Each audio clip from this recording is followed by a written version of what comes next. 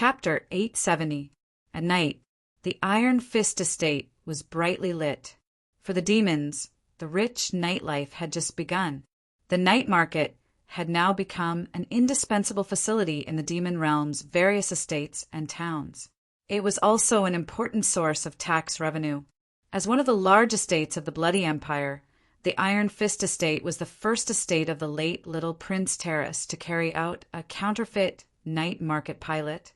There were sizable night markets in the two major blocks in the city. In the night market of the Eastern Bloc, a group of beautiful women appeared, which became a beautiful, eye-catching scenery. More than 10 beauties accompanied by only 2 men immediately attracted some blind guys to flirt with them. But the next moment they were turned into meteors and disappeared into the sky. Someone immediately recognized that the short-haired little guy who kept hitting on the beauties was actually the super powerhouse, Lalalia, who defeated the Bloody Empire's Lord Raisin. This discovery scared the ill intentions. Even Raisin the Great was knocked down with one punch. My meaty body is not even enough to fill the gap between her teeth.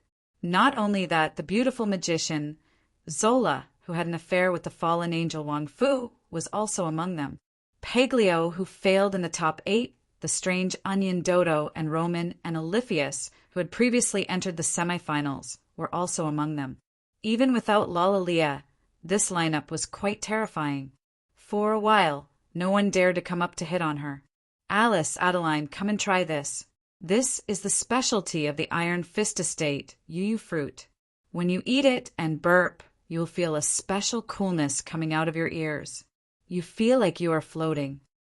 Athena had come to the Iron Fist estate several times with her father and Aunt Red Dragon in her early years. Although there was no night market at that time, she was not unfamiliar with the specialties here. Really? Alice stuffed a yuyu fruit into her mouth. Adeline, you try it too. The Naga girl took the fruit handed over by Alice and smiled happily. Although she sometimes missed her sister, people, and mother, it was good to be with that person and these friends. Isabella, you were really amazing just now. You forced the price of 12 black crystal coins to 1 black crystal coin. The little succubus maid's face was filled with admiration. If it were her, she would have reached the limit of 1/3 of the price. Of course, Big Sister is the best. While playing with the red coral earrings that Isabella gave her, the black dragon chuckled and said to the side, Lalalia, when are you going to pay me? The flat-chested girl who was fawning over Fairy, Miss Long, suddenly froze. Wait for me to win the championship. I'm tight on money now. Don't worry, didn't I give you a loan slip? When I win back all my assets, I'll give you double the amount. Lalalia, you're such a good person. The little black dragon chick held the little mustache Loli's hand, and with a moved expression, she sent out a good person card. Oh, right, words are no proof. Double the amount and write an IOU. The mustached Loli. Wow, it's really a strange feeling. It's like the first time I secretly drank alcohol. Big Sister, try it. This time it was Alice who called Big Sister. The feeling of the yo-yo fruit was indeed very special. The little Loli swayed and almost couldn't stand steadily. She was supported by another veiled blonde woman next to her. Hearing the words secretly drank alcohol, the blonde woman gently pinched the little Loli's face, and a touch of gentleness appeared in her purple eyes. No one would have thought that the veiled beauty next to the rumored lover of a prince's husband was the original wife, one of the 3 emperors Jia, Lucifer. Today's posture was obviously a harem team to go to the night market dungeon. Lomont, try this red robe. Metaloo, blue is suitable for Lomont. I think red is good. Lomont, say it yourself. What color do you want to wear? This time it was the smiling Madame Aunt who added insult to injury. His nephew, who was hugging beauties on both sides, was in a dilemma for a long time, and he finally chose a red and blue robe, but the style and style were so vulgar. Master Poison Dragon laughed so hard that his stomach hurt. Fortunately, the leader is not here. Lomont wiped his sweat. Sir Uncle's, adding insult to injury, was more ruthless than Madame Aunt. That kind of lousy guy, maybe he went to meet someone's woman in private. The little mermaid princess was still mean. In fact, Helen was right this time. The person Chenrue met alone was indeed a woman. Your Majesty Jia, Ms. Rala, and Lord Athena, and so on you came out alone without worry. The woman asked calmly. Chenrue, who had changed his face, smiled slightly. Just like you can face me alone without worry. The black eyes behind the veil were still calm. So, did you come with some kind of will or will of Her Majesty? Or rather, your will has already represented everything? My will. Chenrue scratched his head. According to your usual understanding, it should include stupidity, being blinded by lust, and so on. People change. Catherine shook her head slowly. Especially the environment and time, they can change a lot of things. You can explain it as involuntary. I admit that I have changed a lot. Chenrue stared into her eyes. But some things flow in our blood and breath. Even in the face of death, it will not dim or fade. Catherine looked away. This is what Gustave and Raisin said during the battle. It turns out that you are also proficient in lip reading. Why don't you ask what won't change means? Being aggressive is not the demeanor that an empire's husband should have. Catherine changed the topic calmly. She suddenly stood up and bowed. I invited your highness here today because I have a few questions to sincerely ask. Chenrue was startled and smiled bitterly. I don't dare to accept this kind of etiquette. Just ask. You definitely deserve it. Catherine sighed. 2 years ago, the entire demon realm thought that the fallen angel empire was forced to sacrifice its interests in exchange for a short period of peace. But no one thought that it was the beginning of the real declaration of war by the fallen angel empire. Your currency war taught me, Raisin, and everyone a lesson. This should be just the beginning. What else is there? If it is compared to a financial storm, this is indeed just the beginning. Chenrue nodded. If my plan can be implemented smoothly, it will lead to the further expansion of the butterfly effect. The worst result is that the entire economy will collapse. Catherine listened to him introducing some common sense of the financial crisis, and her expression suddenly changed. First, use the currency war to give a heavy blow to the Shadow Empire and the Bloody Empire. Then use the military parade to show powerful military power to deter the two empires. Now, you participate in the martial arts conference to show your personal strength. Raisin and I are really wrong. We shouldn't have given you 2 years. Chenrue shook his head.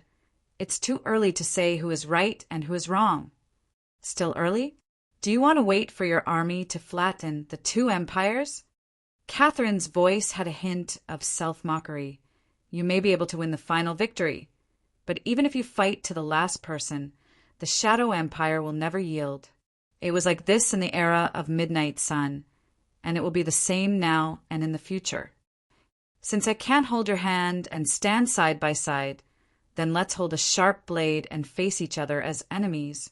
The era of Midnight Sun has become a thing of the past. Chenrue stood up slowly and laughed.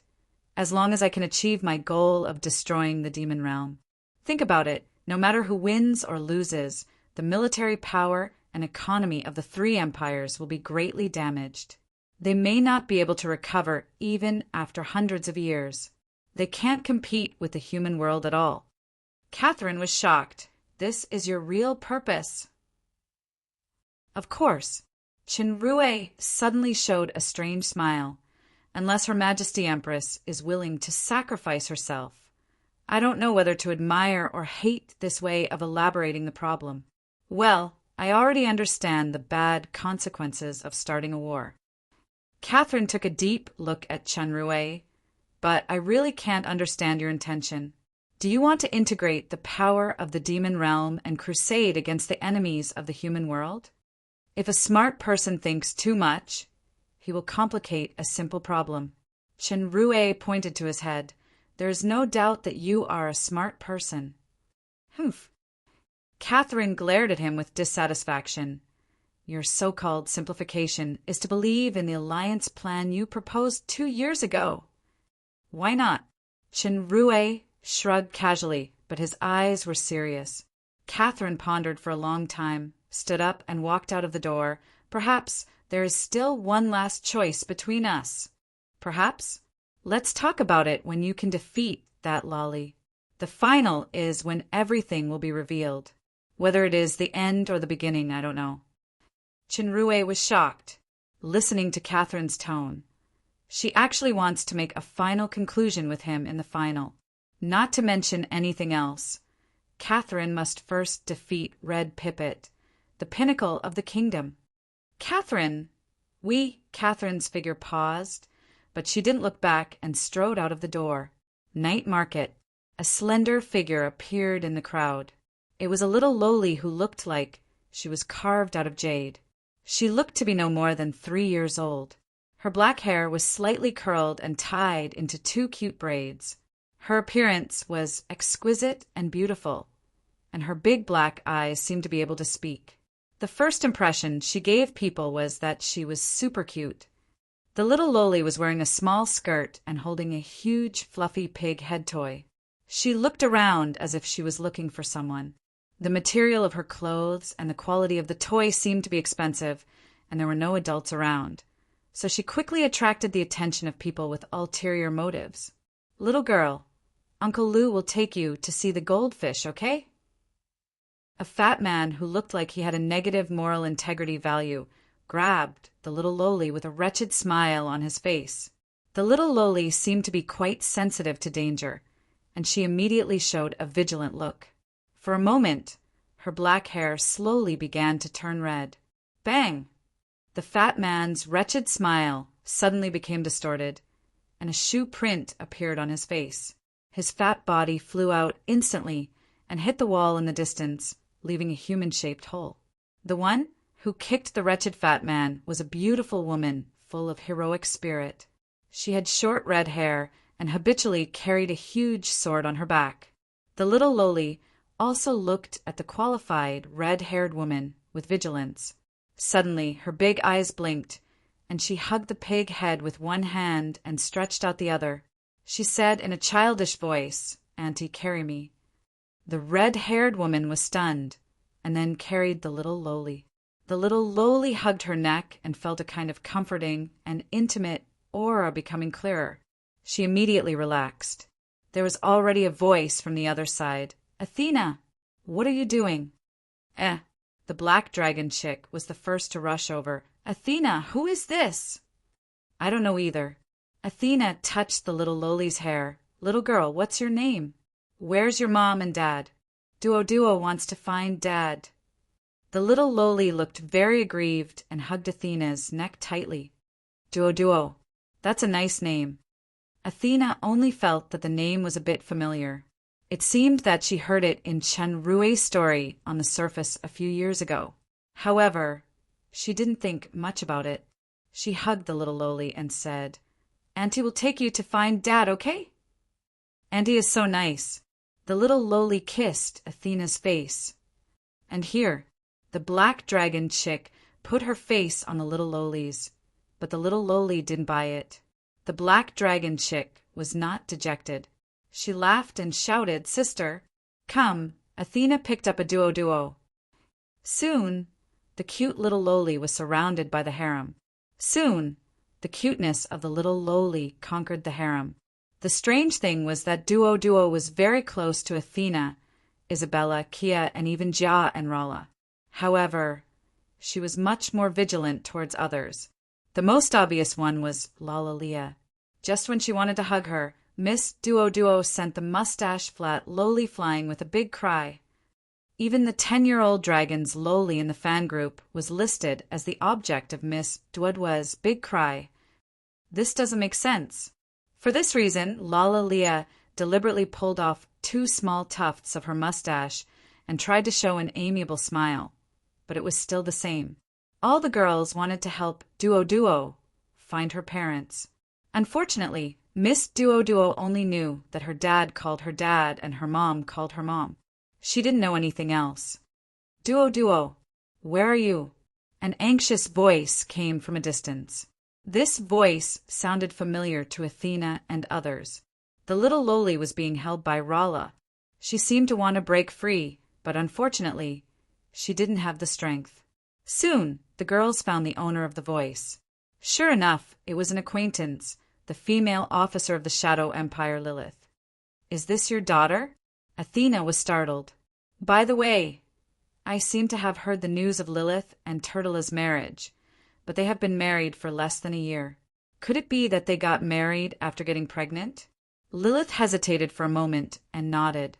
The little loli had already cried first. "I don't know, Aunt Lilith. I'm going to find my dad." Everyone, "I'm sorry I've really troubled you this time." Lilith didn't want to stay any longer. She held Duo and bowed deeply, then said goodbye to Turtle, who came later. After reluctantly watching Duo disappear from her sight, Athena found that the pig-head toy was still in her hand. She touched it lovingly as if she was stroking the cute little girl. "What? You can't bear to part with it." Delius saw her friend's mind. "Just work hard and give birth to one yourself." Athena blushed, only to hear Kia say curiously, "Isn't Duodwa's father Turtle?" Alice's eyes widened. "Is Turtle the legendary Tauren?" Poor Turtle, inexplicably got by a Tauren. Then who is Duodwa's father? Humph. It must be some stinky man who has slept with her and then abandoned her. If I meet this kind of guy, I must cut off his crime tool and then beat him until he can't take care of himself. Loli's words resonated with the girls for the first time. Achoo! A stinky man was about to rush to the night market to meet the girls, but he suddenly sneezed and felt an inexplicable chill. Chapter 871. The appearance of the little loli was just a small interlude. When Chun Rue arrived at the night market, his harem group was watching a small concert in the square. Since the success of the Fallen Angel Empire concert last time, this form of performance had gradually become popular in the demon realm. Due to the martial arts conference, Iron Fist City currently gathered audiences from all over the world. So many enthusiasts spontaneously organized free concerts. Although the level was not too high and the special effects were amateurish, it still attracted a lot of people. Chinrue only heard that Lilith had a daughter from the Black Dragon Chick's long series of experiences.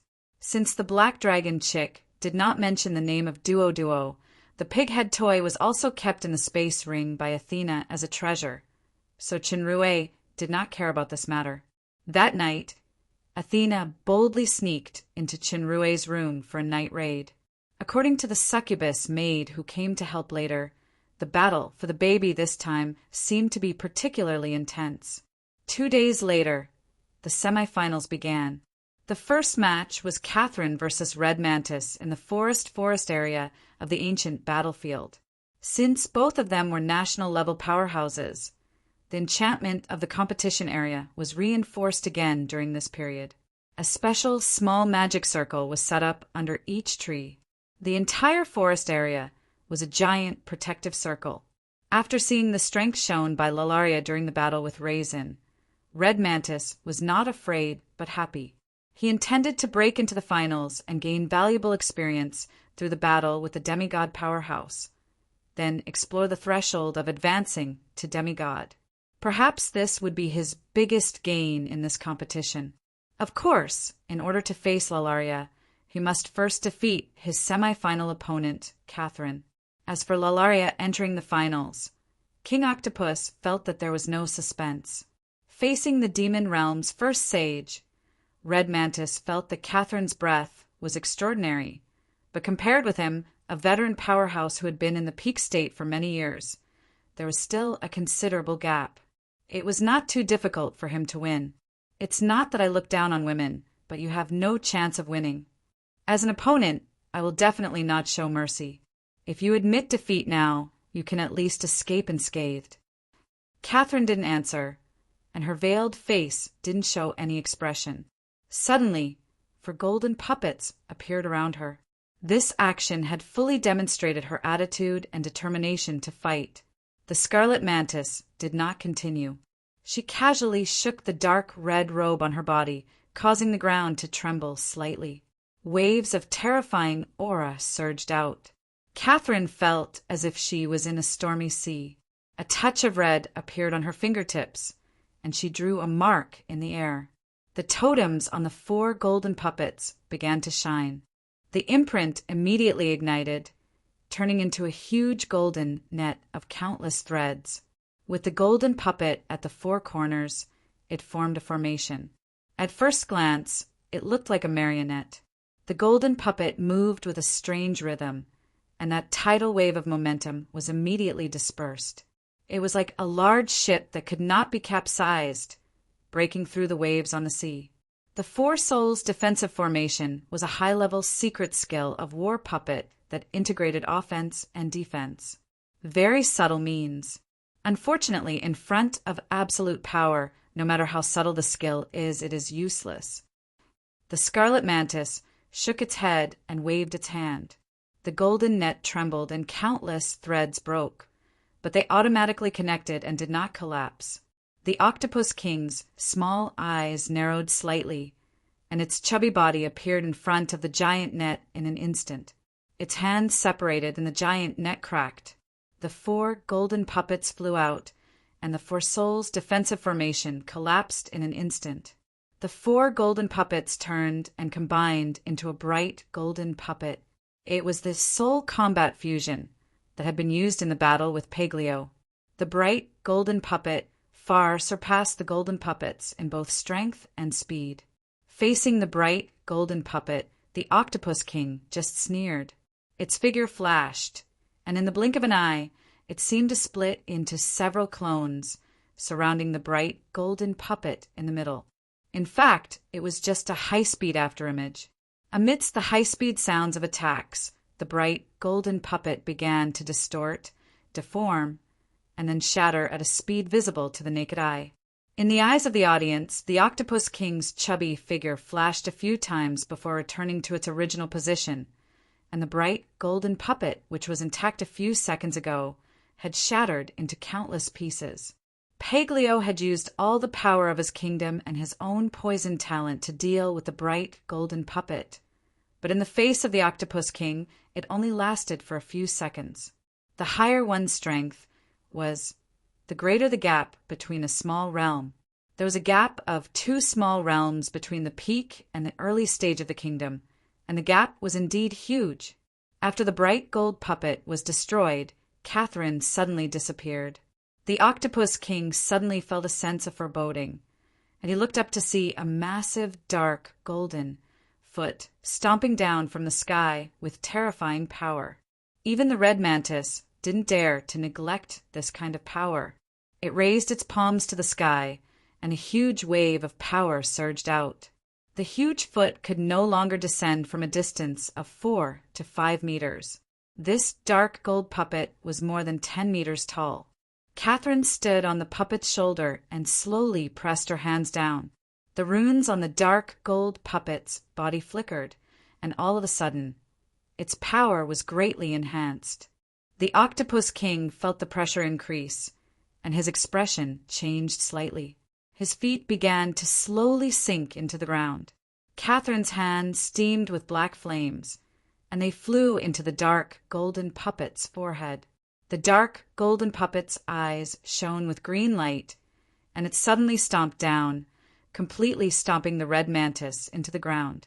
A large number of cracks appeared on the ground, and explosions and tremors came from the ground. Clearly, the power of this stomp was extremely astonishing. Bang! The ground in the distance suddenly exploded, and a chubby figure broke out of the ground and rushed over like lightning. The dark golden puppet suddenly shrank to an ordinary size of about 2 meters and faced the Octopus King. The projection in the arena constantly flashed the images of the 3 figures changing positions. Even though the barrier had been reinforced, the projection would still be temporarily blurred due to the strong power shock. One could imagine the intensity of the battle. The dark golden puppet's body was very special. Although it was damaged, it could constantly regenerate, and its various parts could also change shape. Sometimes it turned into a giant, and sometimes its limbs turned into sharp blades. The red mantis shouted, and Catherine and the dark golden puppet were shaken away. The octopus king didn't chase after them. Its arms seemed to have transformed into 8, and they quickly drew a trajectory. The surrounding temperature suddenly dropped, and the forest was quickly covered with a layer of white frost. Layers of crisscrossing transparent crystal walls appeared where Catherine and the dark golden puppet were. It was like a maze, and the figure of the red mantis could no longer be seen. Although I have been far away in the Sea of Death for many years, I've also heard of the reputation of the Asmodeus royal family's undead puppet. Outside the maze, the contempt in the octopus king's eyes had long disappeared, and it was replaced with seriousness. Now that we've fought, I know that the undead puppet can not only regenerate infinitely and change freely, but can also strengthen the controller's power and complement each other, greatly increasing the power of both sides. Your strength should not have reached the pinnacle of the kingdom, but the combat power you displayed is almost close to the pinnacle level. Catherine still didn't speak. Her hands glowed with a faint light, and she tried to use the talent Elemental Weakening to dissolve the nearby crystal wall. The crystal wall began to thin, but it quickly formed again. It seemed to be endless. I recognize your strength, but even if your strength reaches the pinnacle of the kingdom, you are still not my opponent. Qi Yan wasn't bragging.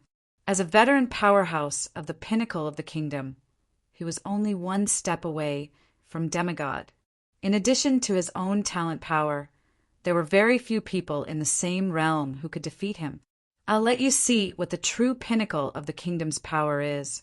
Seeing that you're a woman, I'll give you one last reminder. Since you've chosen to fight, you must have the awareness of death. In the maze, Catherine's black eyes were still calm, and she finally said, "This reminder is also for you." A murderous look flashed in the octopus king's eyes. He leaped and disappeared. The figure of the octopus king suddenly jumped out of the mirror behind the undead puppet, and he punched the puppet from a distance. Suddenly, there was a deep fist mark, and the fist mark was covered with a circle of ice crystals. Affected by the ice, the recovery of the undead puppet slowed down a lot. The puppet's reaction was extremely fast. He suddenly turned his hand into a giant hammer, turned around and swung it. The figure was shattered, and a big hole appeared on the crystal wall. However, what scattered on the ground were only pieces of ice. Soon, the big hole began to automatically return to its original state. Catherine suddenly understood the function of these crystal walls. She immediately switched to a back-to-back position with the undead puppet, guarding against possible sneak attacks at any time. Sure enough, the octopus king kept flashing like a ghost, and most of its attacks were aimed at Catherine. As long as the controller was eliminated, the undead puppet would naturally lose its power. Catherine understood the octopus king's intentions. She did her best and relied on the buff and defense of the undead puppet to avoid many attacks. In this kingdom, the octopus king was almost an undefeatable existence. Its true body would only appear at the moment it launched an attack, and then it would turn into an ice crystal clone. The troublesome thing was that if this ice crystal clone wasn't destroyed, it would continue to attack. In just a few minutes, the undead puppet was already riddled with scars, and a large number of ice crystals solidified on its body. Its recovery speed was several times slower than normal. After resolving another surprise attack from the red mantis, Catherine inadvertently glanced at the puppet when she switched positions with the undead puppet. Her pupils suddenly shrank because she saw the shadow of the red mantis there. It was on the undead puppet's body. It turned out that as long as this ice crystal reached a certain amount in thickness, it could become a medium for Qi Yan to enter and exit. The octopus king deliberately attacked the undead puppet just for this moment. This kind of tactic was simply unfathomable. Even Catherine fell for it. In the blink of an eye, the octopus king had already flown out of the crystal wall on the undead puppet's body and accurately punched Catherine. This punch contained a powerful force. Even if Catherine's strength was quite close to the peak of the kingdom, she would still be seriously injured if not dead. After the Octopus King delivered the fatal blow, his expression suddenly changed because this punch had unexpectedly penetrated Catherine's body without any hindrance. A phantom? The Octopus King immediately reacted, and a strong sense of crisis arose in its heart. Before it could dodge, a bright blade suddenly protruded from its chest. The Octopus King roared wildly, and its arm violently swung backward at an unconventional angle, slapping the figure away. Catherine's figure appeared on the other side in the distance. The one that was slapped away just now was the undead puppet in front of her. The Octopus King looked at the blade in its chest in disbelief. It only felt a strange vitality that did not belong to it spreading rapidly. Except for its heart that had been shattered by the sharp chi, every part of its body was invaded by this strange force. This dagger was obviously a special legendary weapon. Not only could it break the defense, but it could also store and spread the power of nirvana. The strange vitality made Chi Yan's wounds heal quickly, and the whole dagger was firmly bound in its body. Not only that, this force was also constantly trying to take control of its body. It wanted to obliterate its soul and completely occupy Chi Yan's body. The awareness of death. "I warned you," Catherine said faintly, and her body gradually turned from nothingness into a solid body with the cloak behind her. One of the 7 artifacts, the Dark Shadow Cloak. The Dark Shadow Cloak was actually a very snobbish artifact. The weaker the wielder was, the more difficult it was to play the role of the artifact. The stronger the wielder was, the greater the role and amplification of the artifact. Back then, Catherine's strength was greatly reduced because of nirvana, and she was chased by Brock. The power of the Dark Shadow Cloak was not fully exerted, and she was almost killed by Brock. When Catherine's strength reached the peak stage of the Demon Overlord, she could use the power of the Dark Shadow Cloak to hide in Raisin's kingdom. The Dark Shadow Cloak had 3 major effects of invisibility, illusion, and anti-magic. Catherine used the illusion to confuse Chi Yan, then she launched a sneak attack. She gave Chi Yan a taste of his own medicine and gave Octopus King a fatal blow. The audience in the arena cheered thunderously. The first sage and the first beauty, Catherine the Great, really did not let them down. She finally won this battle. Only Raisin and others understood how unexpected Catherine's victory was. Qin was no longer watching the battle in the arena. He rushed to the arena with all his might. Chi Yan was his friend. Although life and death were determined in this kind of big battle, he would never sit back and watch his friend die in Catherine's hands. Good tactic. Good scheming. Octopus King praised Good twice. He gritted his teeth and patted his chest. The sharp blade that grew in his flesh shot out from his back and penetrated into the ground, bringing out a stream of green blood. I almost failed or even died because I underestimated the enemy. I don't feel wronged at all. Unfortunately, this battle is not over yet. I have 3 hearts. If you want to knock me down, this is not enough. Catherine felt that the opponent's momentum did not weaken, but it skyrocketed to a terrifying level. She immediately recalled the undead puppet and waited. I thought I had given you enough attention, but I still underestimated you. I'm sorry for that. Your strength and wisdom are enough to make me pay 120% of my attention. Now I will go all out. With that said, Octopus King took a deep breath. The crystal wall in the kingdom gradually disappeared and turned into a roaring sea. Chapter 872. For a moment, the space in this area turned into a turbulent ocean. All the land and trees were destroyed and covered by the seawater. Just as the seawater covered the space, the Octopus King's eyes moved. He had already sensed something, and a look of realization appeared on his face. So that's how it is. Previously, you used a secret technique to mobilize the life force of all the creatures in this area to exert that kind of attack power. Your true strength is only at the middle stage of the kingdom, so you're no match for me at all. As long as I suppress this secret technique, you'll be vulnerable. The water level of the sea rose rapidly and submerged all the trees. Catherine's aura was indeed weakened a lot. Catherine let out a low roar, and her whole body ignited with black flames. The flames were full of vitality, and countless lush green treetops gradually emerged from the seawater. No matter how high the seawater rose, it couldn't submerge the trees. It was a spectacular sight. This kingdom that contained a powerful life force had endless uses. Nirvana was indeed the strongest bloodline talent of the Asmodeus royal family. The Octopus King was slightly surprised. Catherine's kingdom power was clearly inferior, but she couldn't suppress it. Before he could change his kingdom power again, Catherine's aura began to increase greatly again, and she flew straight toward him on the undead puppet emperor.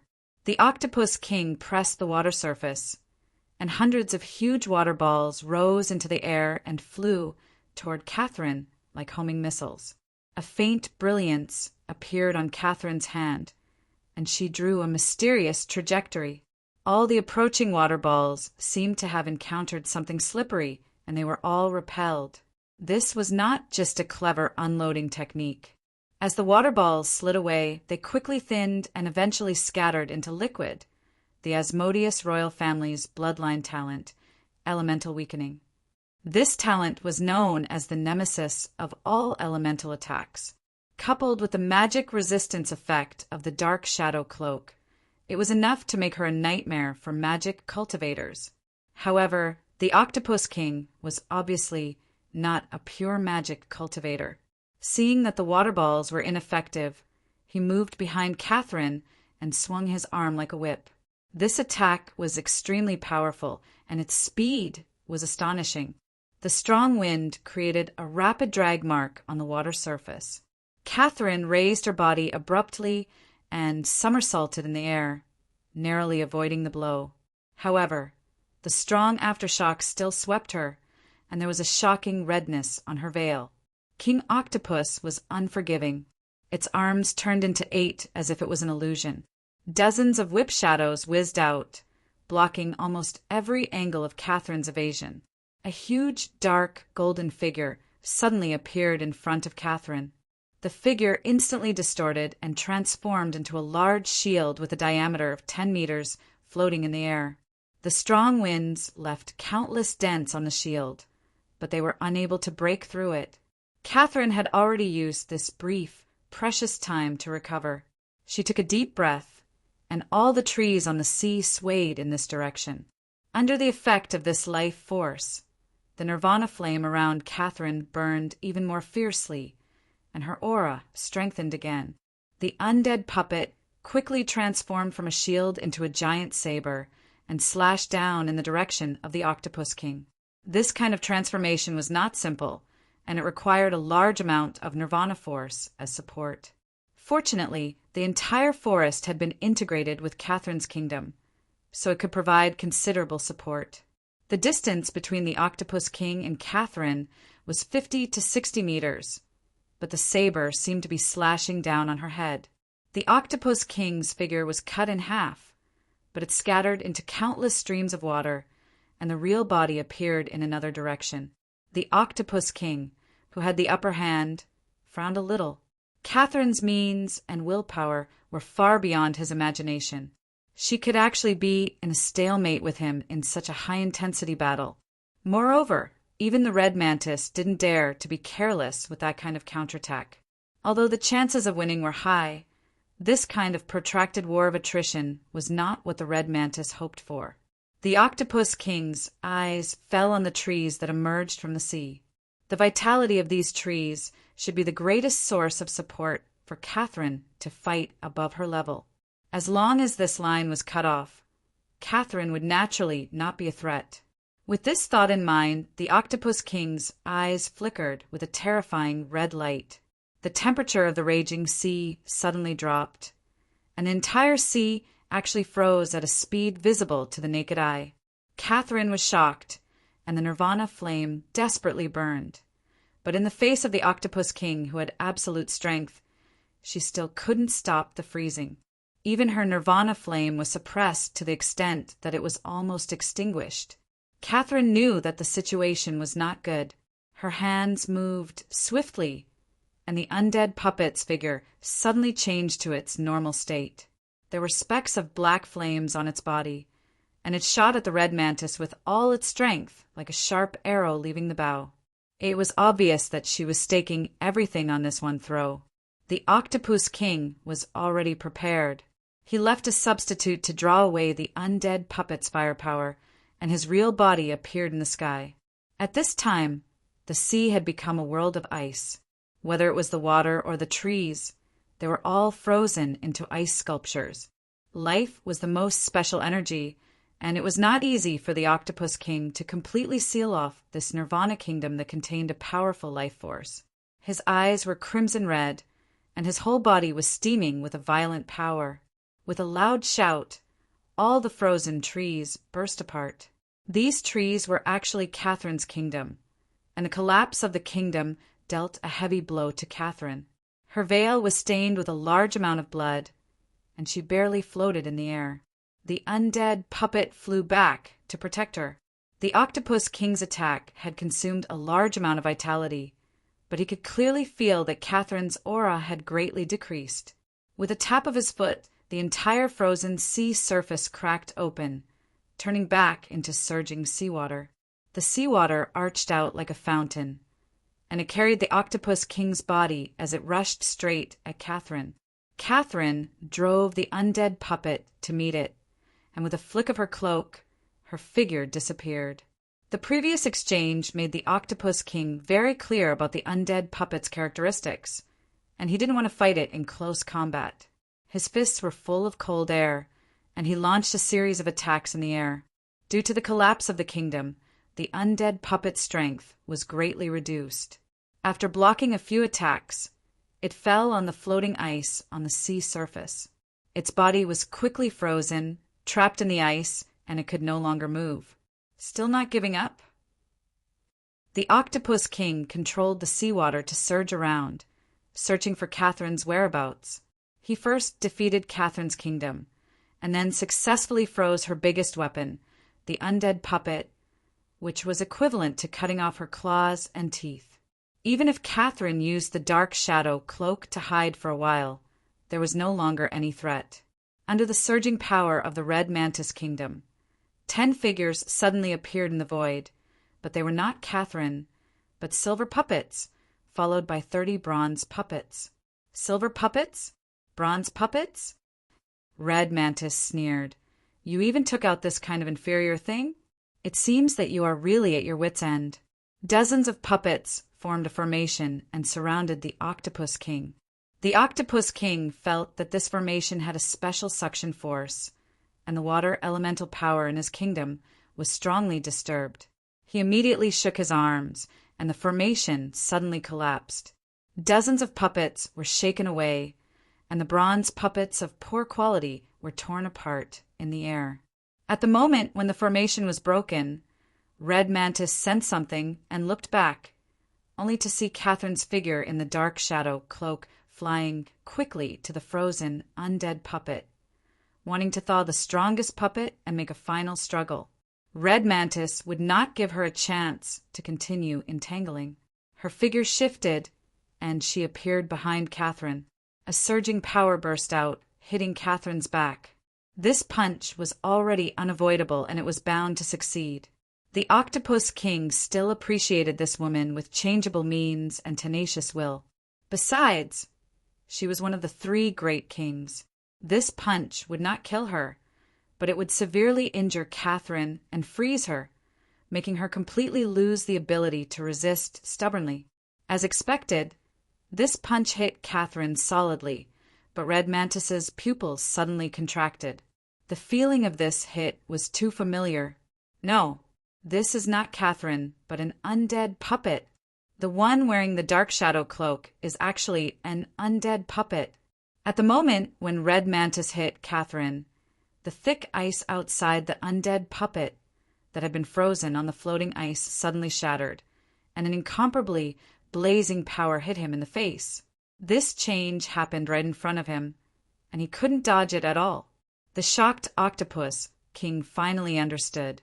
It turned out that Catherine had actually disguised herself as an undead puppet and rushed toward him. Then, she deliberately got frozen to make him have a preconceived psychological illusion. The real undead puppet disappeared with the dark shadow cloak under her control. Those silver puppets and bronze puppets were just a cover to confuse him. The reason the undying puppet had lured him here was for this meticulously planned attack. The whole strategy was incredible. Just the first step required great courage. Ordinary people couldn't do it at all, but she gambled correctly. This kind of courage and scheming was not just terrifying. Rue, who rushed to the edge of the battlefield, was slightly shocked. He felt that the power of Phoenix's nostalgia in his body was echoing with some kind of power in front. This phenomenon had also appeared in the Warlock Fortress. At this time, there were already 2 pairs of wings behind Catherine. One pair was black, and the other pair was red. The flames around her body were not only the vigorous Nirvana flame, but also the pure power of the fire element. Even Red Mantis, at its peak state, felt extreme danger from this kind of terrifying power breath. She burst out with all her strength without thinking. The audience felt their vision shaking for a while. It seemed that a huge, dark, red octopus appeared, roaring and waving its 8 giant arms in the waves. Above the octopus was a 4-winged phoenix, burning in flames. Then, the entire projection became blurred in the violent power shock. The shock stopped with great difficulty, and the figures of Catherine and Red Mantis appeared in the projection. Catherine's hand was less than 1 meter away from Red Mantis's head, and Red Mantis's skin had become red. His fat face looked a little distorted, and hot air kept steaming from his head as if his blood was boiling. You lost. Catherine's veil had long been dyed red with blood, but her voice was still firm. Strong unwillingness and disbelief flashed in Red Mantis's eyes, and he finally sighed, "I admit defeat." This was no longer a problem of a few hearts. An incredible power of the fire element invaded his body. This power was quite strong in restraining Octopus King's physique. Once it erupted, even his soul would be severely injured. Catherine slowly retracted her hand, and Octopus King felt that the power of the fire element was withdrawn. He took a deep breath, and his almost burning blood cooled down quickly. The redness on the surface of his skin gradually faded. The blow just now is not simply burning vitality. What kind of secret technique is it? Catherine smiled bitterly. This is a new kind of flame power that I have obtained. I named it Fire Phoenix Transformation. With the power of Nirvana, I can launch a super strong blow, but it is only one blow. If we fight again, I am definitely not your opponent. I missed a lot of opportunities, and you seized the only opportunity. From this point of view, I lost without injustice. Octopus King took a deep look at her. If you can reach the peak of the kingdom, you should be a good opponent. After speaking, Octopus King crushed the number plate, and his figure disappeared. In another place, watching the scene on the TV screen, Raisin clenched his fists. Catherine actually defeated Red Mantis. This is not a simple victory, but a victory of leapfrogging. I have to admit that this woman has surpassed me. Watching Octopus King disappear, Catherine's body trembled, and there was a large patch of bright red on the blood-stained veil. The price of the Fire Phoenix transformation just now was not small. Her injury was more serious than it seemed. In fact, Octopus King was also aware of this, but he still chose to leave. Winning or losing didn't mean much to Octopus King. The most important thing was the harvest of the battle. Catherine took a few deep breaths, used the remaining power of Nirvana, staggered out of the arena, and saw Chinrue at a glance. When she performed Fire Phoenix's favor, just now, she had already sensed some kind of response. Catherine looked at him quietly. There seemed to be thousands of words in her black eyes, but they only converged into one sentence. I will wait for you in the finals. Chapter 873. Compared with the emotions and surprise of a few people such as Raisin, most people in the demon realm thought that it was a matter of course for the Dark Shadow Empire's Catherine to enter the finals. The second semi-final match was also the semi-final. The opponents were the husband of the fallen angel empire, Aguile, and the mysterious powerhouse Lalaria. Due to the serious damage, the forest arena in the previous match could no longer be used. This match was set on the small plain in the center of the ancient battlefield. The views of the audience and the insiders were the same, facing Lalaria, who easily defeated Raisin. Aguile basically had no possibility of winning.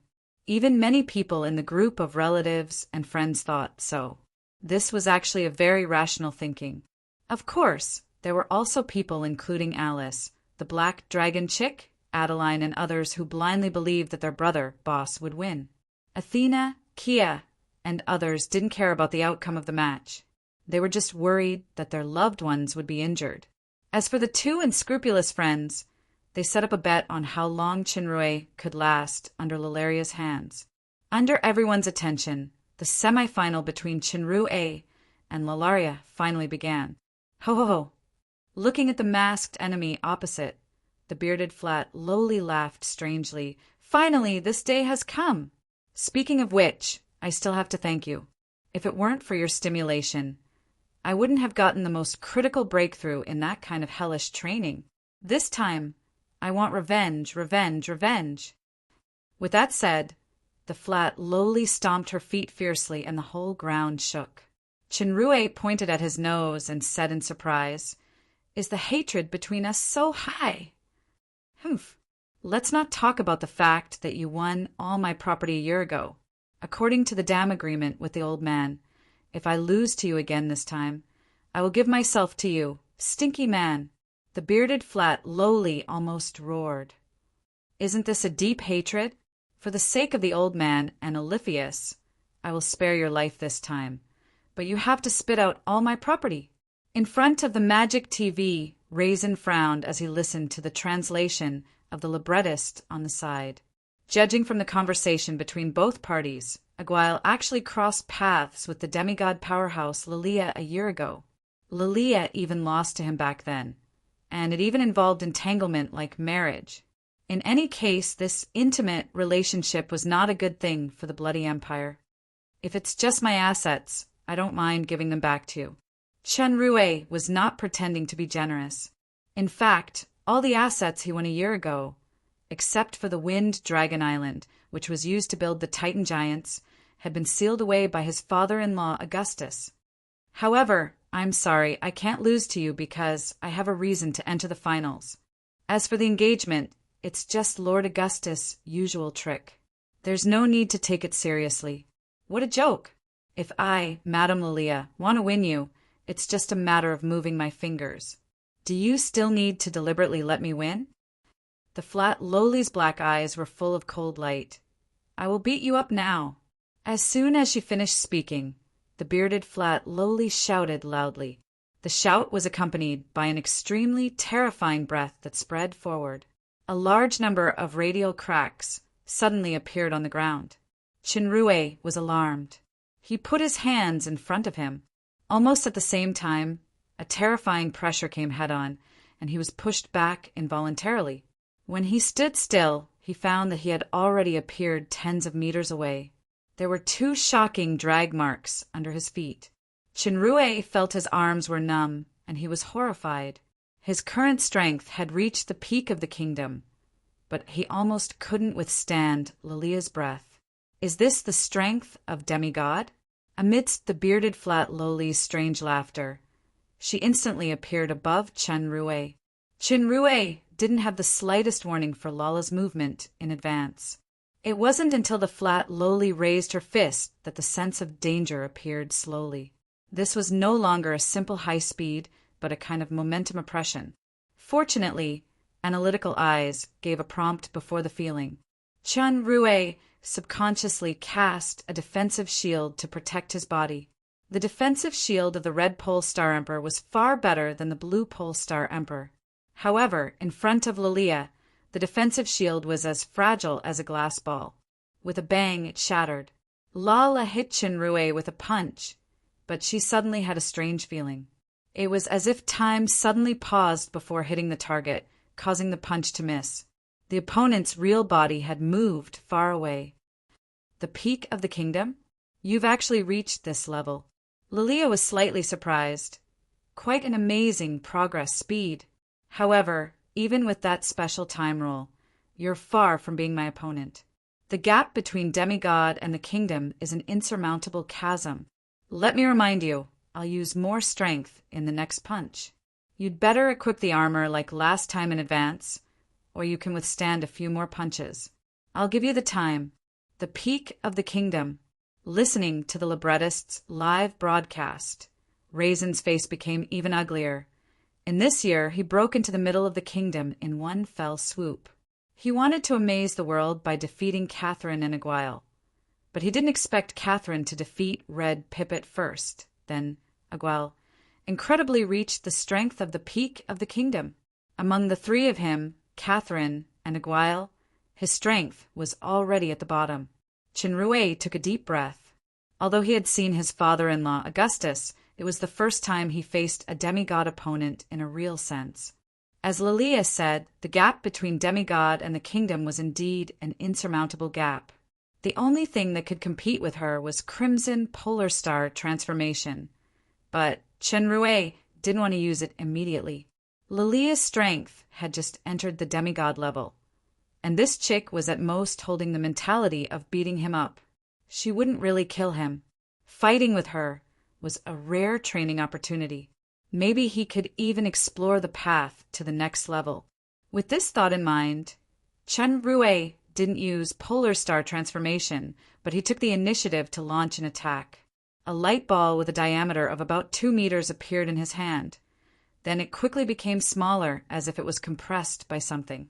After a few compressions, the diameter of the light ball had become about 30 centimeters, and it whistled toward the mustache-flat Loli. Lilia felt the powerful destructive power carried by this light ball, so she didn't avoid it. She punched the light ball, and there was a violent shock in the space.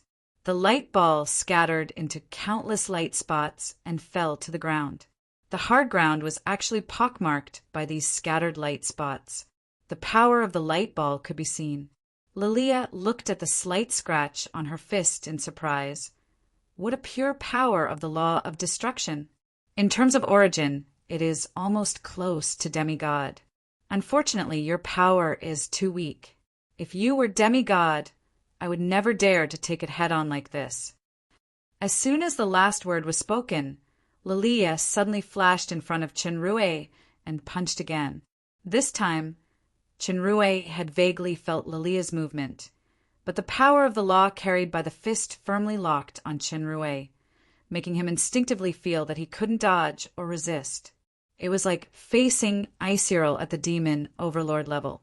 It felt like the power of demigod's law was richer, more complete, and closer to the origin of matter than the kingdom's law. In a split second, Lilia's punch penetrated Chinrue's phantasm. Damn law! Lilia missed again, and she was even more surprised. When she was at the peak strength of the kingdom, she had trained with Aguilas more than once, and she was completely abused every time, under the premise that Aguilas suppressed his strength to the early stage of demigod. She couldn't even dodge a single blow. Lilia was very clear about the feeling of facing demigod in the kingdom. She didn't expect this guy to dodge her attack calmly twice, and he used the same method. It's a bit interesting, but your law consumes a lot of spirit power. It's impossible to use it continuously. The two mustaches on Lilia's lips twitched, and her figure flashed with white light. After a phantom-like overlapping and shaking, she actually turned into 3 images. They were Loli, a young girl, and a mature woman. They pounced on Chinrue from different directions. This greatly exceeded Chinrue's expectations. The speed of the 3 Lilias was not inferior to a single one, and they were all real. It was the magical effect of Lilia's talent, magic eye of mind. Although the strength of the 3 Lilias was only equivalent to a third of the original body, it was still not something that Chinrue could fight against. He had just avoided the Loli's attack using the time law, and the young girl had already locked onto his position. When he finally used the time law to escape again, the mature woman had already appeared in front of him. Continuously using the time law under such high pressure had consumed a lot of Chun Rui's strength. This time he was half a beat slower, and he was sent flying by the aura of the mature woman Lilia. As soon as he landed, a powerful aura erupted behind him again, and his body was involuntarily moved rapidly. The three Lilias formed a triangular formation, and they did not attack directly. In the midst of the white light, three extremely powerful auras suppressed Chun Rui, making him unable to move. Ho ho ho! The Loli, the young girl, and the mature woman laughed strangely at the same time. Sure enough, an interesting toy. I really can't bear to end this game. Catherine, who was watching the projection in the arena, shook her head. Although she relied on a trick to defeat Red Mantis in the previous round, the difference in realm was not comparable to a small realm. Even if Chun Rui had reached the peak of the kingdom, he still had no chance of winning against the demigod-level Lilia. This was also what Chun Rui felt at the moment. He took a deep breath and finally displayed his strongest power. The two moons in the sky suddenly turned fiery red. Countless cracks suddenly appeared on the ground in the middle of the three balls of white light. A scarlet light, with faint spots of bright starlight, quickly spread out. The three balls of white light unexpectedly couldn't suppress it. The Lilia's faces showed surprise at the same time. They increased the output of their aura, but they still could not suppress the crimson light in the middle. Their bodies began to move backward continuously, just like Chun Rui previously. Such a strong aura, and it's still skyrocketing crazily. Lilia's expression changed, and her eyes showed a dignified expression. The three had merged into one, and the white light on her body suddenly increased several times. The white light and the crimson starlight collided together, and they actually couldn't resist each other. The peeling soil and stones on the cracked ground instantly turned into powder under the terrifying pressure. The entire ground was shaking, not only the small plain, but even the arena far away in the Iron Fist City could feel the tremor. Raisin, Catherine, and others were all moved. At this time, the projection of the arena could not be seen at all under this terrifying power. Even the Magic TV's broadcast screen was constantly showing interference. Several figures had already soared into the sky and flew toward the ancient battlefield at the same time. Chapter 874. The trembling of the ground finally stopped. A round crater with a diameter of 200 meters appeared on the small plain, as if a meteorite had fallen. The crimson figure was in the center.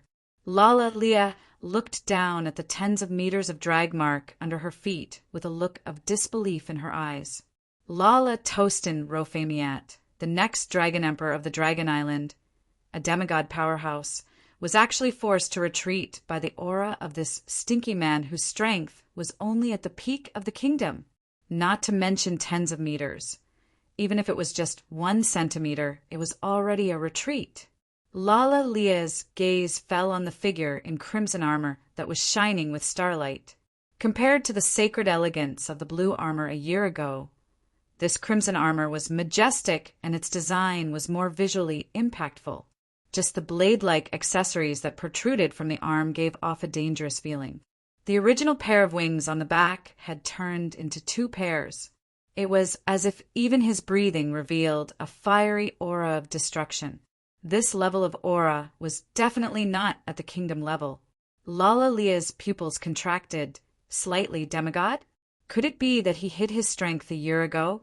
However, the situation at that time did not seem to be fake. What exactly is going on? I don't care anymore. Lala Lia roared, and a white light emitted from her fist. I will never lose to you again. As soon as she finished speaking, the flat Loli's figure instantly appeared in front of Chun Rui and punched at his chest. Be it the speed or the huge power contained in this punch, it was incomparable to the previous game.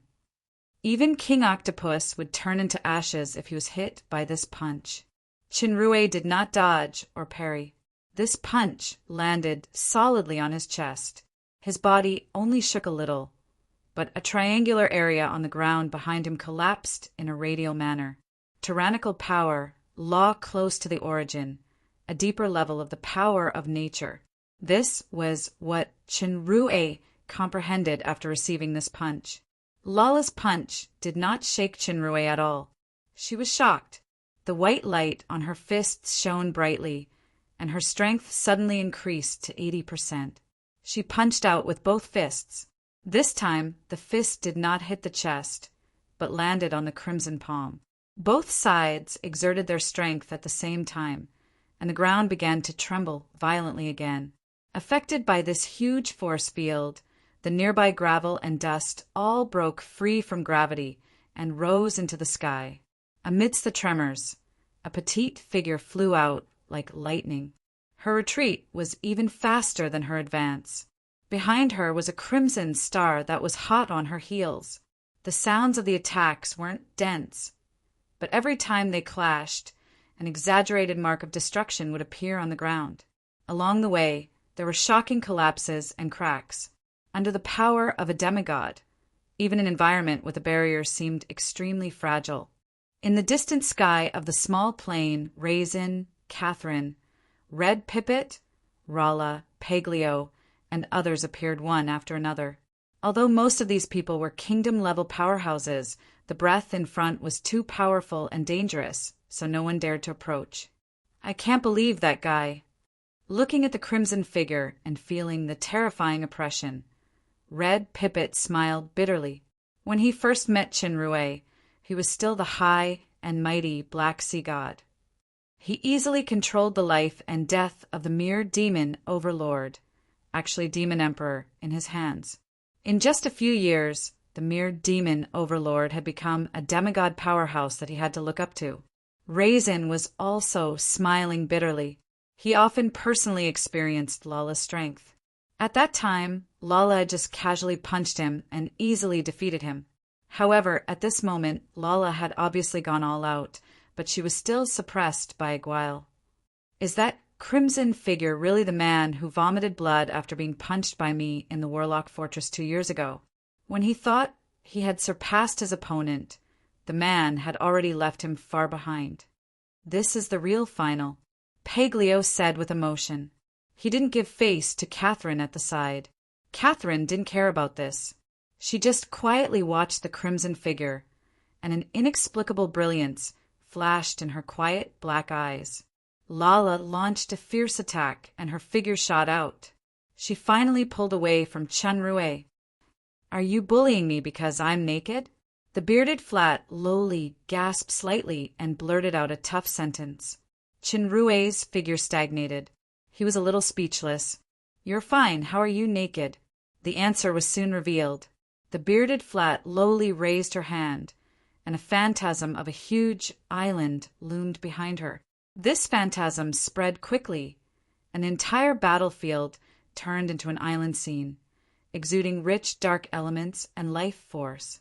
This huge island should be Lala's base on the Dragon Island. The demigod's kingdom was no longer a simple energy space, but a real projection with life and faith. Every blade of grass and tree could become the source of Lala's power. That huge and dangerous power breath forced Raisin and the others to release various protective powers to protect themselves. Chinrue could clearly feel that the life energy mixed with faith power quickly gathered toward the bearded flat lowly. The lowly's body began to emit intense white flames. The flames turned into ribbons, intertwined with her body, and quickly condensed into a silver armor. This armor didn't cover the whole body like the Polar Star transformation, but it was a half-body armor without a helmet. In addition to the main body, there were boots and arm guards. Armor of faith. Chinrue suddenly understood that the difference between demigod powerhouse and kingdom powerhouse was that demigod powerhouse had true believers and a kingdom with faith. They could absorb and use faith power to condense into armor of faith. Not only could they use it themselves, but they could also give the armor of faith to the most devout believers. Compared with the Polar Star transformation armor, the one on Lala's body now was the real demigod-level armor of faith. After equipping the armor of faith, Lala had a pair of pale golden gloves on her hands. She seemed to have been reborn, and her aura had a great leap. In the blink of an eye, Lala had already appeared above Chinrue. She punched down with the gloves with white flames, and an unstoppable white light was toward him like a meteor. Chinrue blocked with one hand, and he felt a majestic force coming toward him as if he was smashed by a mountain. His body suddenly couldn't keep floating, and he fell down. Lala quickly punched with both fists, and several meteors flew out. Chinrue's figure turned and moved to the side in time, but those meteors firmly locked onto his figure. They made a big turn and approached him again. This kind of evenly matched long-range energy attack was like two ordinary people shooting at each other with guns. It was difficult to dodge continuously. Seeing that he couldn't avoid it, Chinrue crossed his arms and put on a defensive posture. Boom, boom, boom. Under the terrifying bombardment and pressure, Chinrue's figure had fallen to the ground.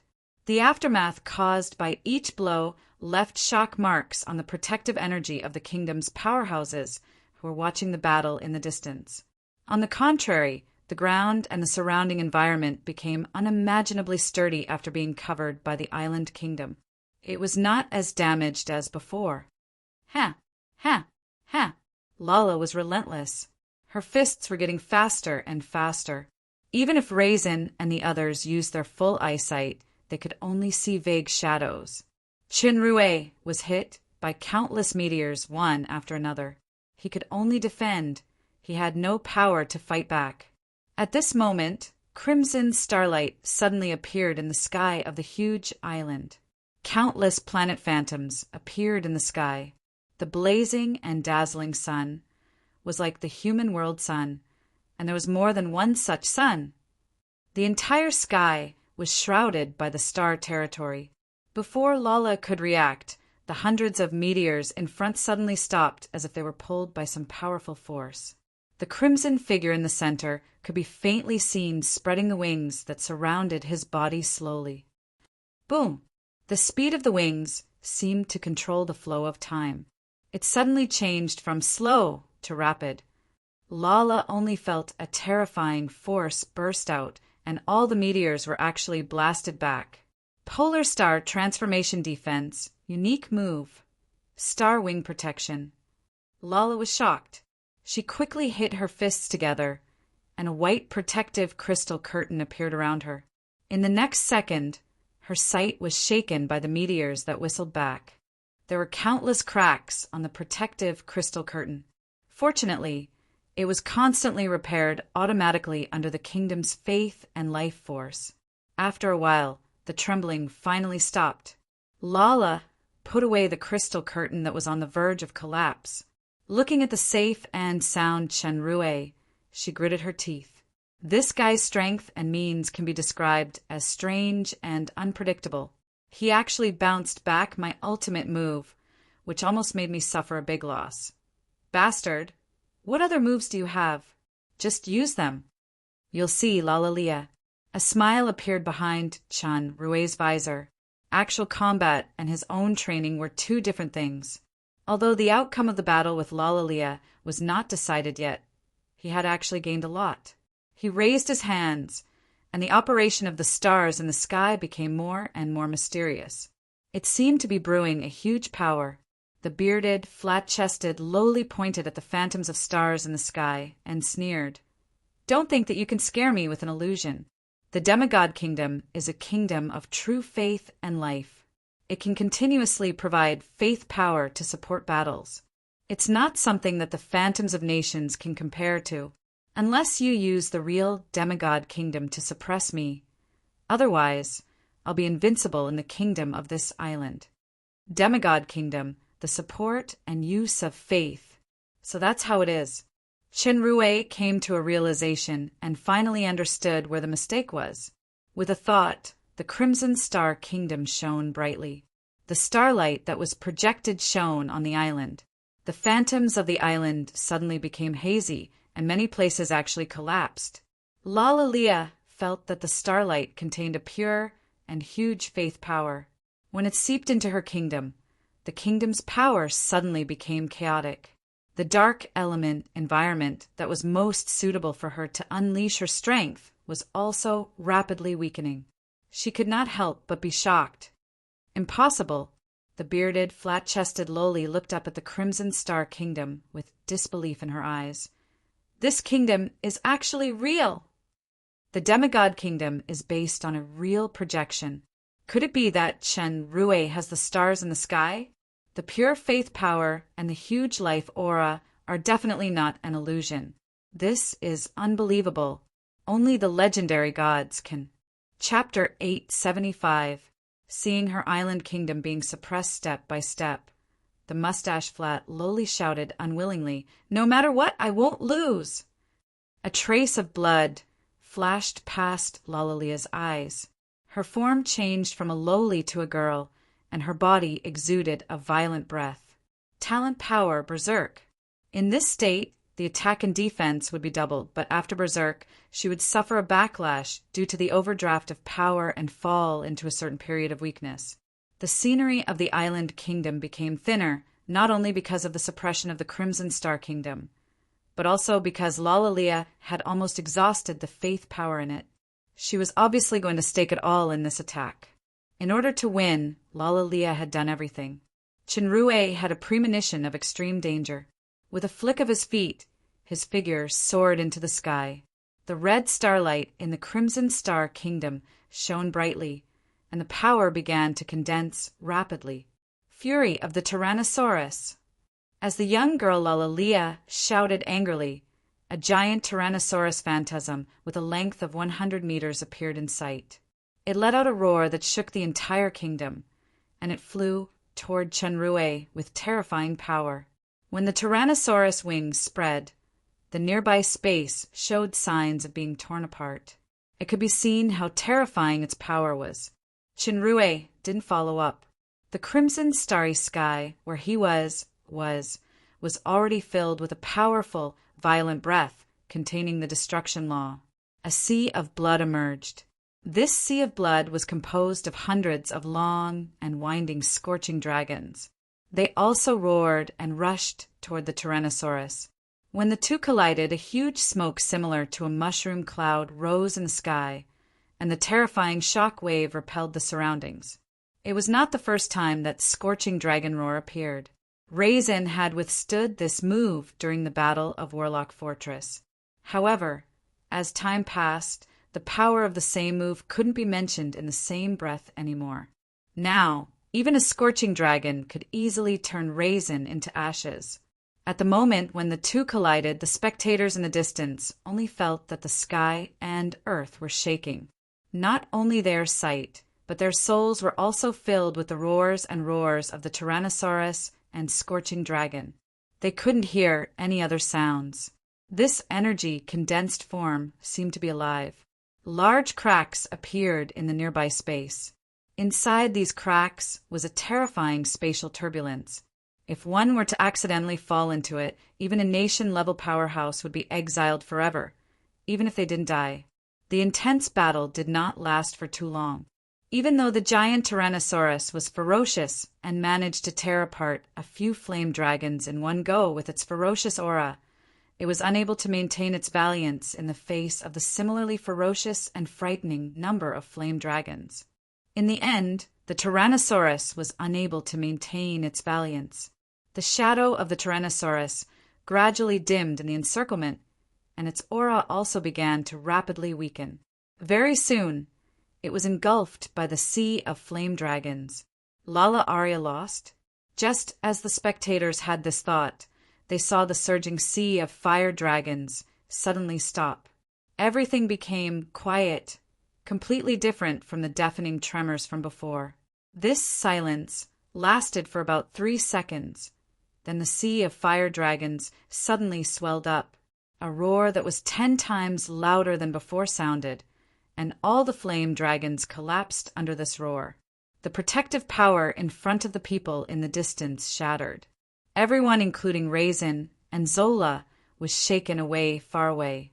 A few demon overlords who were slightly weaker and did not have the protection of a powerhouse were even torn apart, turning into ashes and vanishing without a trace. The figure of the Tyrannosaurus appeared in the center. Its body was bigger, and its eyes were burning with raging flames. The original black scales had turned silver, and there were traces of terrifying lightning lingering. After the Tyrannosaurus defeated the sea of fire dragons, she changed back into Lolly Aria's figure. The young girl just now had become a sexy, mature woman. The lowly suit was protruding, showing a different kind of temptation, but her eyes were flashing with a violent red light. This was the ultimate form of Lolly's berserk talent. She was more powerful, but the duration was shorter. The side effects after she entered this state were greater as well. If she could not finish off her opponent, she would lose all her combat strength. "I've already destroyed your ultimate move." Lolly Aria's body flashed with silver lightning as she said proudly, "Admit defeat immediately while I can still maintain my sanity." Before she finished speaking, Lolly Aria's words stopped abruptly. The red galaxy territory in the sky began to rotate in a special rhythm. Behind the crimson bright figure, 2 pairs of giant wings extended into the entire starry sky.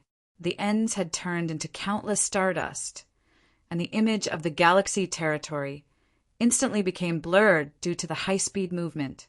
In the blink of an eye, everything in sight turned into thousands of high-speed red stardust, drawing countless irregular death arcs in the air and converging into a giant storm. Lolly Aria clearly sensed that this storm was far more dangerous than the previous fire dragon's roar. She roared and transformed into a silver Tyrannosaurus again, pouncing on the storm. Next, everything became blurry, and the spectators could no longer see anything. All their sensory organs seemed to have lost their function, and they only felt dizzy and annoyed. Many people could not hold on and fainted, falling to the ground. The terrifying blur finally faded gradually, and the scenery in front of them did not seem to have changed much, as if the terrifying storm just now was just an illusion. The mature woman, Lolly Aria, stood on the spot in a daze, maintaining a stiff posture. The violent red light in her eyes had disappeared. The next moment, there seemed to be a cracking sound. Immediately after, the island of the kingdom began to split and shatter rapidly. The entire island gradually thinned, and finally, with a bang, it turned into nothingness. The entire battlefield suddenly exploded. The ground shook, and countless smoke and dust rose into the sky. At the same time, the armor of faith on Lolly Aria's body suddenly shattered, and her power dissipated at the same time. She swayed and was about to fall. Before she fell to the ground, someone had already gently supported her. "Asshole." Lolly looked at this crimson guy hatefully. If her gaze was lethal, Chinrue would be like a honeycomb briquette now. Unfortunately, her kingdom had collapsed, and the aftereffects of Berserk had begun to take effect. She had completely lost the ability to fight. Do you have any stronger moves?" Chinrue hesitated for a moment before nodding. Other than the original Starwing Protection and Polar Storm Crimson Polar Star transformation, also had an even stronger move, Red Extinction.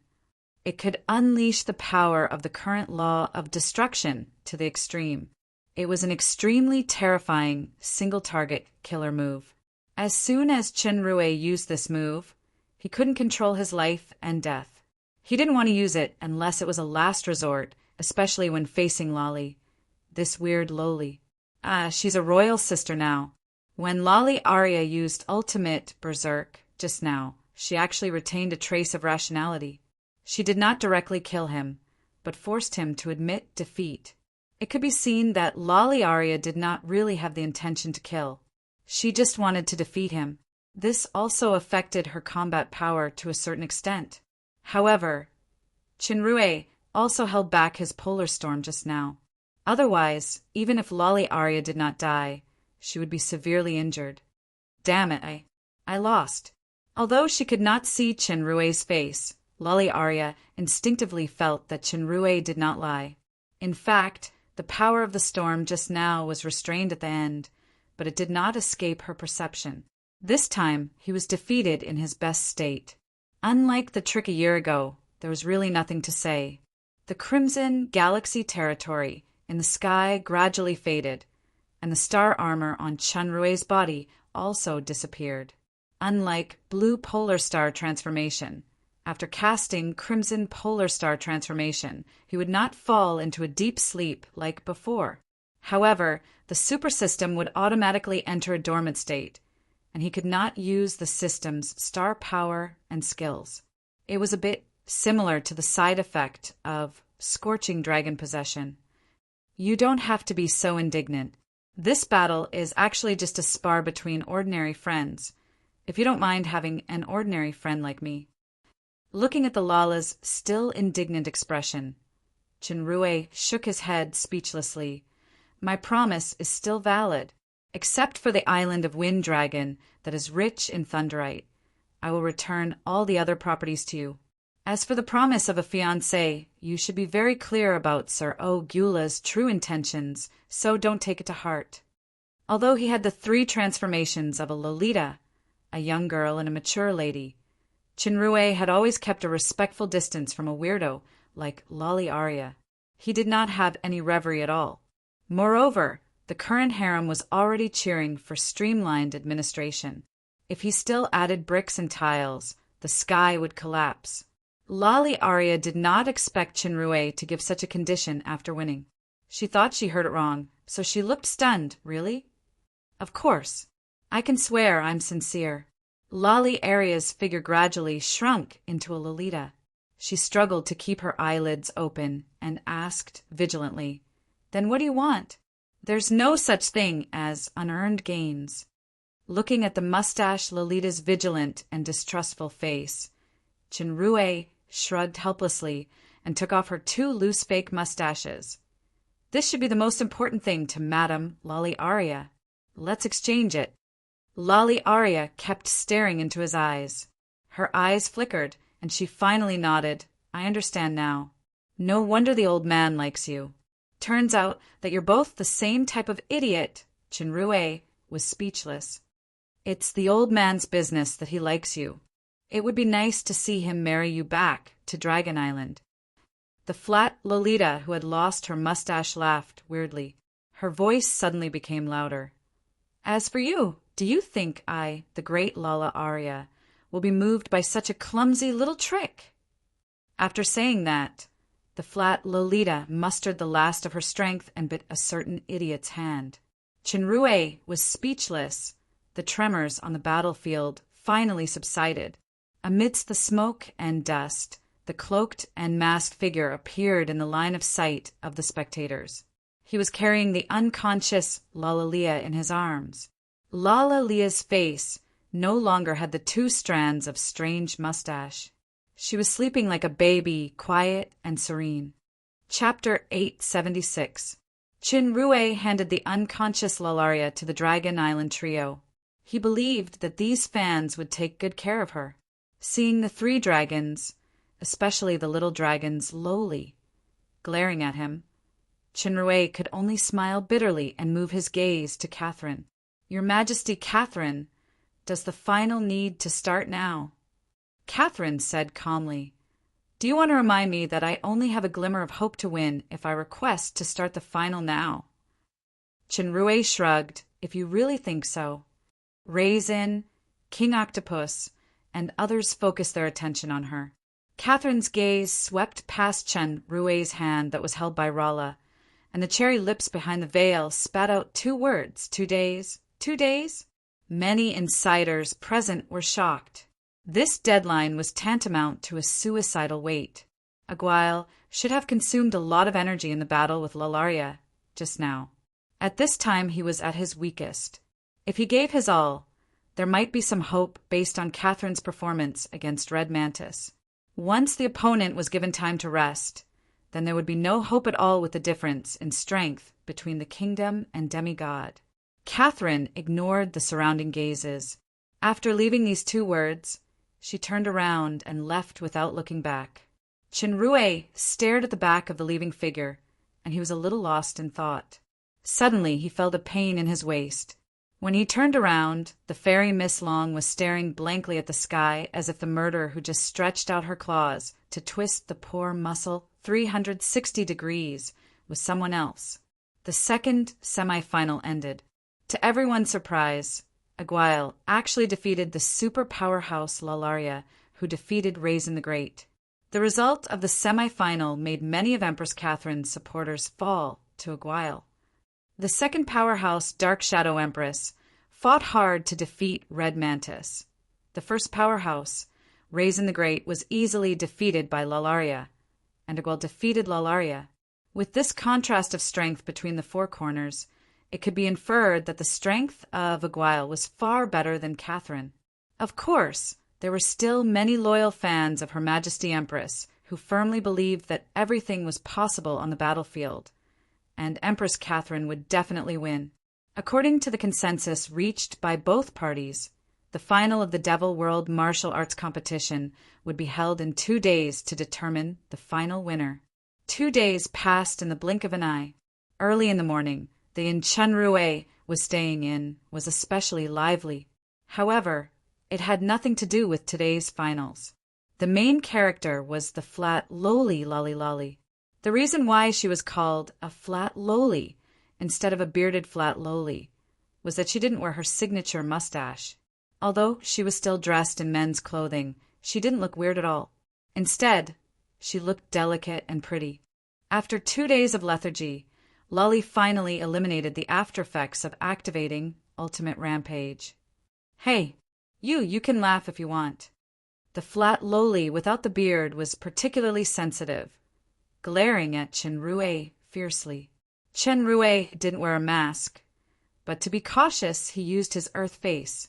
He laughed without concealing it. Actually, I want to say, Lolly Lolly, you're much cuter like this. The flat lowly gritted her teeth. Damn, Guy, you can be proud. One day I will. Madam Lolly Lolly, why are you? Kia, who had just walked downstairs, saw Lolly Lolly's appearance. She pointed at her lips and asked in surprise. Lolly Lolly glared at Chenrue angrily and snorted. Since I lost to that person, I'm willing to accept my loss. Accept your loss? Then aren't you going to? The succubus maid covered her mouth. She didn't finish the second half of the sentence. Aren't you going to be his fiancé? Lolly Lolly actually gave the girls a good impression, but it was one thing to be a friend and another to be a rival. I always keep my word, Lolly Lolly said carelessly. Since I promised that guy to give him my most precious thing, I will never go back on my word. Most precious thing. As soon as Lolly Lolly said that, all the harem, including the Empress, the female scientist, the female general, and the female intelligence chief, showed vigilant and scrutinizing gazes. That guy got goosebumps. I've already given him my most precious beard. We don't know each other anymore. Now I can rightfully return to Dragon Island to take back my property. Oh, the flat lowly let out a weird laugh, thinking that she had succeeded. Madam Lolly Lolly is so smart. The die-hard fan club immediately screamed in accompaniment. The harem all heaved a sigh of relief. The little maid rolled her eyes. The problem is Sir Augustus. It's this guy who promised to return the property and break off the engagement, and I also gave him my most precious thing. It's an equivalent exchange, so the old man has nothing to say. The flat lowly was not a fool. How could she not understand the little maid's thoughts? She glanced at Chenrue contemptuously. Don't worry, only you guys will treat this kind of man as a treasure. In my eyes, he is simply the god of misfortune. Nothing good will happen to anyone who is related to him. I don't want to see him again. Lolly Lolly, will you never come to see me again? The black dragon chick held the flat lowly's hand with a reluctant look. The flat lowly was greatly moved. Olivius, actually, I miss you too. The black dragon chick blinked her eyes, flashing bright light like a black crystal coin. She said with a sincere face, I mean, before you leave, can you settle the bill first? The flat lowly I still have an IOU here, saying that I'll double the amount. The flat Loli was shocked. When Peglio and Lomont on the side saw that Lolly Lolly was being chased for debts, they empathized and moved back secretly to reduce their presence, so as not to get into trouble.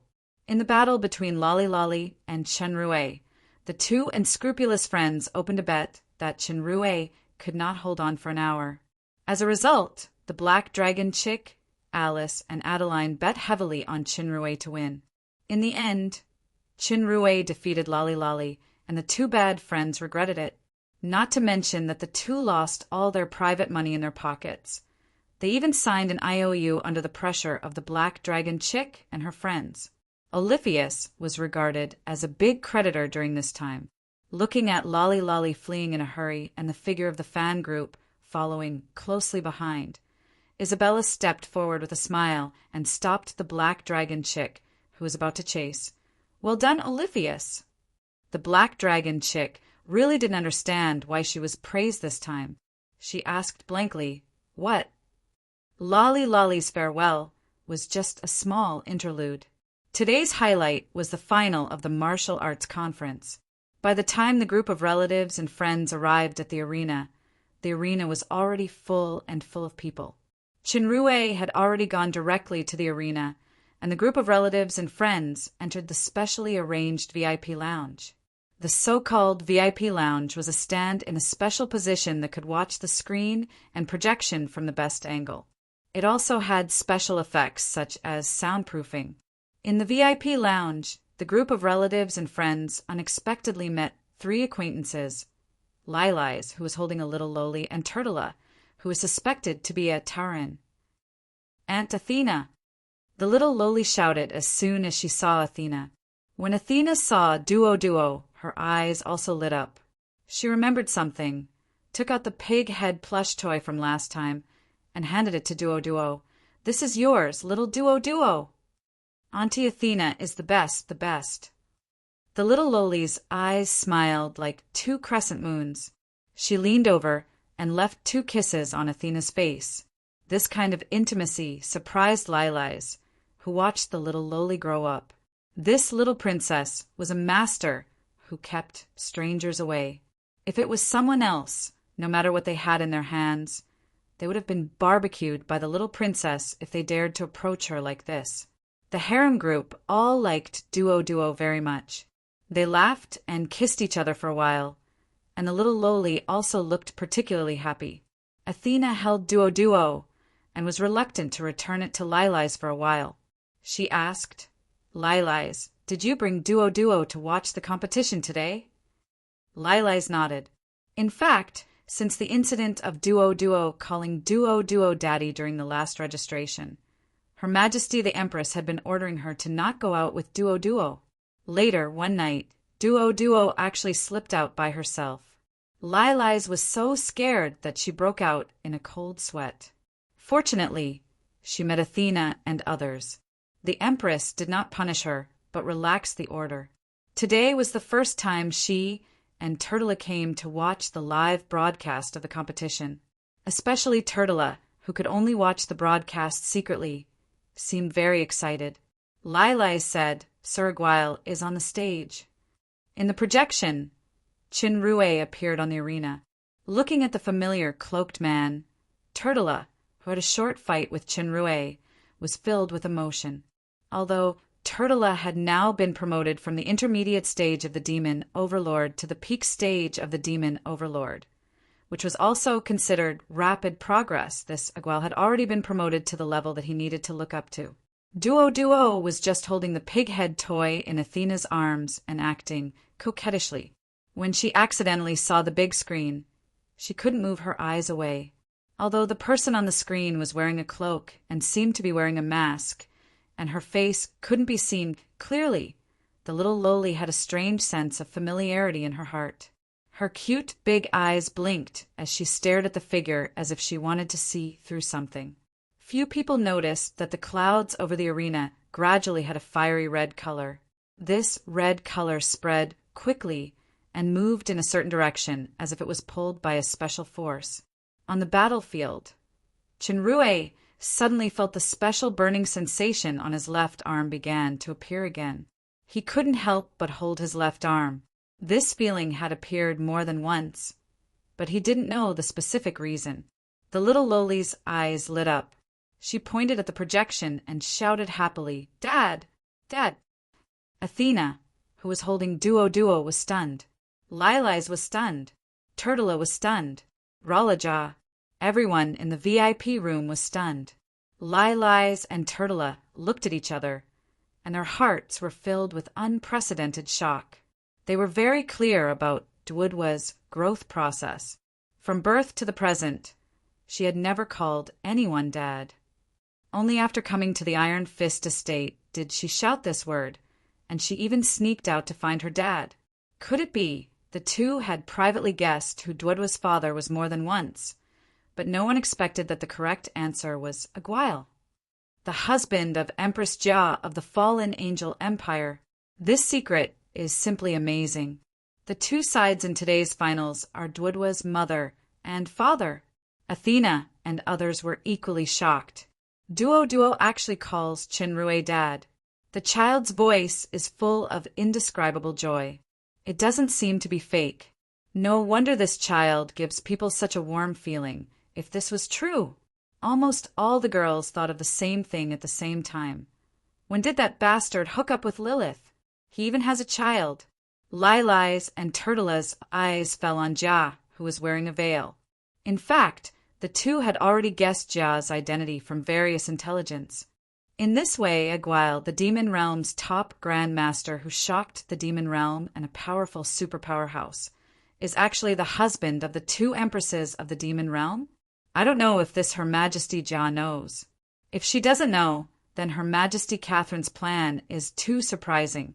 This may become the strongest move to reverse the current disadvantage of the Shadow Empire. She is indeed the first sage. Just as the two looked at Jia with strange eyes, they suddenly found that the surrounding gazes were even weirder. The main target was Turtula. This kind of gaze was actually full of the incomprehensible pity and sympathy of this handsome guy, which made Turtula's hair stand on end. Not to mention that his wife is being F***ed. He even helps to take care of the child for free. Poor Taran. Alice couldn't help but sigh. This sigh revealed endless vicissitudes of life. In the next second, the vicissitudes disappeared. The little Loli hurriedly flipped through the book and added an important line with vicissitudes of life. In any case, the child is innocent. It is this collapsed world that is wrong. The little mermaid princess took the Legend of the Tauren from the little Loli, flipped through it, and made an incisive conclusion after reading it. Turtula, who was confused, still didn't understand that he was attacked by the Tauren again. At this moment, the little Duo made a move to detonate the VIP room again. She pointed to the projection and shouted, "Mom! Mom!" Chapter 877. The nationality of the Shadow Empire, coupled with Duo pointing at a guy and calling him Dad, made the harem girls already determined that Lilith was Chinrue's first woman. However, Miss Duodwa's subsequent mom immediately subverted the previous concept of the girls, or rather, subverted the perception of all the relatives and friends. The woman of the Shadow Empire is not Lilith, but the great emperor of the Shadow Empire, Catherine. Whether it was the clever Isabella, the dumb Rala, or the indifferent and calm Jia, or others, they were all stunned without exception. Even Catherine's cousin, Lomont's mistress, Metaloo, was stunned. The only one who was a little confused was the black dragon chick. She wanted to learn from Rala and join in the fun by saying, "What?" but she was scared by the strange atmosphere. Chinrue didn't know that the little phoenix that he had been yearning for was not annihilated, but was reborn in the form of a real daughter. He also didn't know that Miss Duodwa's mom and dad had already caused the harem to face the biggest earthquake. His eyes were on Catherine, who appeared on the opposite side. The shadow cloak, one of the 7 artifacts, couldn't be seen behind Catherine's back. The blue and white costume seemed to be attending a ceremony rather than a duel. The white mask on her face was much thinner than usual, and her delicate and perfect facial features could be faintly seen. Catherine was the first to speak. "You're here." As soon as the battle started, it seemed to have the intention of turning the tables, which was also in line with Catherine's style. Chenrue responded, and he immediately found that their voices seemed to be amplified by some kind of item. It actually spread far away, and it was likely to spread to the entire territory through special conduction. He couldn't help but frown. Catherine smiled indifferently. In terms of individual victory or defeat, this final has no suspense or significance. The real final had already ended 2 days ago. This sentence made Chenrue slightly stunned. Before the battle began, Catherine actually said such words frankly under the condition of sound transmission. Is she going to admit defeat? Could it be that she had solemnly arranged to meet him in advance, just to admit defeat in front of everyone? As Chenrue was puzzled, Catherine shook her head again and changed her tone. However, for the Shadow Empire, the 3 empires, and even the entire demon realm, the finals have just begun. Today will be a decisive moment. Chenrue asked tentatively, "Why do you say that?" Catherine looked straight into his eyes. "As I said, the finals will be the time to reveal everything." "Are you talking about a multiple-choice question?" "This should be the last time a multiple-choice question between us." The dialogue between the two was transmitted through the transmission set by Catherine in the arena, the Iron Fist Estate, and the entire demon realm through TV. The first few sentences sounded like a psychological tactic before the fight, but the latter words sounded a little different. Many sensitive people already had strange expressions on their faces. A multiple-choice question between us. These words sounded particularly ambiguous in the ears of the harem group in the arena's VIP room. The girls who were still skeptical were finally completely sure.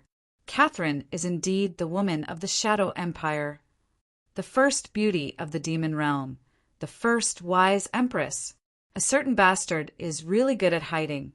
Lilys and Turtula felt the terrifying aura, and they shuddered at the same time. Before that, I have a few questions to ask. Catherine was not in a hurry to say the multiple-choice question that made the harem group gnash their teeth. During the last 3 empires' peace talks, you proposed that the 3 empires form a real kingdom alliance to keep the people of the demon realm away from war and enjoy peace. I want to hear a specific explanation. The specific terms of this kind of negotiation between the empires were supposed to be secret, but Catherine now asked openly in front of the entire demon realm, which made Chenrue stunned. Catherine added, "What are you hesitating for? Or is that proposal just an excuse to deceive and delay when you are in a weak position?" "No, I'm just thinking about how to phrase it." Chenrue had already faintly understood Catherine's intention. This kingdom alliance can be called a confederation. The confederation itself is not a sovereign state. Each member state is still a sovereign, independent state. Each has legislative, administrative, diplomatic, military, financial, and other powers. Countries will achieve comprehensive cooperation and sharing in technology, economy, resources, and other aspects. We will share honor, disgrace, and interests. The resolutions related to the alliance can be approved by the summit to take effect. Chenrue explained what he knew about the Confederation. In his original Earth plane, the Commonwealth and the Commonwealth of Independent States belonged to the Confederation system, although the Confederation and the Federation both belonged to the composite state structure. There was a big difference between them. To put it simply, the Confederation was the Union of States, while the Federation was the Union of States. Judging from the current form of the 3 empires of the demon realm, the Confederation was the most suitable form of alliance. The Confederation system was the ultimate goal of Chenrue to achieve the unification and peace of the demon realm. The economic war, military parade, and participation in the competition this time were all for this purpose. Show your fist first, then talk about reason. He didn't expect Catherine to take the initiative to bring up this topic, and it was under the watchful eyes of the public. The current situation of the demon realm was not optimistic. The fallen angel empire had gained an overwhelming advantage in both economy and military. The next situation would definitely be the Bloody Empire and the Shadow Empire joining forces to fight against the fallen angel empire. It was likely to lead to a war. The people definitely didn't want a war to happen, especially after seeing the terrifying force of the fallen angel empire at the military parade. Coupled with the impact of the currency crisis, they were even more afraid. The proposal of this confederation brought an unexpected turning point, allowing the people of the demon realm to see the hope of real peace. The most important thing was that this new system was proposed by the husband of the fallen angel empire, Aguil. Catherine asked some representative questions, and Chinrue answered them one by one. In some public places, more and more people gathered in front of the magic TV. They were all listening carefully, seemingly forgetting that this was supposed to be a fierce battle. After the questions and answers, Catherine took a few deep breaths and nodded. Thank you for your answers. Now you have two choices. First, declare war on the Shadow Empire and the Bloody Empire with a powerful force and start your pace of absolute domination. Or you can also take off your mask and reveal your true face to shock the entire demon realm. Even if you don't take into account your personal strength and the fact that the super powerhouse doesn't participate in the war, with your terrifying means of controlling the economy and the powerful military power at hand, you are worthy of being the best in the demon realm. Of course, the Shadow Empire will not yield.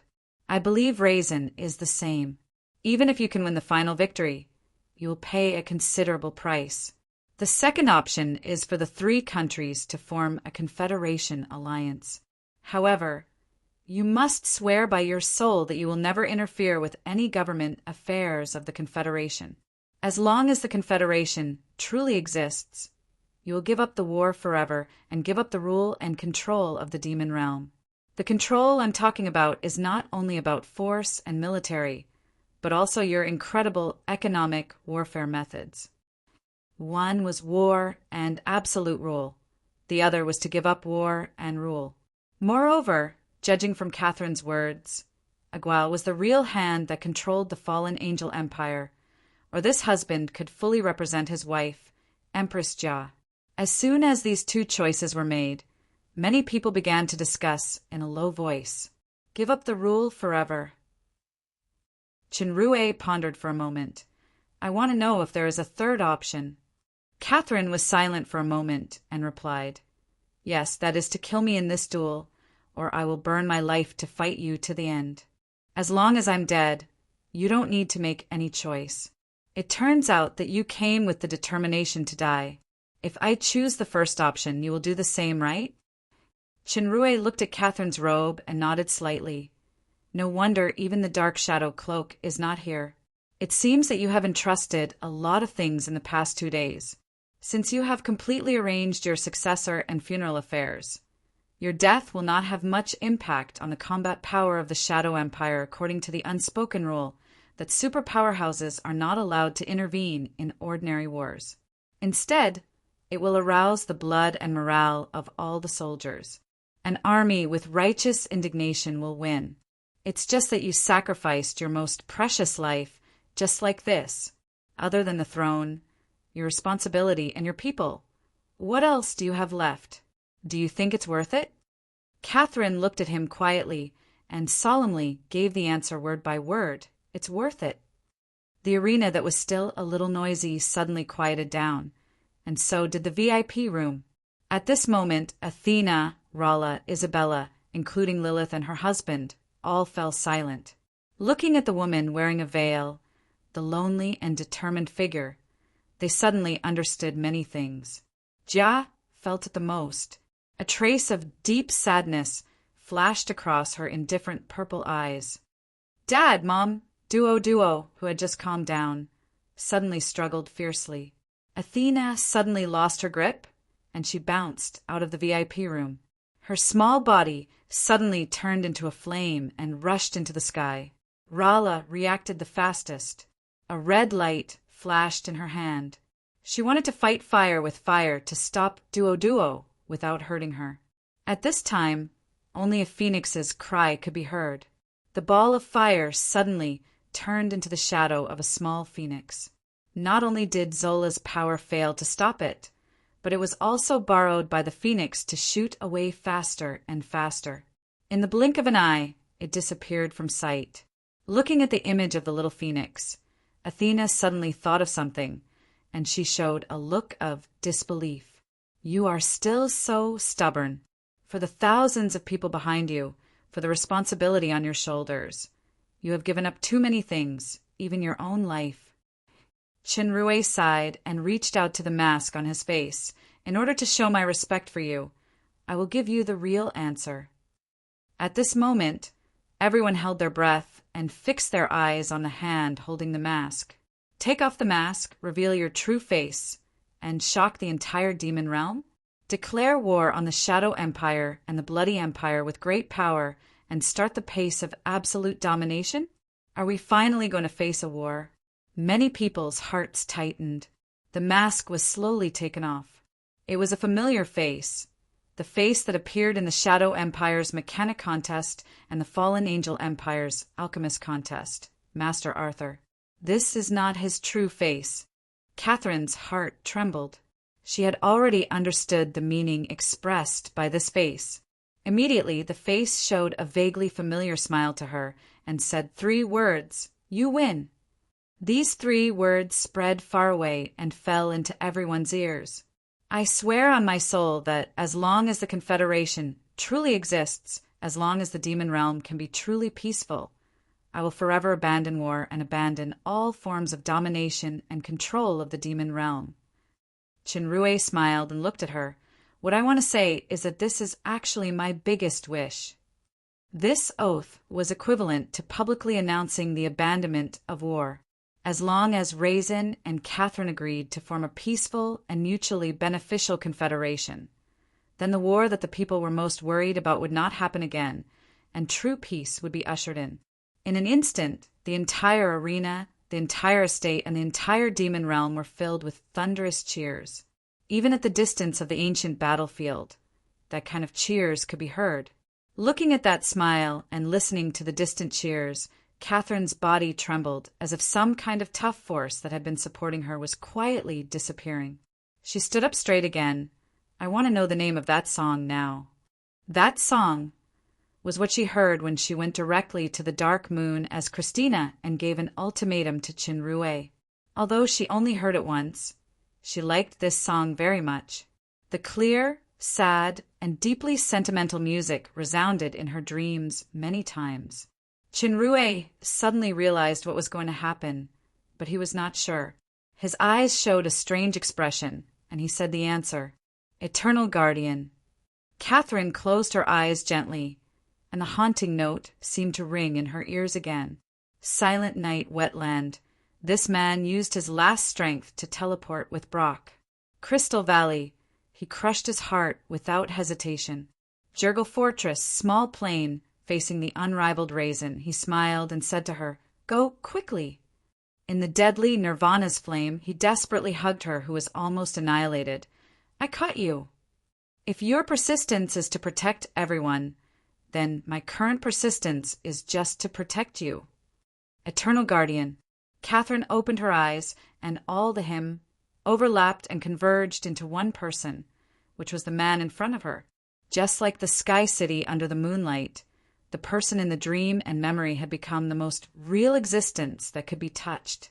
Catherine's vision became hazy, and the veil on her face suddenly turned into smoke and disappeared, revealing her perfect face. For the first time, she undisguisedly showed her face in front of everyone and faced him. The stunning beauty, coupled with the power of 5 Nirvana, made her appearance and temperament perfect. Now, even Rala was a little inferior to her. This caused the noisy audience to quieten down again. Catherine suddenly smiled. "Eternal Guardian? Can I interpret it as being as stupid as always?" Chinrue also smiled. "Of course." Catherine looked at Chinrue quietly without suppressing the tears in her eyes.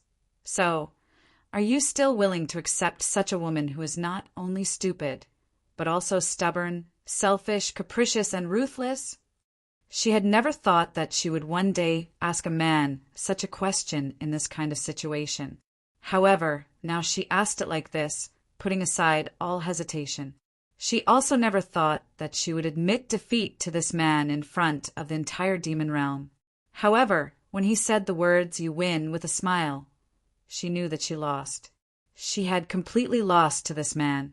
Everyone in the arena and in front of the magic TV was shocked again. It was even more shocking than when they heard about the Confederation system. Even a fool could see the relationship between the two.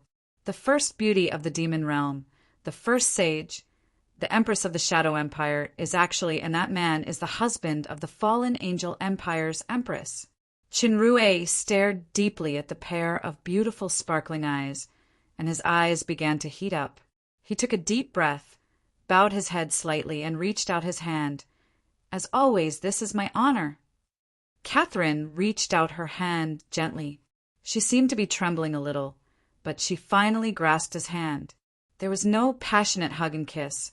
They just held hands like this, as if they were holding the most important thing in each other's lives.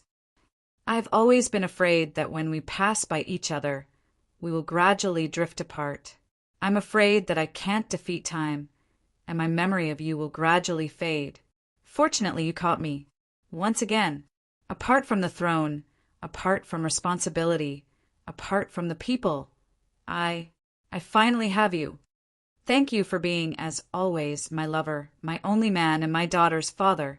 The last few words shocked Qinrui. Suddenly, he felt the heat on his left arm was unprecedentedly intense. He tore open his clothes and saw a circular mark on it. The totem in the center of the mark was a phoenix spreading its wings. Fire Phoenix.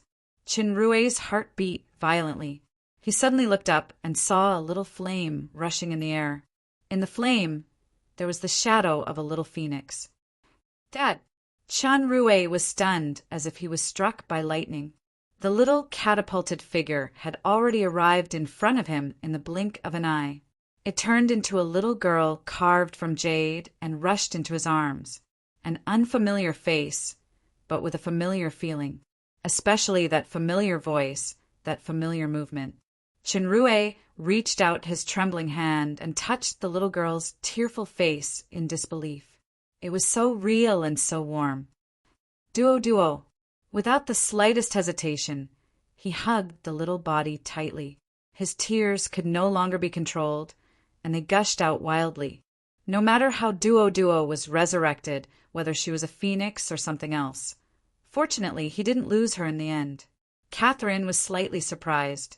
Without any introduction or guidance, the daughter who had never seen her father directly found Qinrui, and Qinrui also directly called out his daughter's name. This human once told some stories. Perhaps, as the story said, in the previous life, they were relatives, father and daughter.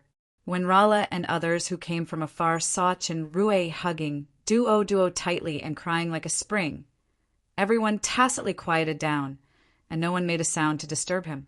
Chapter 878. The martial arts conference held in the Bloody Empire finally ended with everyone's attention. Compared with the strongest battle in the semi-finals, what happened in the finals was even more eye-catching. There was no fierce battle as imagined. There was not even a fight at all. From the beginning to the end, there was only a conversation between a man and a woman. There was no winner in this final. From another perspective, both Catherine and Agual were winners. As the first beauty of the demon realm and the wise Empress Catherine said, this was the most critical moment for the Shadow Empire, the three empires, and even the entire demon realm.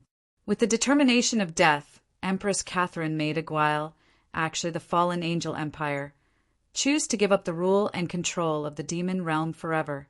She also pointed out the desirable future state system of the Confederation Alliance. It seemed that the Empress almost sacrificed her life in exchange for the peace of the Shadow Empire and even the entire demon realm. But what happened next was more like a sensational stage, tragicomedy. Her Majesty Empress and Agual actually loved each other. They even secretly gave birth to a daughter. When the lovers, Catherine and Agual, held their hands tightly, the entire demon realm was seething. including the Shadow Empire. If it was another time, this matter would cause a terrible earthquake within the Shadow Empire alone. However, in the current situation, this move gave the Dark Shadow Empire, who was in a precarious and panicky situation, the most reassuring reassurance. Whether the Confederation system would be implemented or not, the Shadow Empire could breathe a sigh of relief. In fact, by now, many people were already clear about the strength of Aguile. This Royal Highness Prince Consort was by no means a decoration or a vassal. It could even be said that Aguile should be the biggest factor for Jia to overthrow Obsidian in one fell swoop and become an emperor from a lord. The power he mastered was enough to control the entire demon realm. When Jia was still the lord of the Dark Moon, Aguile had been secretly operating behind the scenes under the guise of the Cloak Gang. It was not until the Obsidian Crusade that he began to show his true prowess and killed the Regent Obsidian on the spot.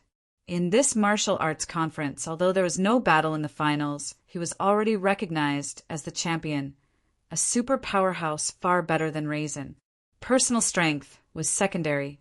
Many people had already guessed that the demonic spearmen, assembled puppets, and never-before-seen ancient guardians that appeared at the Fallen Angel Empire's military parade were the power that truly belonged to Jia. If Jia had this power, she would not have been almost destroyed by Raisin back then. In this context, the success of Catherine and Aguile holding hands was great news for the Shadow Empire, who had been worried about war. Catherine was the absolute ruler and spiritual leader in the Shadow Empire. She was deeply trusted and supported by the people. When Aguile asked her, apart from the throne, the responsibility, and the people, what else is left? Is it worth it? Catherine answered without hesitation, it's worth it. At this moment, countless people of the Shadow Empire shed tears. In the end, Aguile gave up his ambition to rule and gave up the war for Catherine. When the two held hands, most of the people of the Shadow Empire felt sincerely happy and gratified. They were silently blessing the beloved Her Majesty Empress. Catherine's prestige did not decline, but it became more powerful. In contrast, the haze on the face of the bloody Empire's Raisin was strong. When he was chasing in the small plane last time, Raisin found that there was something wrong between Aguile and Catherine, but he didn't expect Catherine to make such a strange move in the finals now. What was even more unbelievable was that the two actually had a daughter long ago. Judging from Aguile's performance of vowing to give up fighting for hegemony, holding hands with Catherine, hugging his daughter, and crying, it was inevitable that the Fallen Angel Empire and the Shadow Empire would form the same front, and the Bloody Empire would face an unprecedented dangerous situation. Originally, the strong rise of the Fallen Angel Empire forced the Shadow Empire and the Bloody Empire to join forces to compete with it. Now, the Shadow Empire had unexpectedly become an ally of the Fallen Angel Empire in another sense. Regardless of whether the Confederation system could succeed or not, the Bloody Empire was forced to the edge of the cliff. Many urgent related issues had been placed in front of Raisin, so he had to make more considerations. Nowadays, the love history and romance gossip of Aguile, Catherine, Jia, and the mysterious super strong female magician Rala were spread wildly. Hot topics could be heard in every corner. The biggest protagonist of the incident, a certain royal husband who was envied and hated by countless males, was not as high-spirited as imagined, but he was facing the jury anxiously. The all-female jury consisted of Athena, Rala, Isabella, Jia, and Kia. The jury was Delia, Metallu, Alice, Adeline, Crobolus, and Helen. 22 pairs of eyes were all on Chin Rue. This depressing atmosphere made the male protagonist feel more nervous than facing demigod or even false god. Fortunately, the male protagonist had a powerful amulet, which was Ms. Duo, who was riding on his neck. Due to the need to deal with many follow-up issues, Catherine, who staged a touching scene in the final, did not go with Chinrue, but Ms. Duo insisted on not leaving her father, so she followed Chinrue back to the post house. Ms. Duo rode on Chinrue's neck and skillfully grabbed her father's hair. When she was a little phoenix, Her father's hair was her favorite nest. It was a pity that she was in human form now, and her body size had become bigger. She couldn't roll on it, but there were advantages to being in human form. She could bite and scratch her father's face wantonly, seeing a little lowly crawling around the target's body, trying her best to squeeze the guy's face into various funny shapes from time to time. Most of the members of the judgment group's gazes were inevitably attracted over. The oppressive atmosphere could no longer be maintained and finally dispersed, allowing the male protagonist to wipe his sweat lightly. Isabella realized that this couldn't go on, so she spoke first. "Your Royal Highness, do you have anything to say?" "Other than saying, 'I'm sorry, I have nothing to say.'" Royal Highness Prince Consort lowered his head with an attitude of, "I'm guilty, and I'm sorry for my motherland." Although he really hoped to have the domineering aura of a male protagonist who shocked all his wives and concubines in novels, there was obviously a gap between reality and ideal. At this time, he had to lower his posture. Nothing to say? The jury and the main panel exchanged glances quickly. "So can we convict him?" "Convict him of what?" "Cheating with Catherine behind everyone's back?" The problem was that according to the chronological order, Catherine was someone's first woman in a real sense. Only the earliest Athena was qualified to compete with her. The rest could only be regarded as the mistress later. The several girls in the main panel exchanged glances and tacitly took a step back. It became Athena who stood at the forefront. Athena was suddenly pushed to the front line, and she couldn't help but be a little flustered. Delia quickly gave her good friend an encouraging look, and her comrades in the harem were also giving her a look of encouragement. Athena bit her lip and walked to Chinrue. Chinrue looked up at Athena with an apologetic look in his eyes. At that time, he and Catherine had a relationship purely by chance. Although Catherine was his first woman, Athena was the first woman he really fell in love with, and she was also his favorite. Athena saw his gaze, and her heart suddenly softened. Chinrue had actually confessed to her about Christina a long time ago, but he didn't expect Christina to have such a big background that the moment it was publicized, it caused an unimaginable sensation in the entire demon realm. The harem was more jealous and envious of this. Ahem! A reminder came from behind, and Athena woke up. She struggled fiercely in her heart for a while, and she finally made up her mind. As she was about to speak, little Duo, who had been fiddling with her father's hair, said in a childish voice, "Auntie Athena, Duo wants to eat red apples." "Ah, Duo, wait a minute. Auntie will choose the reddest one for you now." Athena was relieved, and she quickly went to the side to fiddle with the apples. Someone secretly breathed a sigh of relief. My daughter is still the best. She subdued the enemy without fighting. She resolved the first wave of the enemy's attack in an instant. When the harem saw that the vanguard was lured away, they were naturally unwilling to give up. The military counselor, Isabella, decided to do it herself. She said with a sad face, "Actually, Her Majesty Empress met you before, so we are not qualified to say anything. However, putting aside her identity, you even have a child. Didn't you say that we are a family? Now, I just want to know how many more secrets you have. Auntie Isabella, comb your hair." Duo took out a little red comb and handed it to Isabella. Isabella, okay. After being kissed by the little girl, Ms. Innie could no longer be miserable. She helped Ms. Duo comb her hair lovingly. After the vanguard general went to peel the apples, the main panel once again suffered non-combat casualties. The military counselor became a hair-combing maid. After the military counselor of the main panel fell from the horse unexpectedly, the rest looked at each other and were speechless for a while. "I'll do it." The little lowly of the jury jumped out all of a sudden and pointed at Chinrue with a sad face. "Brother, you are a big liar, a big bad guy." Alice's heart was really sad. I thought it was that Taran Turtula. I didn't expect it to be me, I think, who was NTR. I waited for 3 years, but I didn't succeed. Catherine, the evil mistress, had sex with my brother without any effort. She even gave birth to a child. The more Alice thought about it, the sadder she became. She burst into tears. When Ms. Duo saw Alice crying sadly, she also cried inexplicably. Everyone panicked and rushed to coax the two Lolas. They finally coaxed Ms. Duo to stop crying and smile. Alice was also comforted by Jia and Adeline, but the momentum of the previous public trial conference had been completely destroyed. The female military counselor, who continued to be the hair-combing maid, shook her head, knowing that the Operation Codename Doomsday Trial had completely failed. Chen Rue also realized this, and he secretly felt lucky. He couldn't wait to hug Ms. Duo, who messed up the situation, and give her a few kisses desperately. This girl is too considerate. She's as powerful as 1,000 men.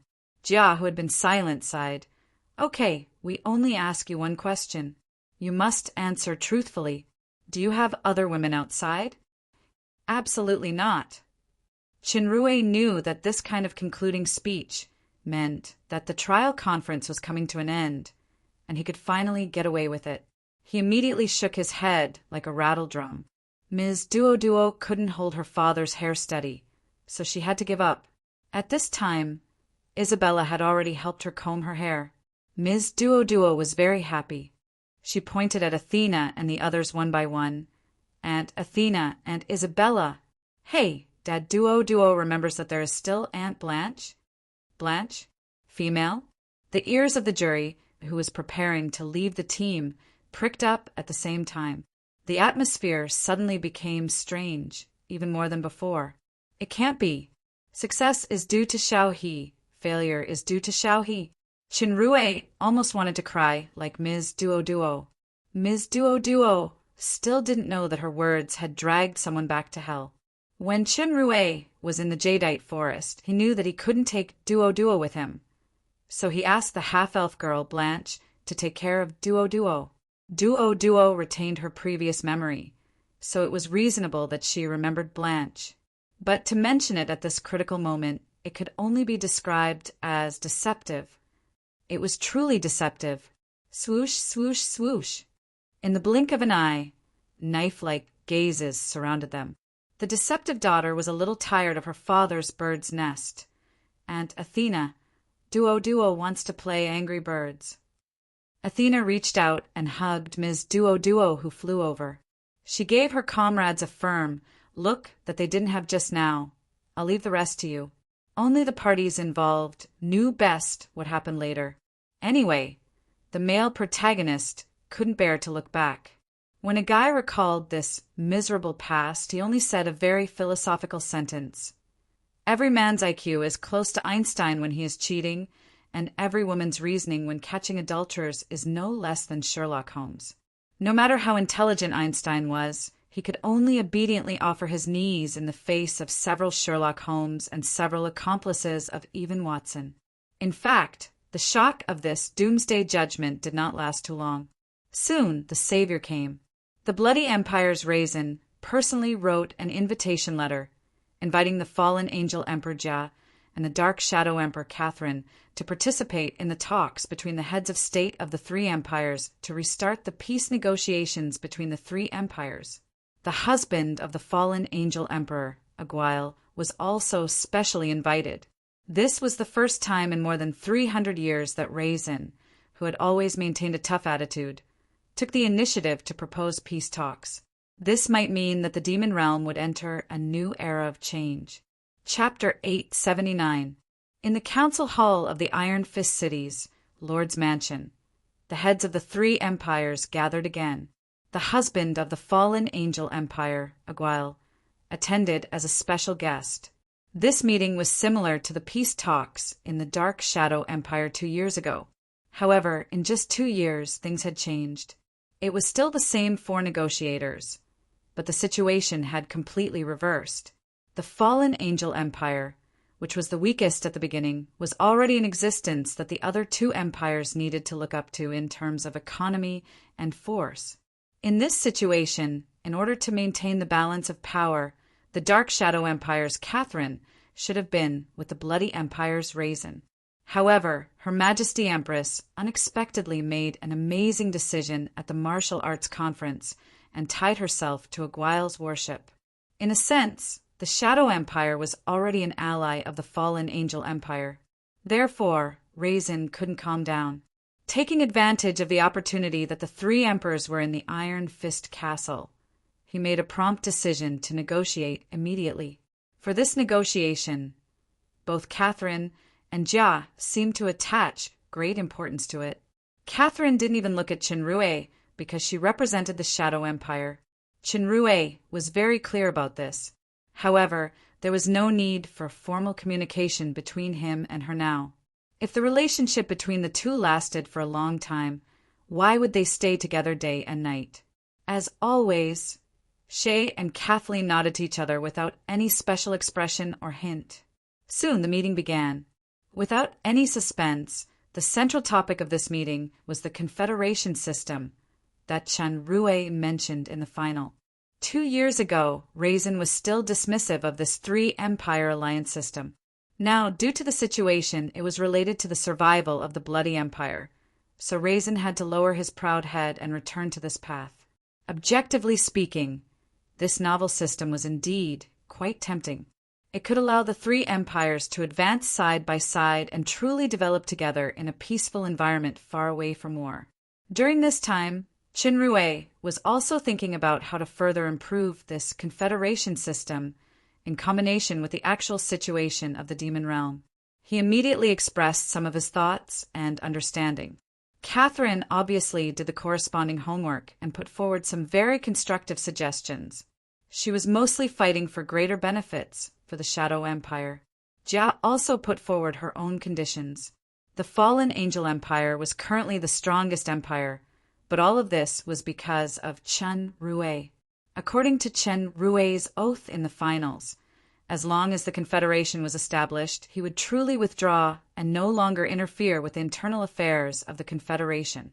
Therefore, in order for the fallen Angel Empire's long-term dominant position and main voice in the future alliance, many aspects needed to be adjusted and transitioned to further ensure their own interests. Raisin was just listening without saying a word at first. Then, the first time he spoke was to oppose Catherine's suggestion that the rest of the royal families could join the Confederation and have a certain independent voice. Catherine's intention was to disperse rather than block. She wanted to give a place to the rest of the 4 royal families that had fallen. She wanted to fundamentally eliminate the cause of turmoil and fundamentally solve one of the causes of Demon Realm's turmoil. Raisin's opinion was to use forceful means to suppress and even eradicate all the fallen royal families that could not surrender.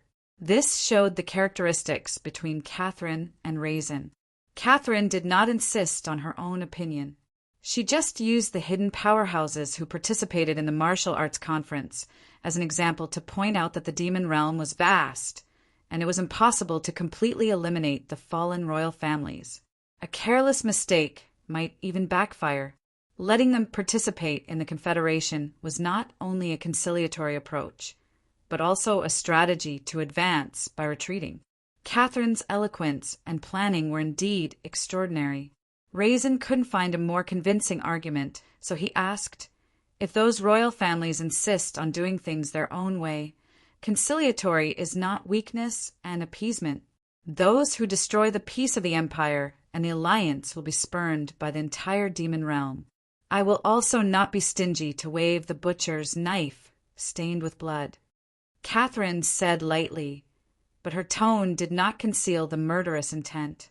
Raisin was very clear about the process of this old friend ascending to the throne back then, and he finally nodded. After Catherine convinced Raisin, she changed the topic and turned the focus to the magic game. She put forward a special condition, which was to ask the fallen Angel Empire to unconditionally share the magic game technology and interests. This interest was not only economic, but also military. The military parade of the fallen Angel Empire some time ago made everyone realize that the magic game was not only a huge cash cow and a special world to improve personal training, but it was also an unimaginable special forces training base. now that the demonic spearmen and assembled puppets had entered the official legion establishment of the fallen angel empire, more troops were likely to appear in the future. Catherine deliberately quoted Chun Rui's previous words. The original intention of the establishment of the Confederation is to stay away from war and share peace. The three countries will cooperate and promote each other in various fields such as economy and military. It is impossible to let the fallen angel empire dominate. Otherwise, the true meaning of the Confederation will be lost. If the fallen angel empire is not willing to share, then the magic game must be banned.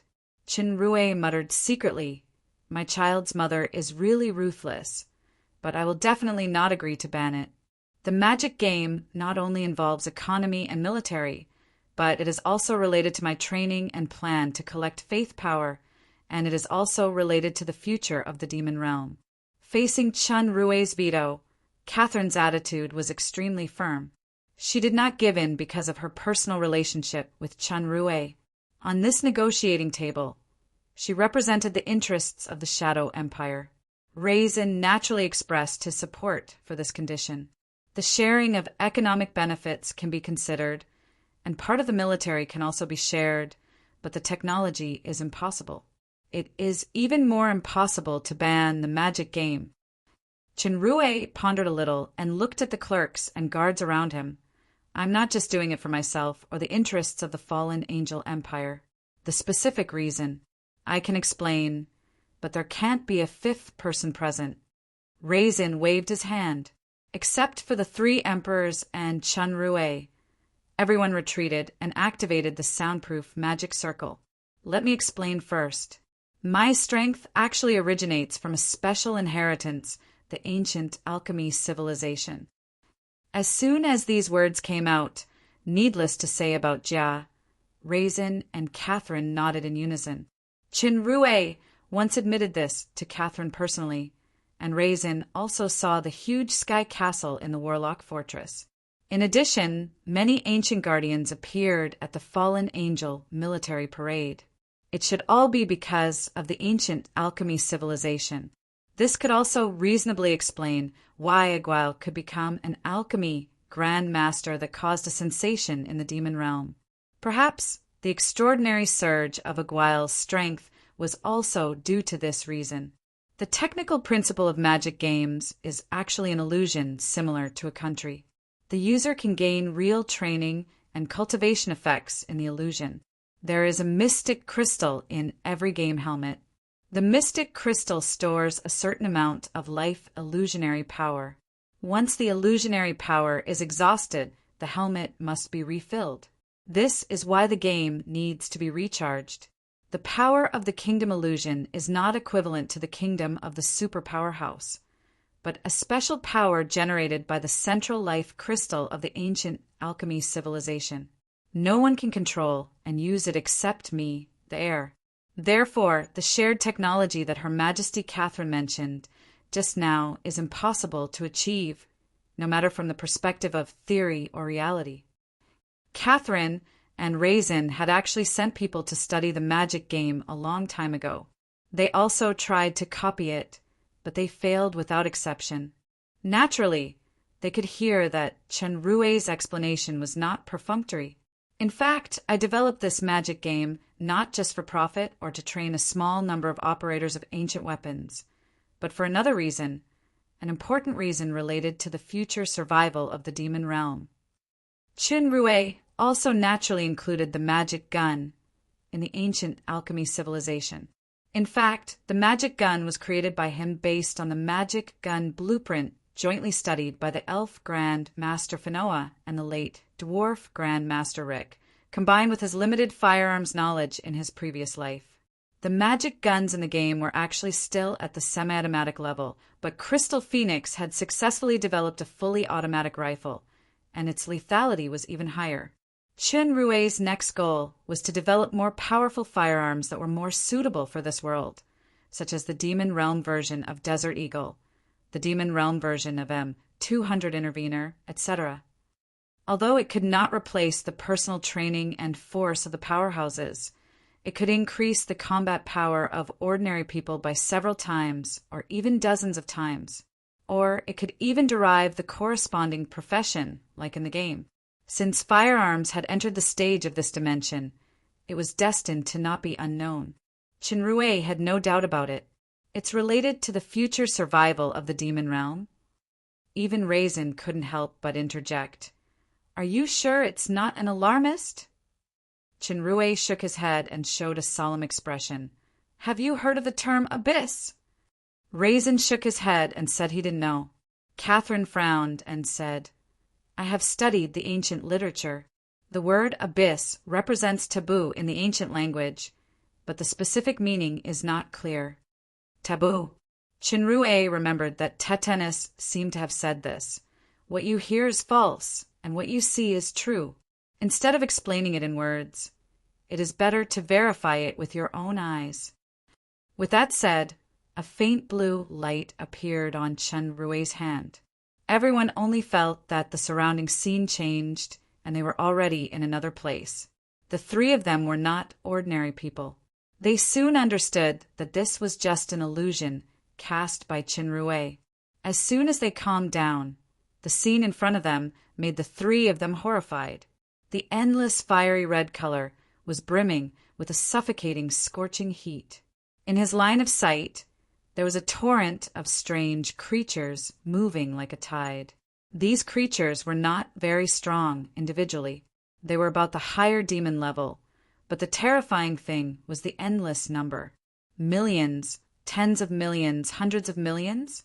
After the power increase of those strange red flowers, the strength of most of the creatures leaped to the Demon King and Great Demon King level, and they surged forward.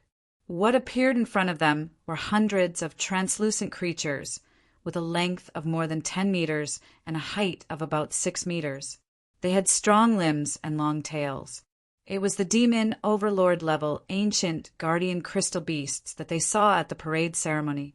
When a demon overlord faced a demon king or great demon king, it was undoubtedly a sweep. In the surrounding circles of force fields, hundreds of thousands of enemies were annihilated. However, in the face of millions, tens of millions, or even hundreds of millions of demon kings and great demon kings, the force field of the crystal beast seemed so insignificant. They were soon completely submerged in the terrifying tide. Judging from the tide that appeared continuously afterward, this kind of creature was only a relatively low-level existence. No matter the high-level or low-level creatures, they only had one characteristic, that was destruction. Wherever they passed, there was no life left. Only a scorched earth could be seen. The image gradually faded, and the three emperors returned to the council hall. Qinrui's voice sounded, "This is the power of the abyss. What you see is just a small part of the tip of the iceberg. I can tell you frankly that a powerful ancient alchemy civilization, including many other civilizations that I don't know, were completely destroyed because of this." Although it was Jia's first time seeing this image, she had heard a few words about the abyss from Qinrui before, so she was somewhat mentally prepared. However, it was Raisin and Catherine's first time seeing the horror of the abyss. Their eyes were full of unconcealable shock. The two realized one thing at the same time. Facing such a terrifying abyss, if it is the entire demon realm, no, including the human world, I'm afraid Qinrui's next few words made the three emperors' faces change at the same time. There's a piece of bad news. As far as I know, the abyss race still exists. It's just that they've been sealed somewhere for some reason. All these years, they've been constantly thinking of ways to return to this world that the inheritance calls the main plane. The demon realm has many believers who secretly worship the abyss. I have destroyed more than one altar of the abyss. The existence of these people is more terrifying than the bloodfall to the three empires and the entire demon realm. I boldly assert here that the return of the abyss, I'm afraid it's only a matter of time. Could it be that the monsters and dungeon instance you set in the magic game? Catherine's mind turned very quickly. She thought of the relevant information of the magic game, and she immediately reacted. Smart. Qin Rui smiled slightly and praised his woman unreservedly. A considerable number of monsters and special dungeons in the magic game are created to imitate the characteristics and habits of the abyss creatures in order to deal with the abyss disaster that may appear in the future. I hope that even if we leave this world one day, our descendants can maintain strong confidence and the most effective combat power when facing these terrifying creatures that suddenly appear. The way Raisin looked at Chen Rui finally changed. For the first time, he showed respect. Catherine and Jia, who knew Chen Rui's true identity, felt even more deeply. Their gazes at him showed a touch of gentleness in unison. Here is my beloved woman, friends who I will go through life and death with. This is my home. I will protect it and everything I cherish at all costs. This man not only said so, but he has been doing so. Although he is a human, and this is the demon realm. This is his home, his real home. Chapter 880. The Bloody Empire will fully popularize magic games. In the future, the training, selection, and promotion of the military and the academy will add corresponding magic game assessments. Raisin took the lead to express his agreement. I thought the hardest was Raisin, but I didn't expect him to be the first to pass. Chen Rui was startled. You actually trust me so much? Perhaps this is just an illusion I created. Humph, my eyes aren't that muddle-headed. Moreover, with your current strength or personal strength, there's no need for you to lie. Most importantly, I've received some information related to the altar and blood sacrifice over the years. I suggest that the 3 countries join forces and strike at the root of the problem, destroying all churches and believers that worship the abyss. Jia's suggestion was approved by the 2 emperors. In fact, this matter had been carried out secretly by the fallen angel empire 2 years ago, but the effect was not significant. Catherine's thinking was more jumpy. She proposed the idea of the Demon Realm Game competition, which was attached to a separate dungeon instance competition, team battle, etc., to promote the improvement of the combat power of the whole population. She even thought of the national esports competition. As expected of my child's mother, Chen Rui nodded repeatedly when he saw that the 3 emperors had the same opinion. Without a doubt, after learning about the terrifying enemy that was the abyss, the unity of the Federation Alliance would become even tighter in the future. If that's the case, after the alliance is established, I'll transfer all the economic benefits of the magic games that belong to the 2 empires. In terms of military cooperation, the 3 empires will also further strengthen. I'll provide the relevant technologies of magic firearms to the Confederation. As for other aspects, due to the limitations of the alchemy civilization, I can't share them. Catherine nodded slightly. Then we can start preparing for the formation of the Confederate Alliance as soon as possible. Wait, Raisin sneered. The Bloody Empire didn't agree to join this alliance. As soon as this was said, the other 3 were quite speechless. Just a moment ago, they were talking so congenially, and now they suddenly changed their minds? I can accept all the terms you proposed previously, including the Samel royal family joining the alliance. But you must promise me one condition. Raisin's burning eyes fell on Chen Rui's face. Me. Chen Rui pointed at his own nose with a shocked expression. He didn't wear a mask to attend the meeting this time. He used the mechanical master's face, which would appear in public for a long time in the future. It's you. Raisin snorted coldly. What? Chen Rui was obviously using Miss Long's trick of pretending to be in a daze. It couldn't be that he was going to make a bet or something like that, right? You marry my daughter. Raisin said almost word by word. What? Hearing the same word, Chen Rui turned pale with fright. Was there something wrong with his ears? Or did old Lei take the wrong medicine? Wasn't his train of thought a little too quick? Was it a trend to give away one's daughter? Augustus had sent 2, but one of them had become the younger sister, and the other had already been returned. Raisin's condition was so unexpected that Catherine and Jia were also taken aback. This is my only condition. Raisin said resolutely. Otherwise, the Bloody Empire will never compromise, and we will fight until the last person. Wait, Your Majesty, Raisin. Chenrue said quickly, this is a national affair. Raisin snorted coldly. If you marry my daughter, it is a national affair. The words political marriage appeared in Chenrue's mind. He didn't expect that he would encounter this thing one day. He quickly shook his head and said, I'm the husband of the fallen angel empire. How can I marry the princess of the Bloody Empire? Do you think I'm a fool? Raisin's face was terrifyingly gloomy. He pointed at Catherine. Then what is your relationship with this Shadow Empress? Humph. That alliance looks very tempting, but the competition in it is equally fierce. Among the emperors of the 3 major allies, 2 of them are your women. Even if you swear not to interfere in government affairs, your ability is well known. Just a magic game can overturn the entire demon realm.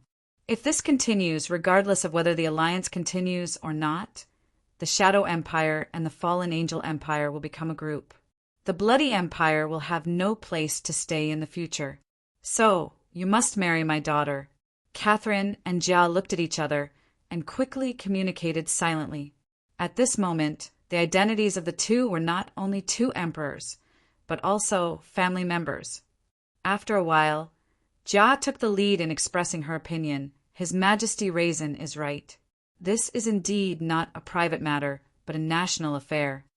The Bloody Empire has the largest population and the widest territory. The toughness and combat effectiveness of the soldiers are the best among the 3 empires. In addition, even if a war is launched, it can't be resolved in a short time. Catherine's analysis was more convincing. The war that the Bloody Empire destroyed the Wrath Empire only lasted for 5 years, but it took 50 years to stabilize the post-war situation. Moreover, the demon realm is now ushering in a rare era of rapid development. No one wants a war to happen. Jia nodded. For an empire and for the entire demon realm, only a marriage can completely avoid the war. Everyone knows how to choose. You are indeed the 2 majesties. Raisin's expression finally eased. I keep my word. The Bloody Empire will accept all the terms of the alliance just now and start to prepare for the early stage of the alliance. The day Aguil marries my daughter is the day the alliance is officially established. Wait a minute. Hearing that the 3 of them finalized this political marriage, Chenrue, as the person involved, was sweating profusely. Catherine and Jia didn't seem to see him. Catherine asked Raisin directly, Your Majesty doesn't seem to have a princess, right? I wonder which noble lady in the royal family is it? As everyone knew, Raisin had no daughter, so he should find a royal family with royal bloodline to bestow the title of princess for marriage. This kind of thing was very common between empires. Raisin shook his head and gave a shocking answer. No, I have a daughter, and the one to marry this time is not the princess, but the empress of the Bloody Empire. Chenrue and the other 2 were shocked at the same time. Raisin's meaning was obvious. He would give up his position to his daughter and withdraw from the political stage. In this way, Chenrue will become the empress of the 3 empires. The joint husband? This is really a real son-in-law of the demon realm. In the future, your children must become the heirs to the throne of the Bloody Empire. Raisin glanced at Catherine and Jia. In this way, the demon realm can truly usher in long-term peace. Catherine and Jia couldn't help but nod. The 3 empires formed an equal and mutual assistance alliance, and the future emperors of the 3 empires were related by blood. This kind of alliance was much more stable than the general alliance. Actually, you have seen my daughter too. Raisin glanced at the speechless Chenrue and continued to throw out the explosive news. Tiffany, her situation is a bit special because her mother is a human. She is in a little trouble now. You must bring her back safely. Raisin's words made Chenrue gradually calm down from the surprise. Some mysteries in his heart were finally unraveled. The mysterious noble lady, Tiffany, turned out to be Raisin's daughter. For this reason, several princes were strongly opposed by Raisin when they pursued Tiffany. What is even more surprising is that her mother is a human. No wonder she has the physique of light and darkness attributes. Tiffany was on the 4th floor of the Bloody Empire's book collection pavilion. After the light and darkness baptism by Charlie Strange Power, she became the key to a mysterious place. According to Charlie 2 years ago, it would take 2 to 3 years for the light and darkness baptism on Tiffany to completely condense. At that time, she would set off to the mysterious and dangerous place to find the silver box. Calculating the time, it should be almost there. Chinrue suddenly realized Raisin's request for this marriage can not only bring Tiffany back safely, but also make the Bloody Empire prosper in the League of Nations through marriage. It can be said to kill 2 birds with 1 stone. When Catherine and Jia heard that Raisin's daughter's mother turned out to be a human, they couldn't help but think of Chenrue's identity. Jia asked tentatively, "Where is Princess Tiffany now?" "I don't know, but there is one thing that I know." Although Raisin was answering Catherine's question, he was talking to Chenrue. He slowly opened his palm, and there was a ring lying quietly inside. This ring didn't have any special decoration or inlay. It looked plain, but it faintly emitted a faint red light. However, with Chenrue's sensing ability, he discovered the powerful power contained in it immediately. On the other side, Catherine had already blurted out emotionally, "Blood Fiend Ring, one of the 7 artifacts, Blood Fiend Ring. This daughter has rarely been by my side since she was a child. She hates me more. I will give you the Blood Fiend Ring. I used a secret technique to refine her blood into the ring long ago. Although I don't know where she is now, the Blood Fiend Ring can point out the direction and help you find her." Looking at the highest artifact of the Bloody Empire handed over by Raisin, Chinrue was stunned for a while. He didn't expect that Raisin would give him the Blood Fiend Ring. Of course, Raisin also had another intention. He wanted to borrow Chenrue's hand to hand the Blood Fiend Ring and even the entire Bloody Empire to his daughter, who hates me more. Catherine and Jia on the side communicated quickly with their eyes, and they finally reached a certain tacit understanding. Catherine said to Chinrue, "Take it." As Her Majesty Jia said just now, this is no longer your personal affair. You proposed the Confederation alliance, and this peaceful situation has always been your ideal. Now you are only 1 step away from the establishment of the alliance and the real peace. Do you want to overthrow all your previous efforts? Jia agreed. Raisin understood that the 2 were expressing their stance to him, and he nodded with satisfaction. Up to now, Raisin had a considerable understanding of his opponent, Aguil.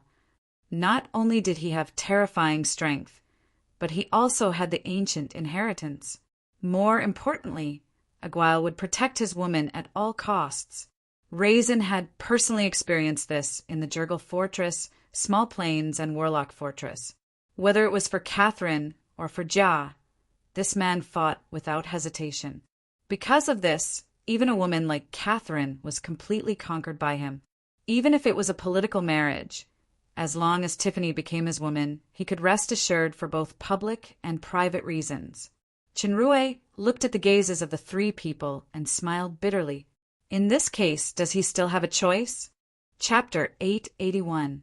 The talks of the 3 emperors ended successfully. The major resolutions made in this meeting were destined to be recorded in history. The 3 empires, Fallen Angel Empire, Dark Shadow Empire, and Bloody Empire, issued a joint statement to stop all sanctions and wars and planned to establish a joint alliance. The demon realm would usher in a new era of peace. Of course, things such as the son-in-law clause were not disclosed to the public, and the specific date of the establishment of the Confederation was not determined. The parties involved were clear about the reason. The announcement of this joint statement made the entire demon realm burst into cheers. The 3 empires had experienced the bitterness of war. For the people, almost no one wanted to live that kind of broken and homeless life again. And for those who had excess energy and were belligerent, there was also a huge stage for them battle ball competitions, combat tournaments, magic game cultivation, as well as the future military drills, academy exchange competitions, magic game competitions, and so on mentioned in the 3 countries' joint statement. All of these would give them ample opportunities to show off their abilities. The fighting tournament ended successfully, and the 3 empires also reached an important consensus. It was almost time to leave the Iron Fist estate. After setting the return date of departure within 3 days, Chinrue received a special invitation from Raisin to go to the Mechanic Association of the Iron Fist estate to give a lecture to the mechanics who came to watch the competition. Chinrue naturally couldn't refuse, but to his surprise, as soon as he left, a heavyweight visitor came to the VIP hotel. Her Majesty Empress of the Shadow Empire, the mother of the child. After the finals, that was still talked about by the Demon Realm. Although Catherine had communicated with Jia at the 3 Empires meeting and reached a tacit understanding, it was the first time she officially came to meet the harem group. However, she didn't expect that the coordinator wasn't there. It was equivalent to directly facing the sisters' love rivals. Catherine's arrival was reasonable, but the harem group seemed to be in a hurry. It wasn't because Chenrue was not present, but because they happened to be playing a game with Ms. Duo. Many people had some strange things drawn on their faces. This VIP guest house was not a place that ordinary people could enter. However, the person sitting at the entrance was a certain dead duck dragon. Seeing the arrival of Her Majesty Queen, who had defeated her, the old lover exposed by that damn human, she rolled her eyes and greeted her enthusiastically. Then she very enthusiastically asked the attendants not to announce her arrival and allowed Catherine to enter directly. As a result, when Her Majesty Shadow Queen entered the hall, the women who were caught off guard didn't even have time to remove their makeup. When Catherine came to the hall, she deliberately removed her veil. It was not that she wanted to show off, but to express her sincerity and avoid wearing a veil to cause unnecessary ill feelings among the girls. In order to prepare for this moment of meeting, Her Majesty the First Sage, the Empress, had thought of all kinds of words and possible situations in advance. However, when she saw the main characters, she was almost shocked. Athena was wearing clothes that looked like a metal bucket, and her face was painted with metallic paint. Isabella was dressed as a witch and had an exaggerated aquiline nose. Jia was wearing a weird robe. Instead of a crown on her head, it was a headgear that looked like a bald head. She even had a beard on her face. Rala's face was smeared with grass ash, and her body was covered with straw. Even the little lowly Alice was holding a lion mask that had just been taken off in her big paw hands. The only normal one was Ms. Duo, who was wearing a cute dress, a small basket in her hand, and a pair of crystal shoes. Beside her was a barking puppy. Catherine could tell at a glance that the puppy's aura was actually at the national level, and she couldn't help but be secretly surprised. The women were also stunned there. The first beauty was indeed worthy of her reputation. Her alluring appearance and elegant and wise temperament made even the harem group, who were already stunning beauties, jealous and envious. In addition, they were in such an abnormal state, so they couldn't help but feel awkward. Ms. Duo had already rushed over happily. Mom! Duo, you're being naughty again. Catherine looked at her daughter in her arms reproachfully and patted her little, but gently. No, it's the aunties who are playing an interesting game with me. This game is called... Little Duo sucked on her fingers, seemingly unable to remember for a while. The puppy had a flattering smile on his face, and he actually said, Little Master Duo. No, Master Dorothy. This script is called The Wizard of Oz. I'm your puppy, Toto. Catherine recognized the puppy's voice. It was Dodo, who was defeated by the red pipit. Looking at the strange appearance of the women, including Ice Queen Jia, she suddenly couldn't say the many words that she had prepared before. More words that she wanted to say came out from her heart. In the end, she just bowed deeply to her love rivals. Thank you. Although it was only 2 words, it was sincere and full of sincere gratitude. Jia and the other women could naturally hear it, and they hurriedly returned the gesture. Mom, Aunt Athena is a tin man, Aunt Rala is a scarecrow, and Isabella is... Duo pointed at them one by one, and Sister Alice is a lion who likes to howl. I already said it's not sister, it's auntie. Alice immediately corrected. The little lowly had her own thoughts, and she didn't want to belittle her sister and Athena. Duo walked over curiously. She tiptoed, stretched out her hand, and compared Alice's height, then Athena and Isabella next to her. She confirmed with a serious face, it's sister.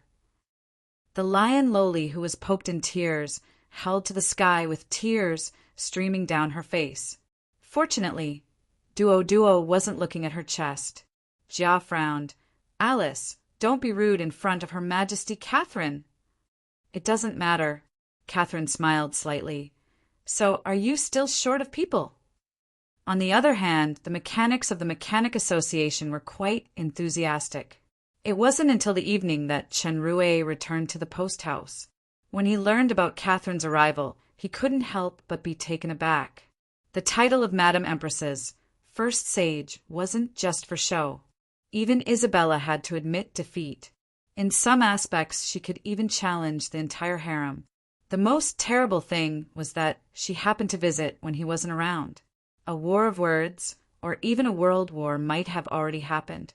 When Chen Rui hurried to the hall, he saw a harmonious scene that surprised him. Catherine was talking and laughing with the women. Everyone's attitude seemed to be very casual.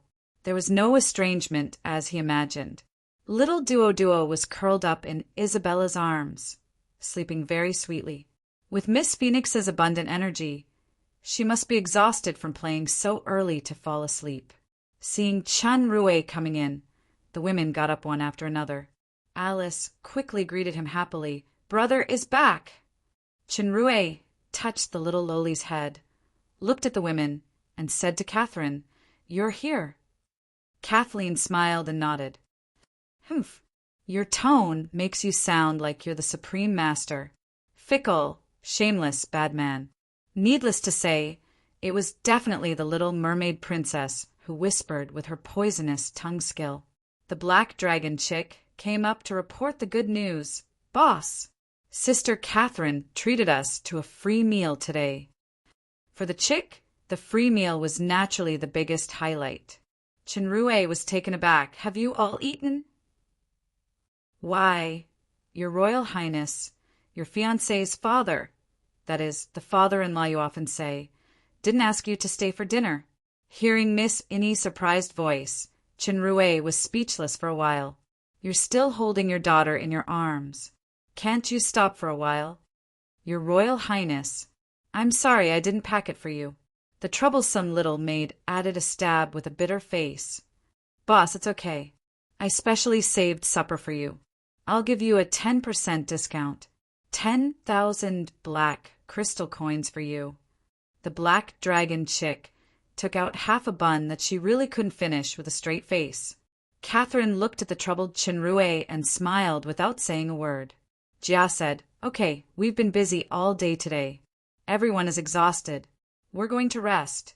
Chen Rui, you go and send Catherine off. All the women nodded in unison. Chen Rui heard some clues. Jia didn't add the word, Your Majesty, when addressing Catherine. It seems that they are more intimate. Is this a good omen? Before he could figure it out, he was inexplicably driven out of the door, accompanied by Catherine and the sleeping Miss Duo. The two did not take the magic carriage, but chose to walk.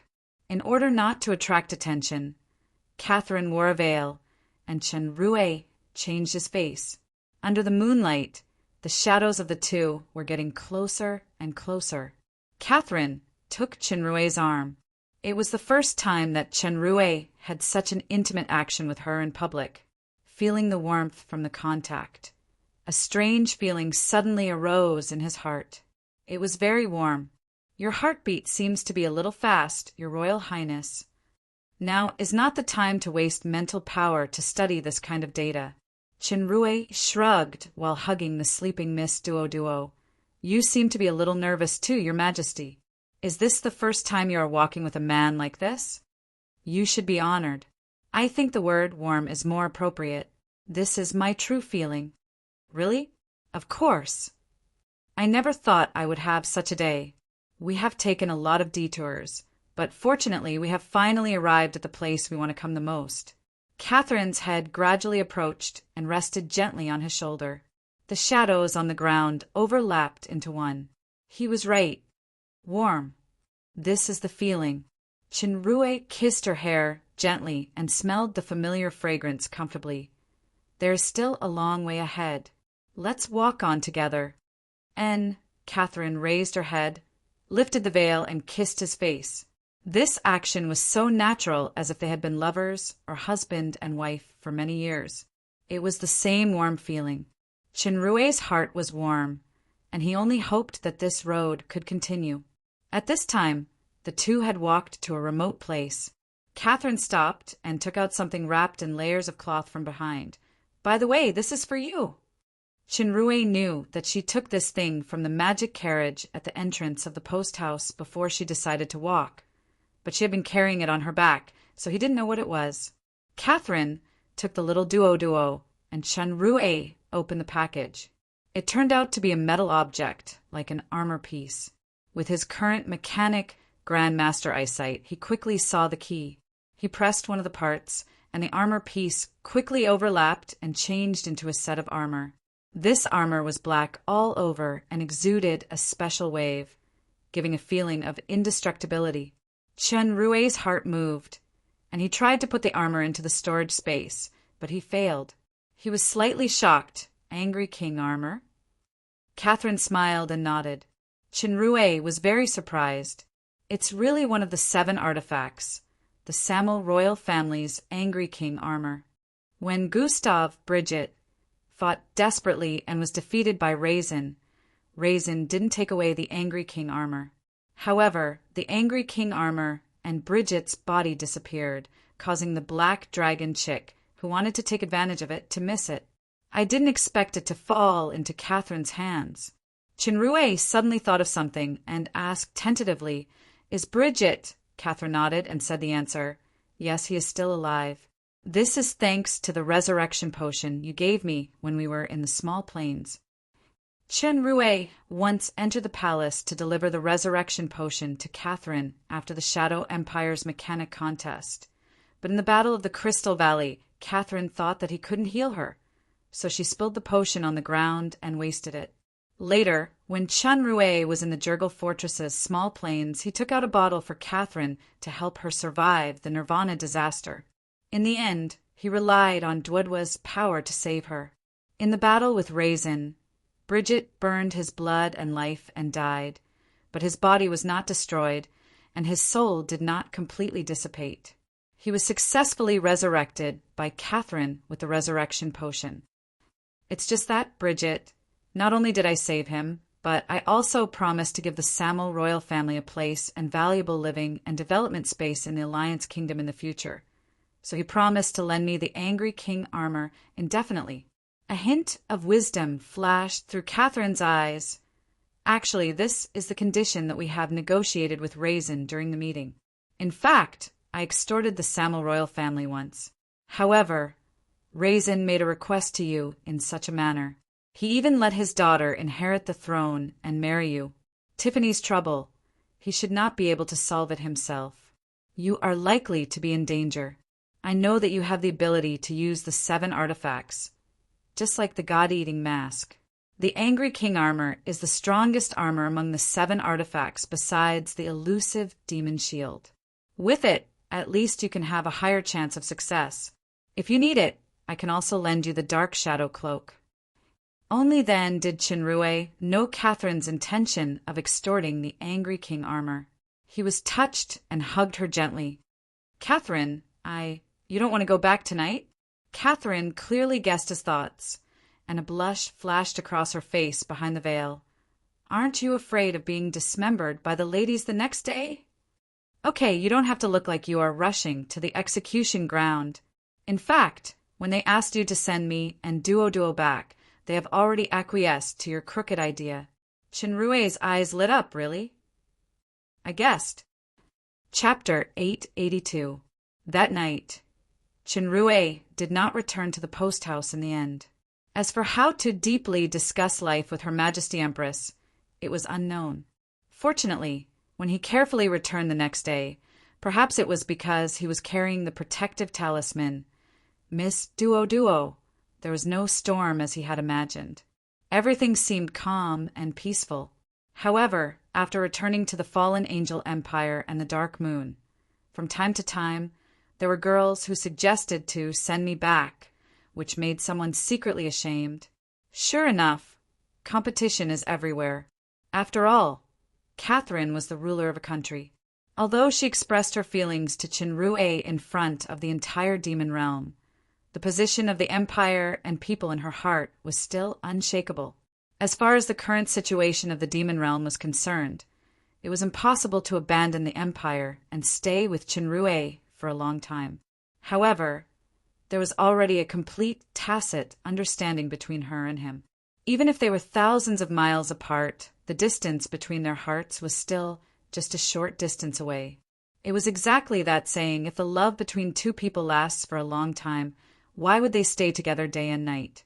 Moreover, with this Stargate, it would not be difficult to meet in the future as long as one star point was set.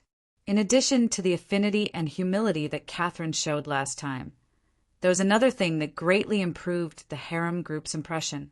That was Ms. Duo. When Catherine returned to the Shadow Empire this time, she did not bring little Duo with her.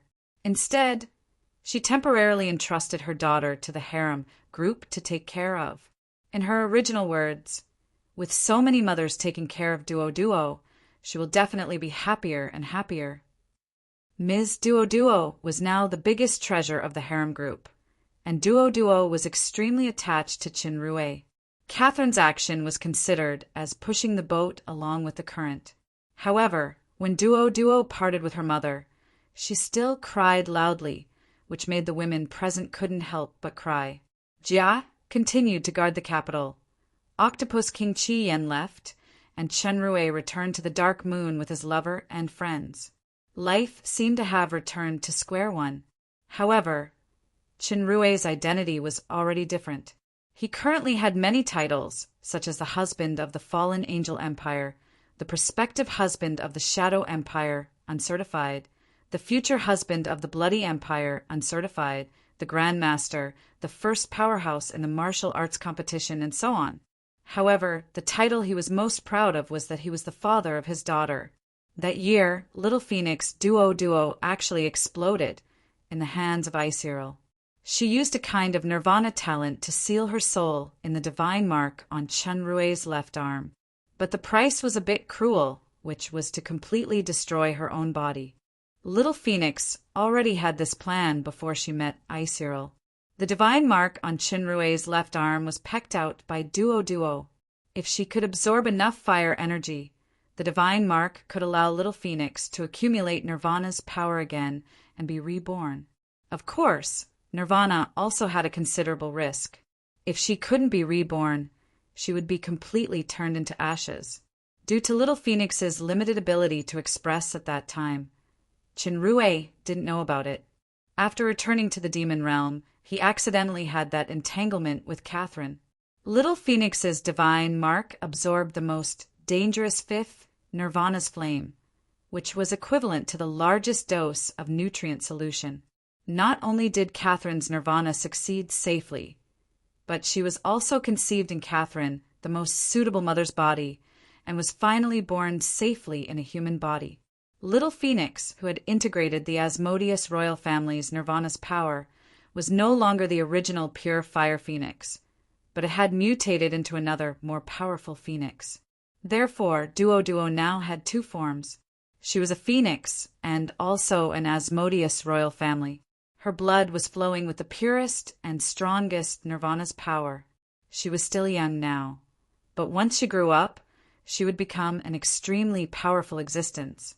The reason why Catherine's power advanced by leaps and bounds, and she could even cast Phoenix transformation, was that when she gave birth to Duo, she received a part of the power that Duo gave back to her mother's body. Just like Chenrue could never forget his little Phoenix daughter after returning to the demon realm. Although Nirvana's rebirth would lose a lot of consciousness, Little Phoenix's memory of Chenrue had always been retained. This kind of affection was touching, but there were also many bad habits left in the memory, such as Angry Bird. Miss Duo, whose real age was only 1 year old, was never tired of this dangerous game of deception. In just a few days, most of the things in the house that were about the size of a pig's head were destroyed by Miss Duo.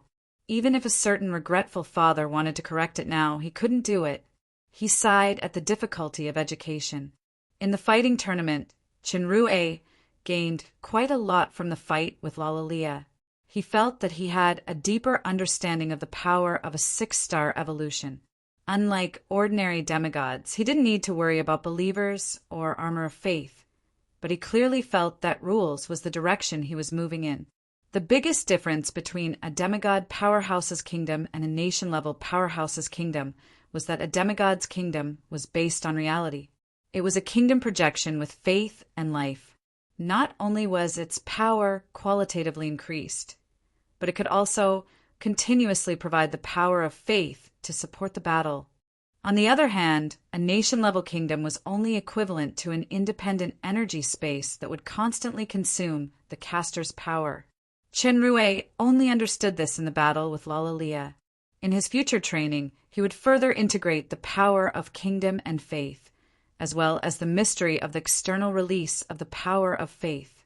As the backbone of a demigod's kingdom, there was also an essential difference from a nation level. Chenrue felt this particularly deeply. Ultimate Crimson Star transformation was completely different from the rule in the normal state. The rule of the Polar Star transformation was based on the normal rule. If he could further understand and strengthen the normal rule, not only would the power of the Polar Star transformation be doubled, but he could also explore the door to the next level of evolution. He had been busy planning and training previously. Now that the fighting tournament was over and the Three Kingdoms Alliance was about to be established, Chenrue could finally breathe a sigh of relief. He could calm down and carefully study and use the new functions of the super system.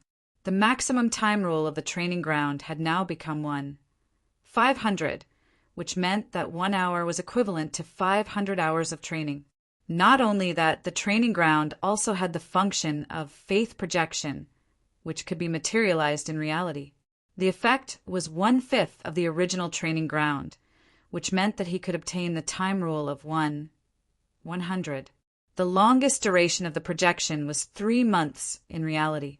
He needed to pay 1,000 faith crystals a day, which was close to 100,000 in 3 months.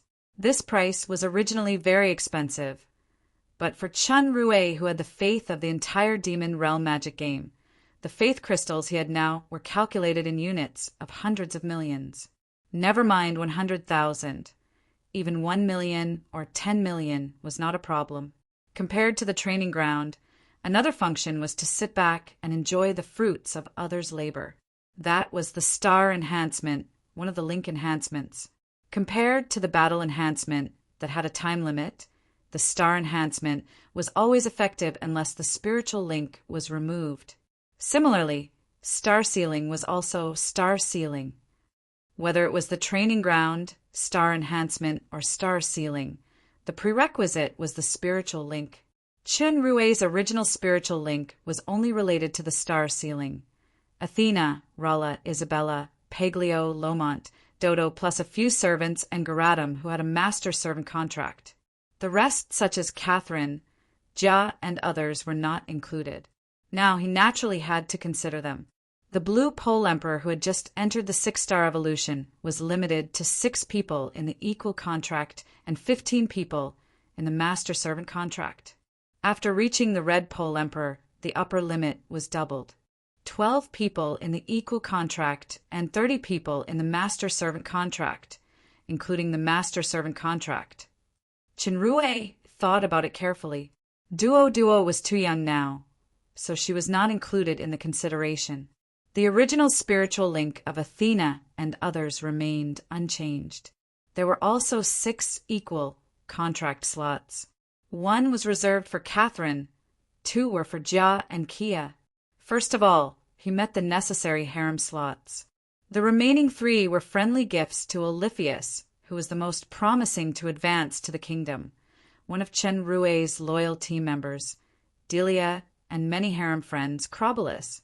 Among the remaining candidates, there were also Lomont's new mistress, Metalu, the little lowly Alice, the Naga girl Adeline, Helen, negligible, and the old man Tetanus, who was now proud of his success. However, this slot was not fixed. As long as he broke through to the next rank of Polaris Emperor, the number of slots would definitely double again. So Qinrui was not in a hurry. After the link was established, Qinrui began to distribute the benefits to the group. The first was the star enhancement of link enhancement. According to the prompt, the power of the enhanced person would be sealed. After about a month, the seal would slowly disappear. This process was like a silkworm spinning a cocoon to bind itself.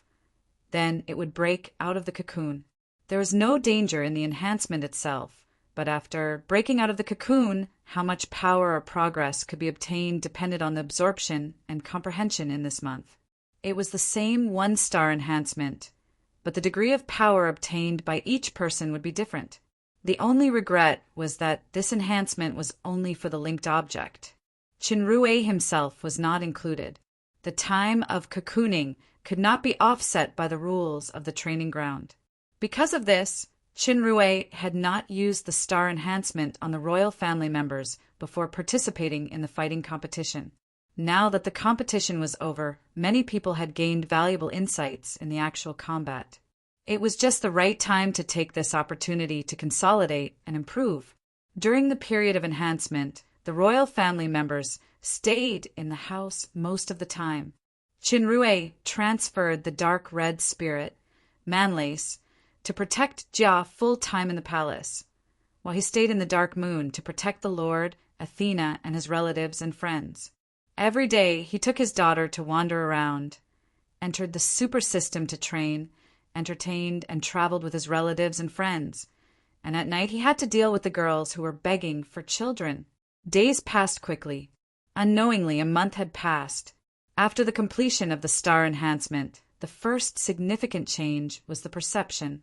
People who had also received the star enhancement could sense the existence of each other within a certain distance, and it was not limited to Qinrui alone. For a team, this was quite a useful function. The second change was naturally the power. Kia reached the peak of the great demon king, while Athena and Delia broke through to the demon emperor realm in one fell swoop. Garatum, who had the master-slave contract, completely integrated with Eucalius's skeleton with the power of enhancement. He finally succeeded in stepping into the demon overlord level. However, the changes to the others didn't seem obvious at first glance, but everyone could feel the incredible changes. It was as if their bodies had been cleansed by some strange power, and their foundations had been further consolidated. Moreover, some of the stagnant points in their cultivation had also been easily solved. Qinrui had already understood the significance of the star enhancement. It was to use the star power and the power of faith to cleanse oneself and be reborn. Not only would it further solidify the foundation, but it would also become easier to break through the bottleneck in the future. It was like a super version of the devil fruit. As Qinrui, who had the super system, he naturally did not need this kind of enhancement, so the star enhancement did not work on the controller. Another strange thing about the star enhancement was the interaction. The same 2 people who received enhancement would have a significant increase in each other's strength within a certain distance. The more people, the stronger the increase. The only exception was Garatum, who had the master-slave contract. It was likely that the type of link was different. If there were other master-slave contractors, Garatum should also be able to get this state. No matter what type of link, as long as Qinrui was in it, the effect of this enhancement would be doubled. This was simply the team leader's halo skill. Non-members could not enjoy the benefits. Chapter 883. After the benefits of star strengthening were distributed, it was time for the stars to be awarded. Originally, the Blue Pole Star Emperor had 6 star positions. The Star General was Paglio, Rala and Dodo were star servants, Athena, Isabella, and Lomont were star apprentices. Now, the Red Pole's Star Emperor's star positions had increased to 21.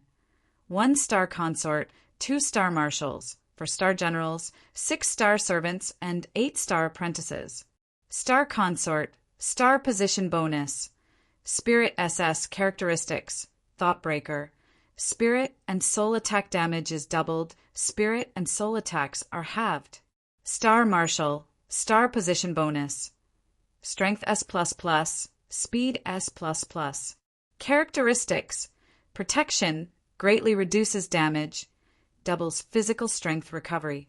Star General, star position bonus, Strength S-. Characteristics, Army Breaker, increased damage, doubled destructive power. Star Servant, star position bonus, Spirit A+.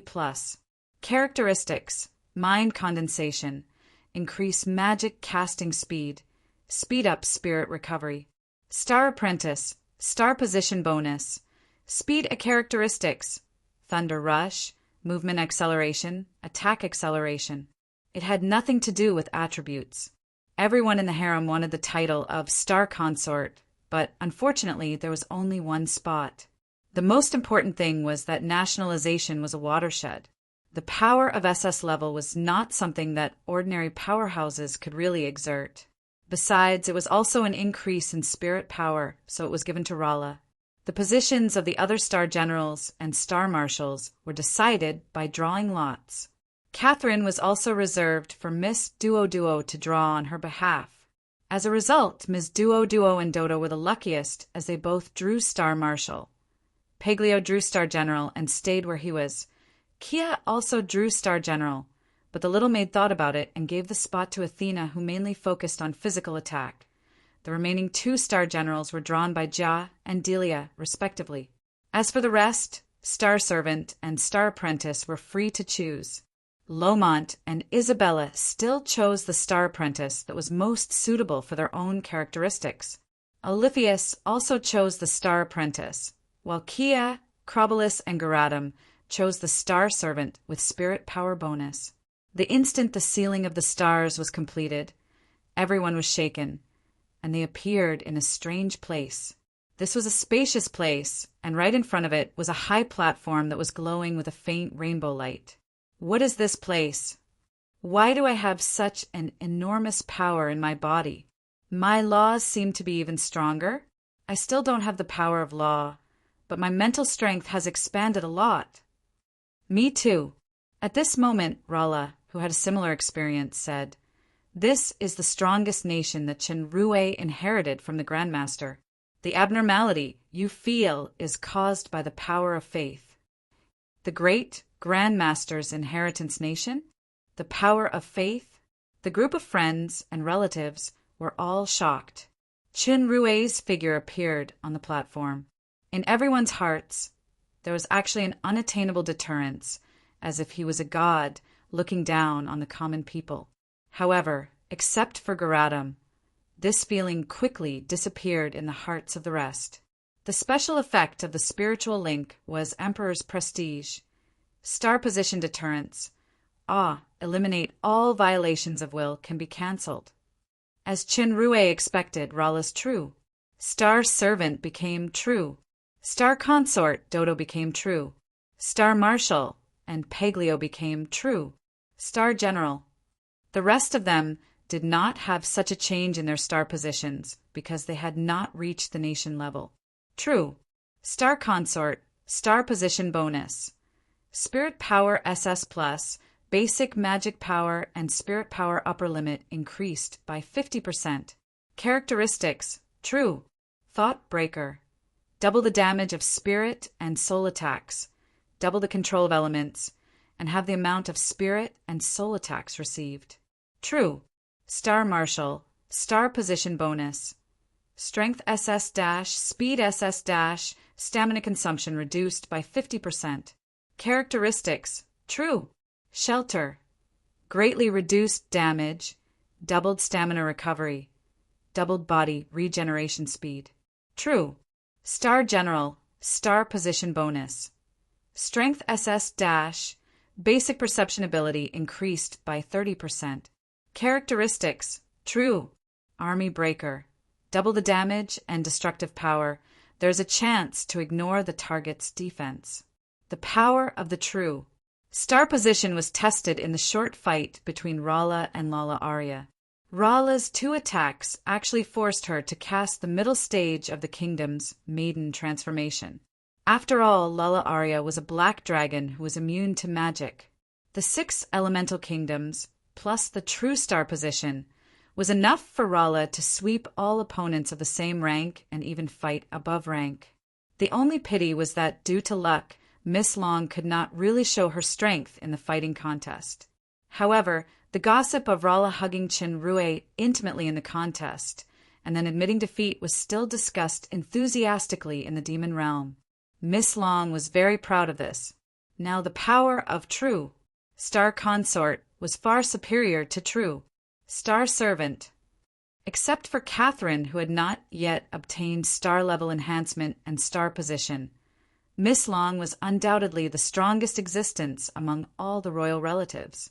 What surprised Chinrui himself was that only those who obtained the true star position could enter the star sealing platform in the past.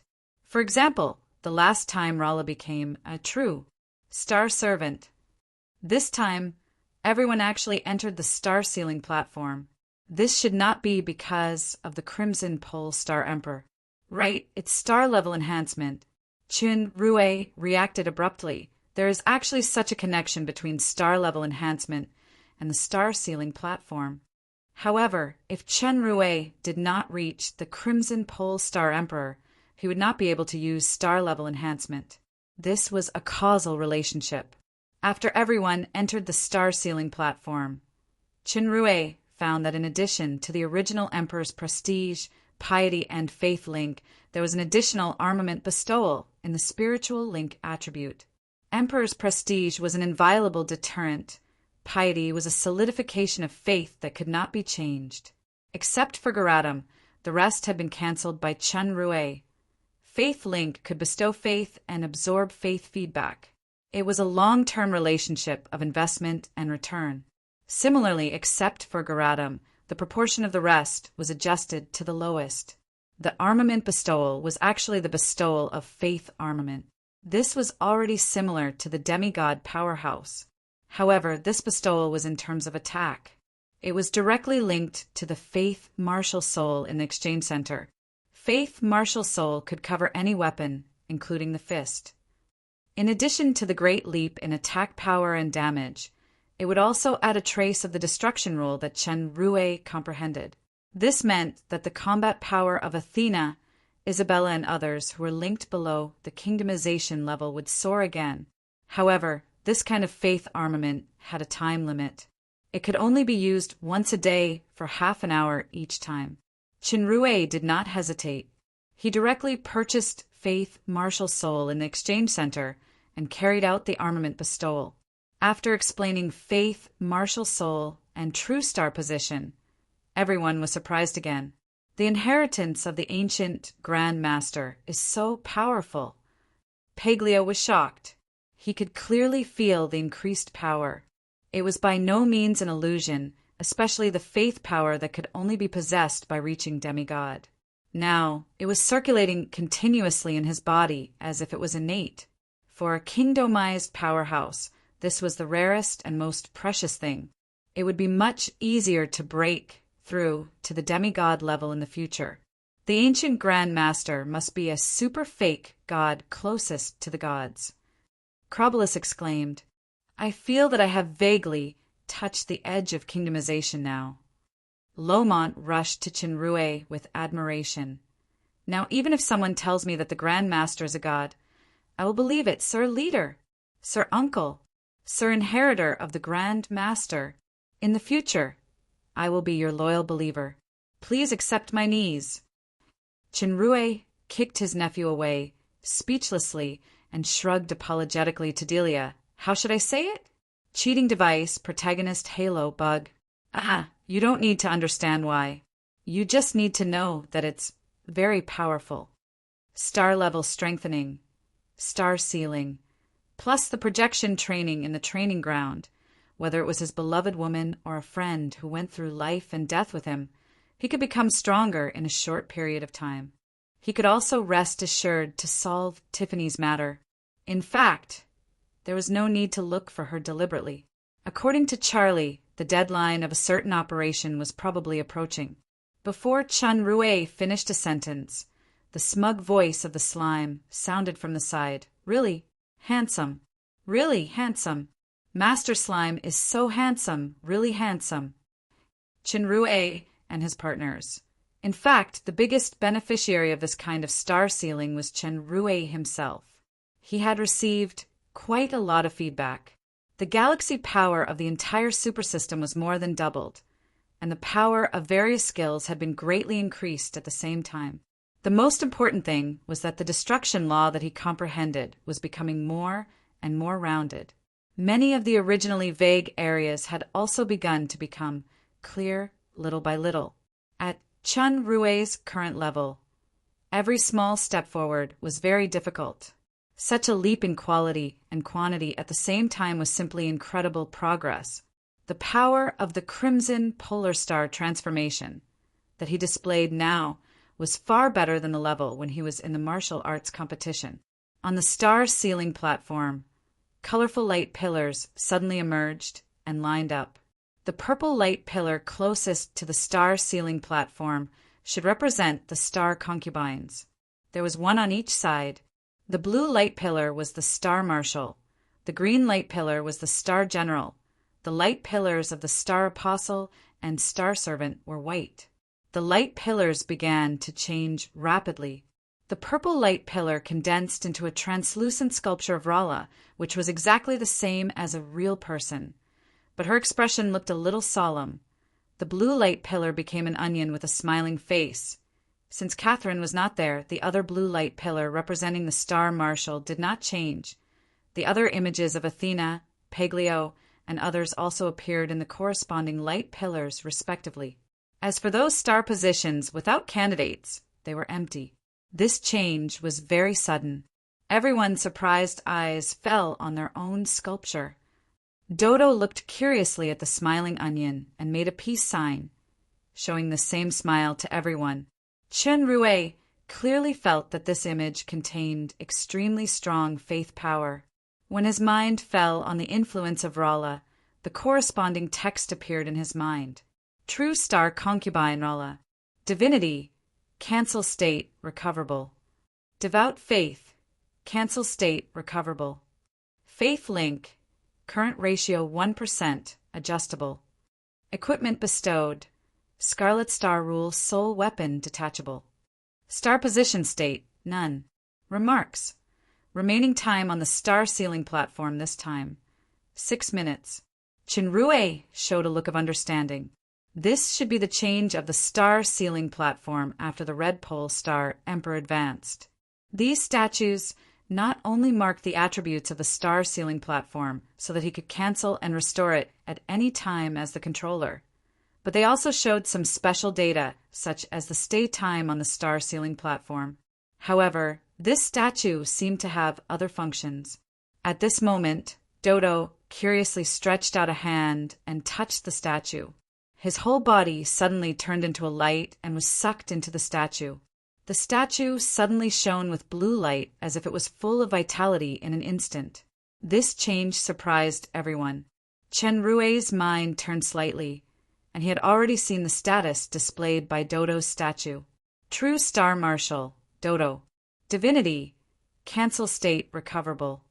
Devout Faith, cancel state, recoverable. Faith Link, current ratio 1%, adjustable. Equipment bestowed.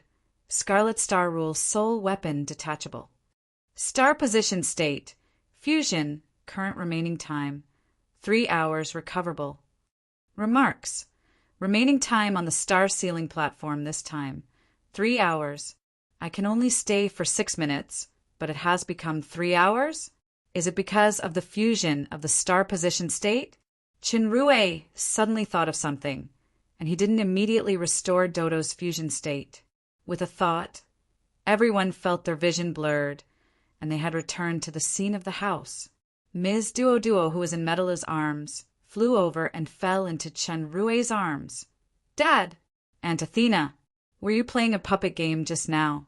Why aren't you moving? Duo wants to play too." Sure enough, what entered the star ceiling platform just now was everyone's consciousness or soul. Chenrue looked around. Duo, be good. Tell Dad, where's Dodo? Dodo. Ms. Duo blinked her cute big eyes and looked around. He was here just now. Chenrue felt that some speculation seemed to have come true. He felt his heart beat quickly. Everyone else left the star ceiling platform, and their consciousness returned to reality. Dodo, who was in the fusion state of the star position state, actually disappeared. Could it be? Chenrue immediately entered the star ceiling platform and saw that the rest of the statues were there, but Dodo's statue was still in the fusion state. His mind turned quickly. He exited the super system, handed Duo to Athena, and then activated the Stargate. The current Stargate had increased to 4 star points, and the setting time had changed from 3 years to 10 years. The place that Chenrue was going to was the star point of the ancient alchemy civilization city in the Blue Lake mountain range. When he arrived at the City of Stars in an instant, he found that Dodo was still in the fusion state of the star ceiling platform. This discovery surprised and delighted him. After thinking about it, he opened the Stargate again. This time he was going to experiment with the A-level space. The system prompted, requires 1 million faith crystals. Chenrue chose confirm without hesitation. The scene suddenly changed again. Looking at the familiar scenery of the Storm Island that appeared in his sight, Chenrue suppressed his excitement and cancelled the fusion state of Dodo. Dodo's figure instantly appeared beside him, covering his eyes with a scared expression. At this time, the status of the star ceiling platform showed: True Star Marshal, Dodo. Divinity, cancelled state, recoverable. Devout Faith, cancelled state, recoverable. Faith Link, current ratio 1%, adjustable. Equipment bestowed: Scarlet Star Rule Soul Weapon detachable. Star Position State, none note. After canceling the star position fusion, it takes 24 hours to refuse. Haha. Chenrue couldn't help but laugh.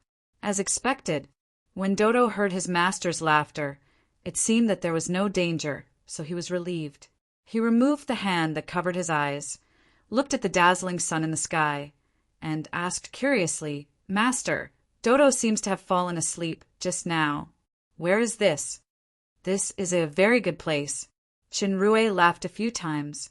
His heart was full of joy. The flaw that the Stargate couldn't carry others had always been his biggest regret. Now it could finally be realized. This meant that if he encountered any danger, he could put the linked object into the star ceiling platform to avoid it. It would also be no difficulty to bring Rala back to the human world to visit Ryuzuka's parents-in-law. He could even bring his relatives and friends to the personal world for a few days. Monster. Dodo pointed to several huge figures that suddenly appeared nearby. Wait, those seem to be the servant Titan giants that Master made in the City of Stars? That's right, they are still saluting to Master. It's just that this doesn't seem to be the Blue Lake mountain range. The Titan giant leader, Oceanus, was originally attracted by the laughter. When he approached, he only felt Chenrue's spiritual imprint breath, so he quickly saluted, "Master." From Oceanus, Chenrue learned that after he left, this Storm Island trial welcomed 2 more groups of dragons and dragon knights. There was no conflict with the giants or the wind elementals, and the effect of the trial was quite good. Chenrue nodded, explained a few words to Oceanus and Dodo, gave Dodo a gem as a reward, and left a pile of food that Slime liked to eat. "Dodo, you stay here. Don't wander around. I'll pick you up a day later. Master, really handsome. Dodo is really handsome." Listening to the excited voice of the slime behind him, Chenrue smiled knowingly. Chapter 884. In the deep purple sky, there were a few scattered stars. The color of the two moons was almost faint. It was pitch black everywhere. In the cold wind, the leaves trembled slightly, making soft, rustling sounds. As soon as Chinrue opened his eyes, he saw the quiet sky. This quiet feeling was like the woman who was sleeping soundly next to him. The astronomical observatory of the palace was the tallest building in the Dark Shadow Empire's capital. It was surrounded by various magic circles, including the soundproofing circle. Even without these arrangements, almost no one asked to see or disturb Her Majesty Empress every time she went to the astronomical observatory. Many guards and ministers knew that Her Majesty Empress liked to meditate alone on the astronomical observatory. It was said that many decisions that could affect the entire demon realm were made there. For example, the fallen angel empire that joined forces with the bloody empire to fight against the strongest person, Midnight Sunday. This could be called the turning point of the rise of the Shadow Empire. However, no one would have thought that Her Majesty Empress's meditation this time was spent in the arms of a man. Chinrue himself didn't expect that what was supposed to be a very ambiguous private meeting or clandestine affair would end up talking with Catherine from the afternoon until midnight. In the middle, he didn't do anything important except for being a chef and a musician. Then he gradually fell asleep. A month ago, Catherine had already obtained the power of star-level enhancement. The main purpose of this meeting was to be bestowed a star. Duo won the Star Marshal for his mother. With Catherine's nationalized strength, it was naturally a true star position. Looking at the first beauty, lying quietly beside him with a peaceful face, like a baby, a kind of thing called happiness spread silently in his heart. He secretly channeled his power to relieve the numbness in his arm. He raised his head and looked at the sparse stars in the sky. Chinrue felt his state of mind becoming more and more peaceful. There was no cruel war, no life and death crisis, no heavy burden. He just hugged his beloved woman like this, looked at the starry sky quietly, and slowly grew old together. This was the life he longed for, and it was also the goal he fought for. Suddenly, a strange throbbing came from Chinrue's soul. It was as if a fire seed that was dim because it was wrapped in darkness was suddenly ignited. His whole soul was burning up. The flames gradually solidified into a huge eye. The eye looked a little hazy, but the intense pressure it emitted was extremely clear. Caretakers of the curse of Evil Moon. The giant eye spoke in a suffocating voice. Every word it spoke caused one's soul to tremble. It is time to fulfill our promise. Charlie, Chinrue was shocked. What should have come was finally coming. Judging from Charlie's tone, it seemed that he was not the only favored by the Evil Moon curse. You have 10 days to gather at Evil Eye's location and wait for my orders. Those who break the promise or exceed the time limit will be completely annihilated by the curse. If I don't rush to a certain place in 10 days, I will be annihilated. In fact, after integrating the power of deep analysis, Evil Eye had already become Chinrue's real power. If he wanted to, he could eliminate part of Charlie's curse at any time. However, he once exposed the name Aguile in front of Charlie. If he rashly destroyed the curse, once Charlie noticed and took revenge, it was likely to implicate many people. In addition, Raisin's entrustment was also related to the fate and peace of the entire demon realm. Well, Chinrue admitted that he was not so great, but at least it was related to the happiness of his women. Therefore, this trip to the mysterious place was imperative. The mysterious place, the silver box, Tiffany, Charlie, Satan, the rest of the cursed ones. Get rid of Charlie's control completely. Bring back Tiffany and the silver box. While he was thinking, Charlie's eyes flashed.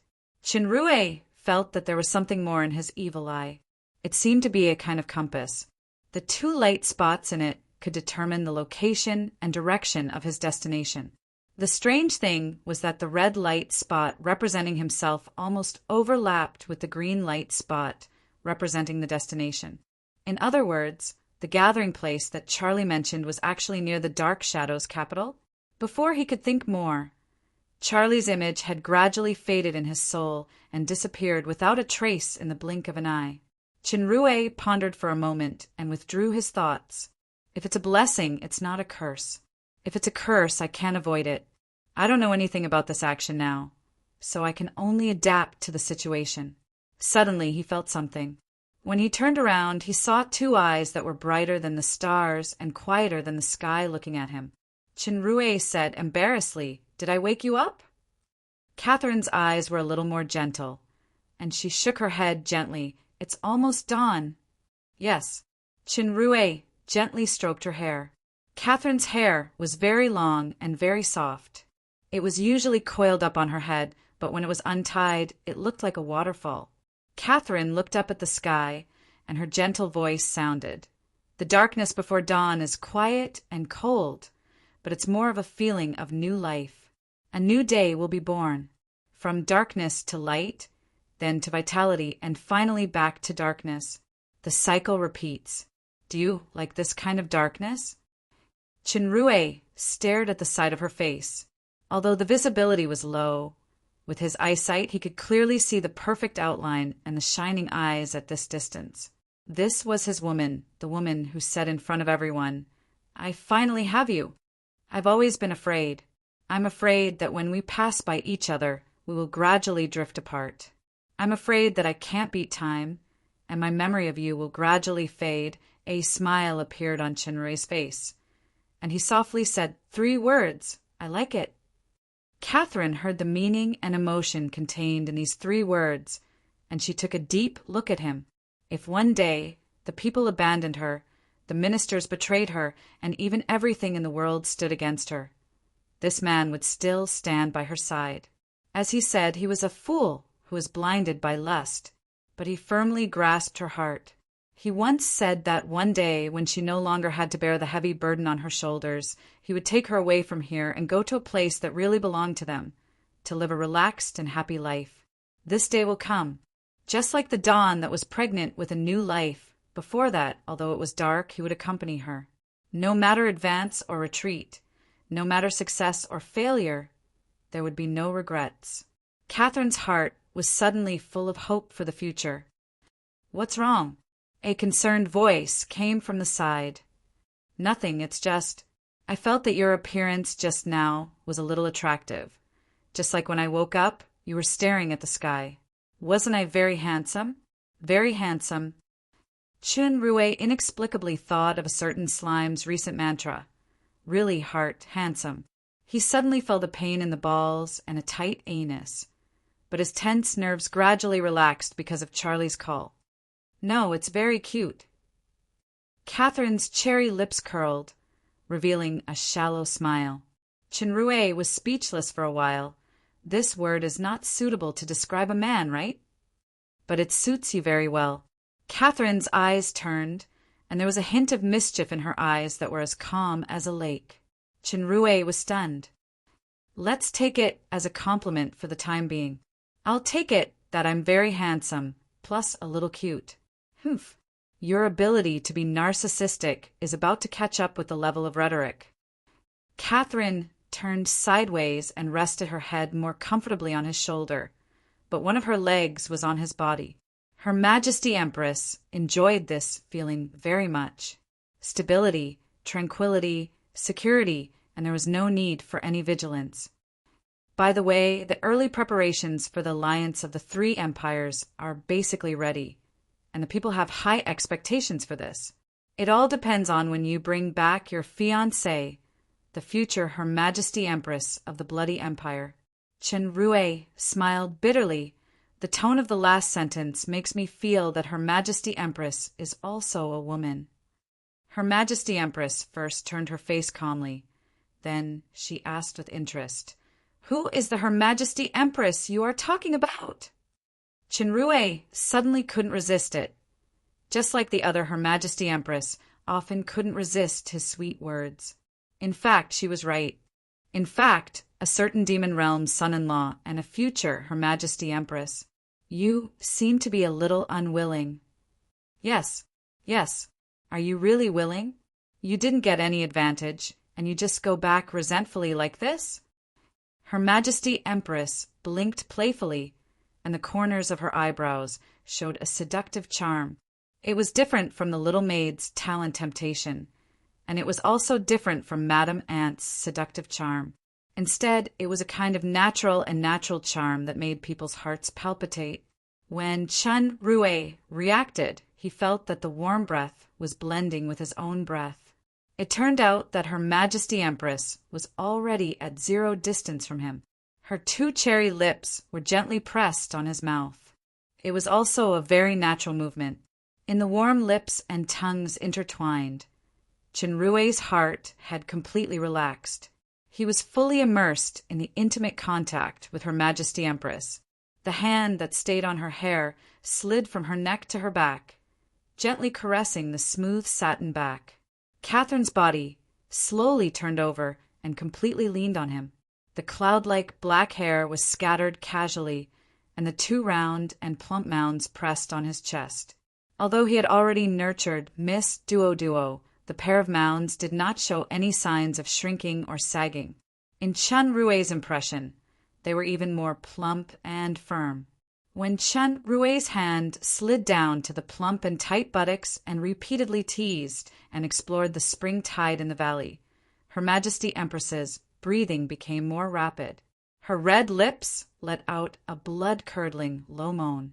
She held the part that was as hard as iron and slowly absorbed it into her body. Facing the man she loved deeply, her mature body did not need any cover or suppression.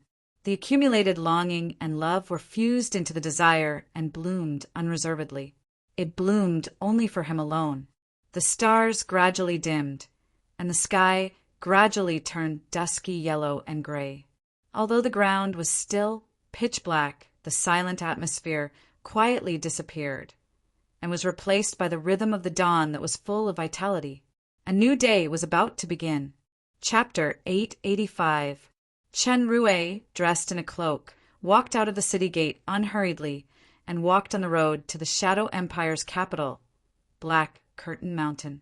Black Curtain Mountain was a mountain in the suburbs of the Shadow Empire.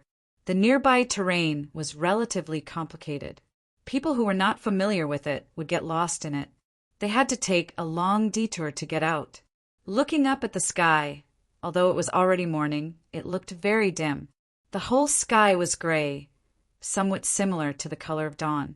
This reminded Chen Rui of the passionate dawn with Catherine at the observatory a week ago. It could be described as indulgence.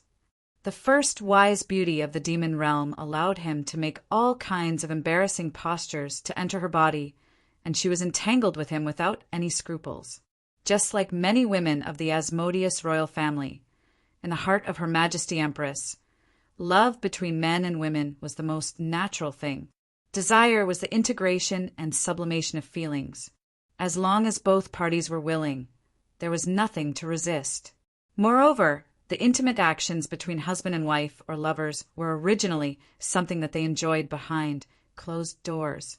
It was not something that outsiders could talk about, but there was no conflict and resistance. Although some requests still made her shy, she finally let go of her modesty and dedicated her everything to cater to his desire and pleasure his pleasure. This was the Asmodeus royal family, known as Desire. Every woman of the Desire royal family was undoubtedly a stunner in bed, let alone the first beauty of the demon realm. Of course, this kind of dedication would only be given to the man she loved the most. In front of others, she was still the inviolable, wise, and cold empress. The two tossed from dawn to morning. It was not until the evening that Chen Rui woke up from his deep sleep. He did not continue to stay in the palace and asked Catherine to leave. "You must protect yourself, for me, for Duo, and for them. I'll wait for you to come back." Although it was only a short night of pleasure, Catherine did not ask him to stay, nor did she ask why. She just kissed him and said these words. As it turned out, when Chen Rui sensed Charlie summoning in his mind, the perceptive queen had already guessed something from his unusual behavior. That's right, he had her, them, and Duo. No matter what lay ahead, he would not hesitate. He would definitely come back. In the following week, Chen Rui only brought back news to the Dark Moon women through the Dark Demon so that they wouldn't worry. He did not go back, but he trained in the super system to digest the benefits brought by Catherine's star sealing and further understand the mystery of the Crimson Pole Star Emperor and the law. Currently, there were still star servants and star disciples who could be conferred stars. However, as the equality link had already been used up, this meant that before Chen Rui advanced to the next level, he could only sign a master-slave contract or master-servant contract to confer stars for the remaining spots. The clouds were constantly rumbling with the sound of thunder, and a heavy rain was coming. Unknowingly, the Black Screen Mountain had appeared in front of him. This mountain was actually not very big, but the black leaf forest connected with the mountain looked a little strange. The Dark Shadows capital was very prosperous. Even in the outskirts, there were many people coming and going in this area. However, the sky was gloomy now, and a heavy rain was coming, so people were rushing back. Chen Rui walked into the forest step by step according to the location shown by the evil eye. The time limit given by Charlie was 10 days, but Chen Rui did not arrive on the last day. Instead, he chose to arrive in advance. Chen Rui was no longer the rookie, who knew nothing. His real goal was not only the silver box, but also Tiffany. This operation was likely to be extremely dangerous. He was not the only one summoned by Charlie. The so-called companions might stab him in the back at any time. It was beneficial to observe in advance. It started to rain in the forest. When the raindrops fell on Chen Rui's cloak, they slid away as if they had touched something slippery. A figure appeared on the hillside in the distance. It was a burly bald man wearing a dark red cloak. To Chen Rui's slight surprise, the bald man seemed to be moving in the same direction as him. Chen Rui's heart skipped a beat.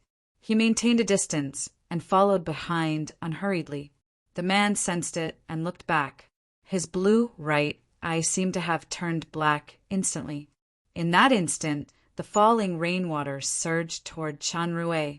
The rushing rainwater condensed into a huge, transparent fist.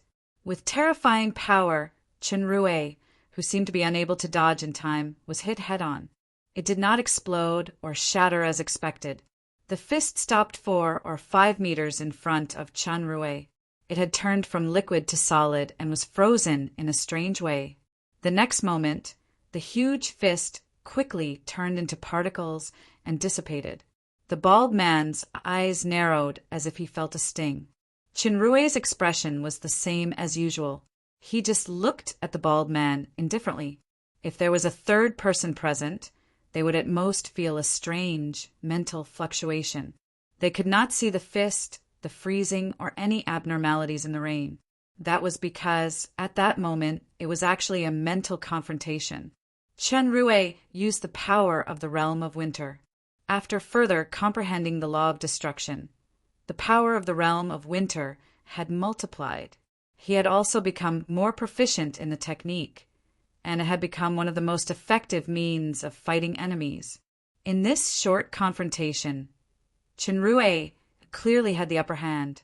Due to the distance, the analytical eye could not determine the specific strength of this person, but Chen Rui could feel that the bald man's strength was at least at the national level. More importantly, he could faintly feel the unique power of the evil eye in the opponent's mental power. Although the opponent had initiated the provocation, Chen Rui did not want to waste his strength in such a meaningless battle. Therefore, he did not follow up with another attack. His eyes flashed, and he deliberately revealed a trace of the evil eye's aura. He smiled indifferently and slowly walked over. "Your Excellency, I think you have misunderstood something. Our destination should be the same." Chen Rui walked casually, but in the blink of an eye, he had already walked in front of the bald man. The bald man's eyes flashed, but in the end he did not make a move. Feeling the evil eye's aura on Chen Rui, he showed a look of realization. "I see. Sorry." The analytical eye immediately showed the bald man's information. Race: Leviathan Royal Comprehensive Strength Assessment, ASS Physique, SS Strength, SS Spirit, SS, speed, SS, attribute, water, devour physique, danger level. Average. This bald man turned out to be a national-level powerhouse of the Leviathan royal family. However, the Leviathan royal family did not mean anything. There were royal families and ordinary royal families. Among the royal families of the fallen angel empire, the royal family only accounted for 1%. The bald man should be a super powerhouse who had hidden his cultivation. He had nothing to do with the lost clan like Bailuo or the Bloodfall organization. Or perhaps he had already retired from the illusory demon empire. What was certain was that no powerhouse who could cultivate to a super level was simple-minded. The bald man might have guessed something before, but he still attacked without hesitation. His expression of realization was most likely faked, including the apology. It was mainly because of Chen Rui's strength. Otherwise, even if he did not continue to kill, he would not have this attitude. Chen Rui knew what was going on. He just smiled and nodded. Richard. The bald man also introduced himself. Quiro. This kind of name was just a code. The two of them had a tacit understanding and walked forward together, seeing that they were close to the light spot indicated by their destination. There was indeed a stone wall in front of them. There was no entrance. Chinrue could feel that this was not a magic circle or an illusion, but a real stone wall. Quiro saw that Chinrue did not respond.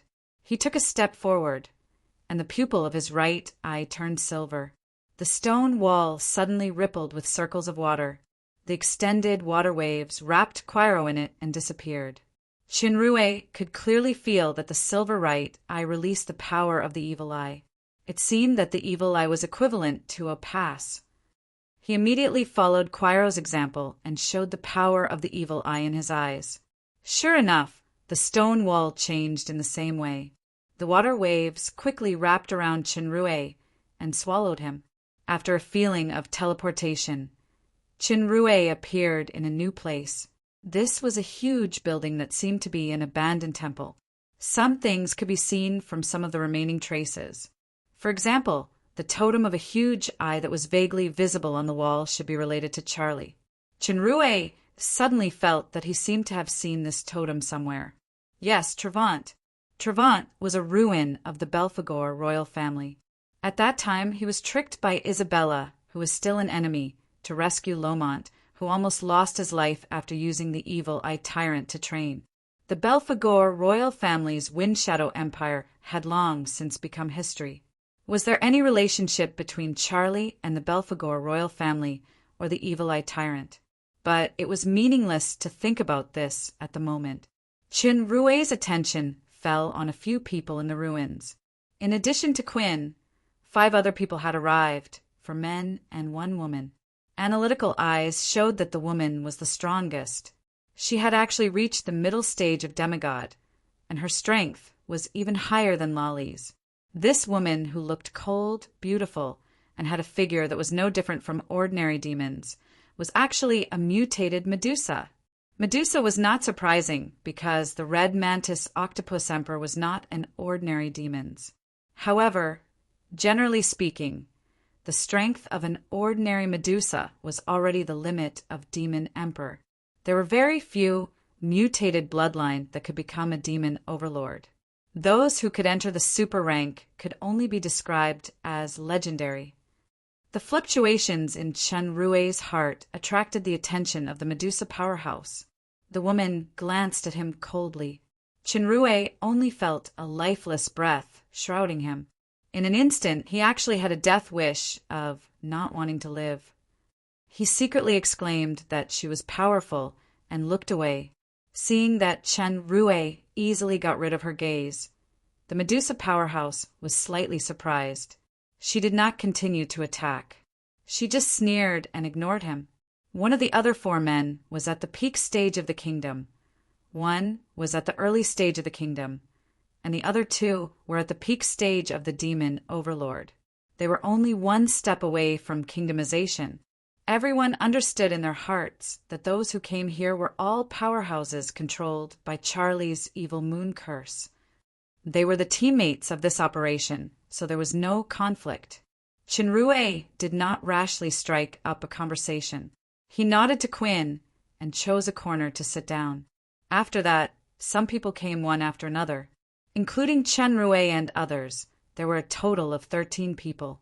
Through these 2 days of contact, Chinrue already knew that the Medusa was called Glacia. Her current strength was the strongest among all of them.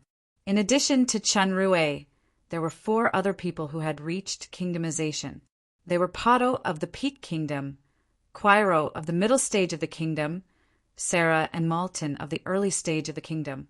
The rest of them were at the Demon Overlord realm. One of them was an acquaintance of Chinrue. He was once defeated by Rala in the Demon Realm Martial Arts Conference.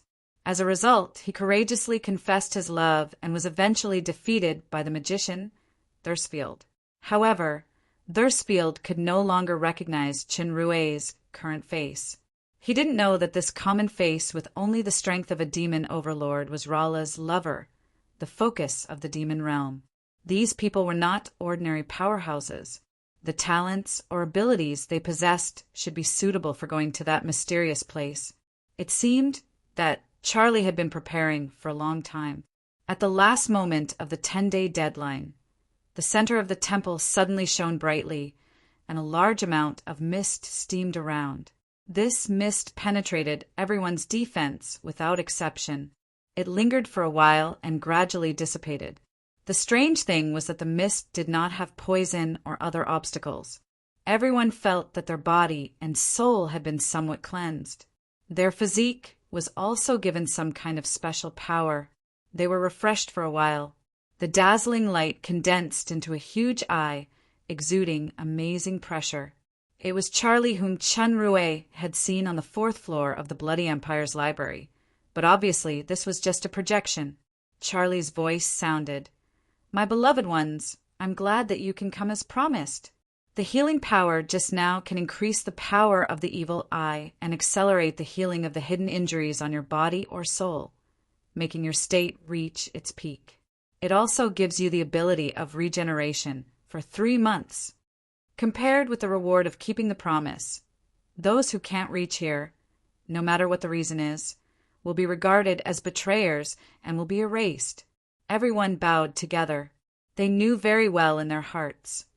Charlie's seemingly clear reward and punishment, including the missed reward that ignored everyone's defense just now, is actually an intention to make a show of your life and death are in my control. You only have one goal this time, which is to obtain a silver box at all costs. The image of the silver box and Tiffany appeared in everyone's mind at the same time. A lot of relevant information was transmitted to their minds through the evil eye. It seemed that the evil eye was equivalent to Charlie's medium. Whoever can get the silver box, or everyone who comes out with the silver box, will receive a generous reward and complete freedom. Now, I will teleport you to your destination.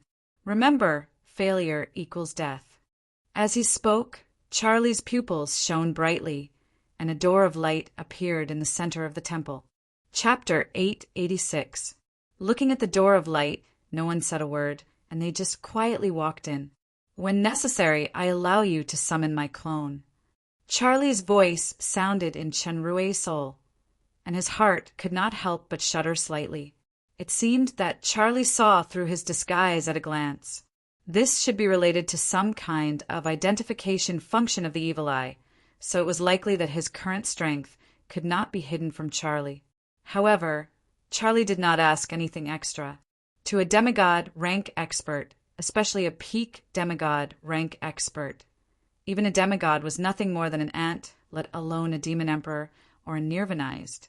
The only thing Charlie was concerned about was the silver box. Chinrue didn't say anything, nor did he look at Charlie. He just nodded calmly as if he was reminding himself. He didn't stop and followed Quiro into the light gate. Behind the light door was a strange place. Flames floated everywhere, and the flames contained countless mysterious imprints that changed with a strange rhythm. The arrangement and rhythm of the imprints slowly changed at a speed visible to the naked eye, seeming to contain endless mysteries. There were 2 light doors here, which seemed to be some kind of entrance. This scene gave Chinrue a familiar feeling in his heart. He should have been here before. The changing flames and symbols around him were ingenious and complicated magic circles in the eyes of a magic circle grand master like him. This discovery suddenly reminded him that this place turned out to be the ancient magic tower of the Mechanic Association of the Shadow Empire. Ancient Magic Tower, the 4th floor. The ancient magic tower of the Shadow Empire's Mechanic Association and the library of the Bloody Empire's Mechanic Association were originally called the 2 ruins. Some busybodies called the Emerald Pillar, built by the Mechanic Association of the Fallen Angel Empire, the ancient magic tower, and the library as the 3 wonders of the demon realm. If it had been a few years ago, there would have been countless people who would have looked down on the jadeite pillar. After all, the jadeite pillar had only been built for a few years. It could not be compared to ancient ruins like the ancient magic tower and the library. However, magic games had become popular in the entire demon realm nowadays. Magic games combined entertainment, training, war, and competition, which had changed the entire demon realm. As the core pillar of magic games, the Emerald Pillar was already qualified to compete with the 2 ancient ruins. In fact, the Jade Pillar was a core faith building that was integrated with an A-rank faith receiver. It could automatically transmit the power of faith to the City of Stars, regardless of space and distance. The beneficiary was naturally Chinrue, who had the spiritual imprint of the City of Stars. To Chinrue's surprise, the mysterious place where the silver box was hidden turned out to be the primeval magic tower that the Shadow Empire regarded as a national treasure. That's right, it must be the sealed 5th layer. The 5th floor was the most mysterious place in the ancient magic tower. No one had ever entered the door of the 5th floor. Chinrue had personally tried to enter the light door when he participated in the mechanic contest back then, but he still couldn't enter the light door. There were a few unconscious figures on the ground. They should be the mechanic masters who were studying the magic circle on the 4th floor. They fainted from the impact of the light door. He believed that with Charlie's ability, he must be able to shield the entire scene on the 4th floor so that the Mechanic Alliance couldn't detect it. After the last person walked out of Charlie's door of light, Charlie's door of light actually moved and flew toward the door of light that led to the 5th floor. The 2 doors of light gradually overlapped, and a strange distortion and fusion occurred. In the end, they burned with a whoosh and formed a door of flames. Pseudo-god's power? Chinrue was secretly surprised. He didn't expect the door of the 5th floor to be open like this. Or could it be that this door was related to Charlie to begin with? Behind this door of flames, there was a trace of mysterious and strange breath. Obviously, this was the destination they were going to. Charlie's voice came from the door of flames. "Enter." Although this voice still contained a strong oppressive force, it showed that it was a bit strenuous. It seemed that even Charlie couldn't open this door easily. The evil moon sigil was like a remote control bomb that could explode at any time. Charlie was the controller of the evil moon sigil, which was equivalent to the controller of the remote control. Even if his body wasn't here, even a demigod powerhouse like Glacia didn't dare to disobey. Everyone quickly looked at each other and quickly entered the door of flames. After everyone entered, the flame on the light door gradually disappeared and returned to its original state as if nothing had happened. As soon as Chinrue entered the light door, he had a strong warning sign. He was instantly enveloped by an extremely dangerous and terrifying breath. This terrifying breath contained indescribable destruction, violence, and death. The breath quickly invaded his body and destroyed everything along the way. His body began to disintegrate and be annihilated. Even his soul began to tremble. Even with Chinrue's physique and strength, he couldn't resist this terrifying breath and was in danger of being annihilated at any time. Without thinking, Chinrue cast the destruction law to protect his body and soul. At the same time, he cast the power of star devouring and star conversion to quickly devour and resolve the invading force. After activating the destruction law, The surface of his skin seemed to be covered with an invisible protective film, continuously filtering and assimilating the dangerous breath. The remaining force was quickly decomposed and absorbed by the power of star devouring and star conversion in his body, and it could no longer pose a threat.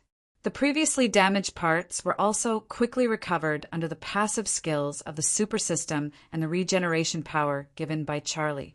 After casting the protection power, Chenrue finally saw the situation in front of him clearly. This was a huge, boundless world. There was no sky or ground, just a chaotic space.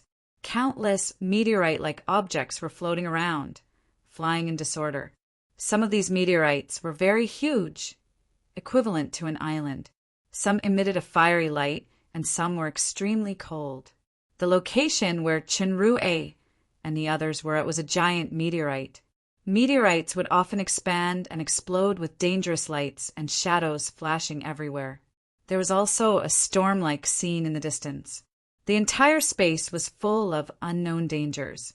Chenrue instinctively felt that even a super powerhouse would end up being smashed into pieces if he was careless in this world. Take the environment in front of him, for example. As long as he lost the protection power, he would die even if he stood still. In the information given by Charlie, this was only the outermost space of the mysterious land, called the Lost Land. Without exception, the people who came in with Chenrue were ambushed by the strange power of the Lost Land. Facing the threat of death, they all used their abilities to resist the strange power. The most eye-catching was Kurisha. Her black hair suddenly lengthened, and the ends of her hair faintly revealed the silhouettes of snakes. The silhouettes swallowed and spat out strange energy, transforming into a snake-patterned cloak that she wore on her back. Even though the cloak was wriggling and twisting under the influence of the strange force, Korsha appeared to be very relaxed. The body of Pato, who was at the peak of the kingdom, was covered with layers of special crystals like an armor. The armor would crack from time to time, but it quickly healed automatically. The bald-headed Quiro, whom Chenrue first knew, cast a kind of devouring power with the eye of Incubus, constantly devouring and dissolving the strange power nearby. This kind of talent was somewhat similar to Chenrue's star devouring. Compared with the super powerhouses, the demon overlord level powerhouses were in a much more difficult situation. 2 of them almost turned into ashes, but relying on the regeneration power given by Charlie, they finally made it through with their means. Chenrue nodded secretly. No wonder Charlie would be so kind to use his power to grant everyone the regeneration ability for a month. It turned out that he had a plan. For so many years, Charlie had deliberately chosen the host of the Evil Moon Curse in order to enter this mysterious place and seize the silver box. Satan must be the same. There must be immeasurable danger on the road ahead, so they must be on their guard. Korsha gently shook the strange, snake-patterned cloak, and a wave-like power spread out layer by layer, enveloping everyone. The strength of a demigod was indeed extraordinary. Everyone immediately felt the pressure on them lessen. Medusa's cold voice rang out. Everyone should already have an idea of the difficulty of this mission. I'm afraid that the dangers contained in this world are beyond our imagination. Let's not talk about Sir Charlie's reward. Just to return alive, we must work together. Everyone nodded as soon as she said that. Since it's a team, there must be a leader. Those who are willing to work with me, please step forward. Lord Charlie has said that anyone who comes out with the silver box will be rewarded handsomely and given their freedom. If you want to act alone, I won't force you. You can split up here, but I'll say the ugly words first. If you're not a teammate, you're an enemy. If you're not willing to join me, I won't show any mercy the next time we meet. Kuresh's voice was resolute and cold, filled with determination. Everyone felt Korsha's powerful strength. After thinking for a while, they all stood up. Korsha nodded with satisfaction. Since you've joined the team, you must obey my arrangements. If you run away, I won't let you off easily. Of course, if you have any opinions, you can raise them and we can discuss them together. Just like that, a temporary team was formed. Although Kulissa had vowed that she would lead everyone to complete the mission and return safely, everyone knew that almost everyone who joined the team had ulterior motives, including Kulissa herself. She also had the attitude of making use of them. Once there was a benefit that could be monopolized, or if there was a risk that was hard to avoid, the so-called team would burst like a bubble. Before that happened, everyone would still maintain their unity. The strange power that filled the space was very difficult to deal with. Apart from having to use their strength to defend themselves, everyone's movements seemed to require twice the usual strength. Flying was especially difficult. This world was constantly changing and moving. For example, at this moment, the dangerous power was only in the seed state. It could stay there safely, but in the next moment, it would grow and explode, becoming the most dangerous place. Therefore, one could not stay or rest in the same place for too long. Otherwise, it was very likely that it would become a burial ground. One had to keep moving forward. Everyone flew forward under Korsha's command. Korsha's senses were very strong, and with her as a radar, they avoided a lot of danger. "Lady Korsha, what's that?" A demon emperor pointed at the floating meteorite in front of them. There was a solid, shining object. It was a kind of crystal that emitted a magnificent light. Korsha glanced at it and answered, "Origin crystal." Although this kind of crystal has a certain value, it is useless to ordinary powerhouses. Also, it is too troublesome to mine it. Don't waste your strength. Hearing Korsha's words, the demon emperor, who originally wanted to collect some origin crystals, immediately fell silent. "This is origin crystal?" Chinrue's eyes lit up.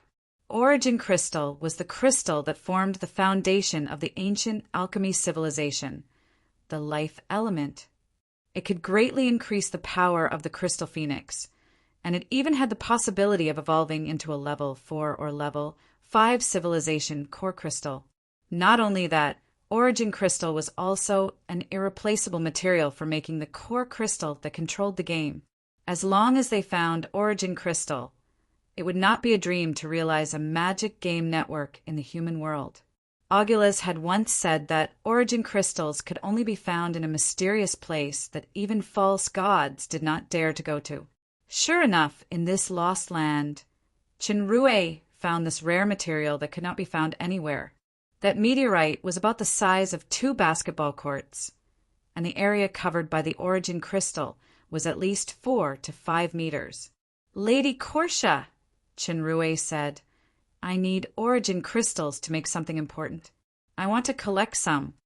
I said that in the team, you have to listen to my arrangements. Korsha glanced at him, and a faint killing intent flashed past her eyes. "Didn't you hear what I said just now? Or do you want to leave the team?" Chenrue's expression did not change.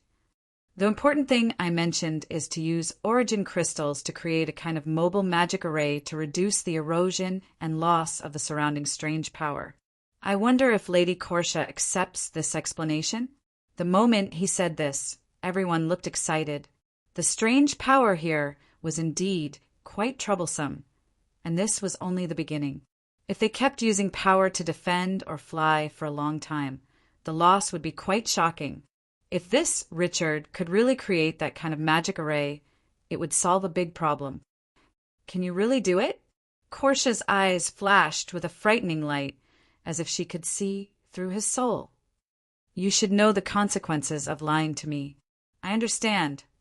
Chinrue looked at her fearlessly. Korsha stared at him for a moment and finally nodded. "Everyone stop advancing for now and focus on mining origin crystals." The mobile magic array that Chinrue mentioned was not just an excuse. He had been observing the surrounding environment from the beginning and thinking about how to effectively solve the problem of the strange power's interference. Of course, origin crystals were just an excuse. Even without origin crystals, they could use other materials to create it, and the effects would be even better. As long as the value of the magic array was reflected, then they could legitimately borrow the team's strength to continuously mine origin crystals and earn a fortune. Chapter 887. Just as Kusha said, the crystal was indeed a bit troublesome. Not only was the part that was attached to the meteorite extremely sturdy, but once it left the meteorite, the color and energy of the crystal would gradually weaken until it finally became a useless crystal. Strangely, not long after the crystal was in Kusha's hands, it gradually regained its original color. Chinrue could feel that Kusha had injected a bit of the kingdom's vitality into it, and he immediately understood. The dimming of the crystal should be a dormant state that needed to rely on the vitality of the kingdom to be activated.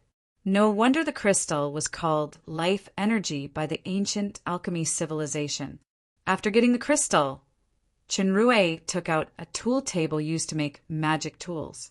Using silence as an excuse, he activated the magic circle on the tool table.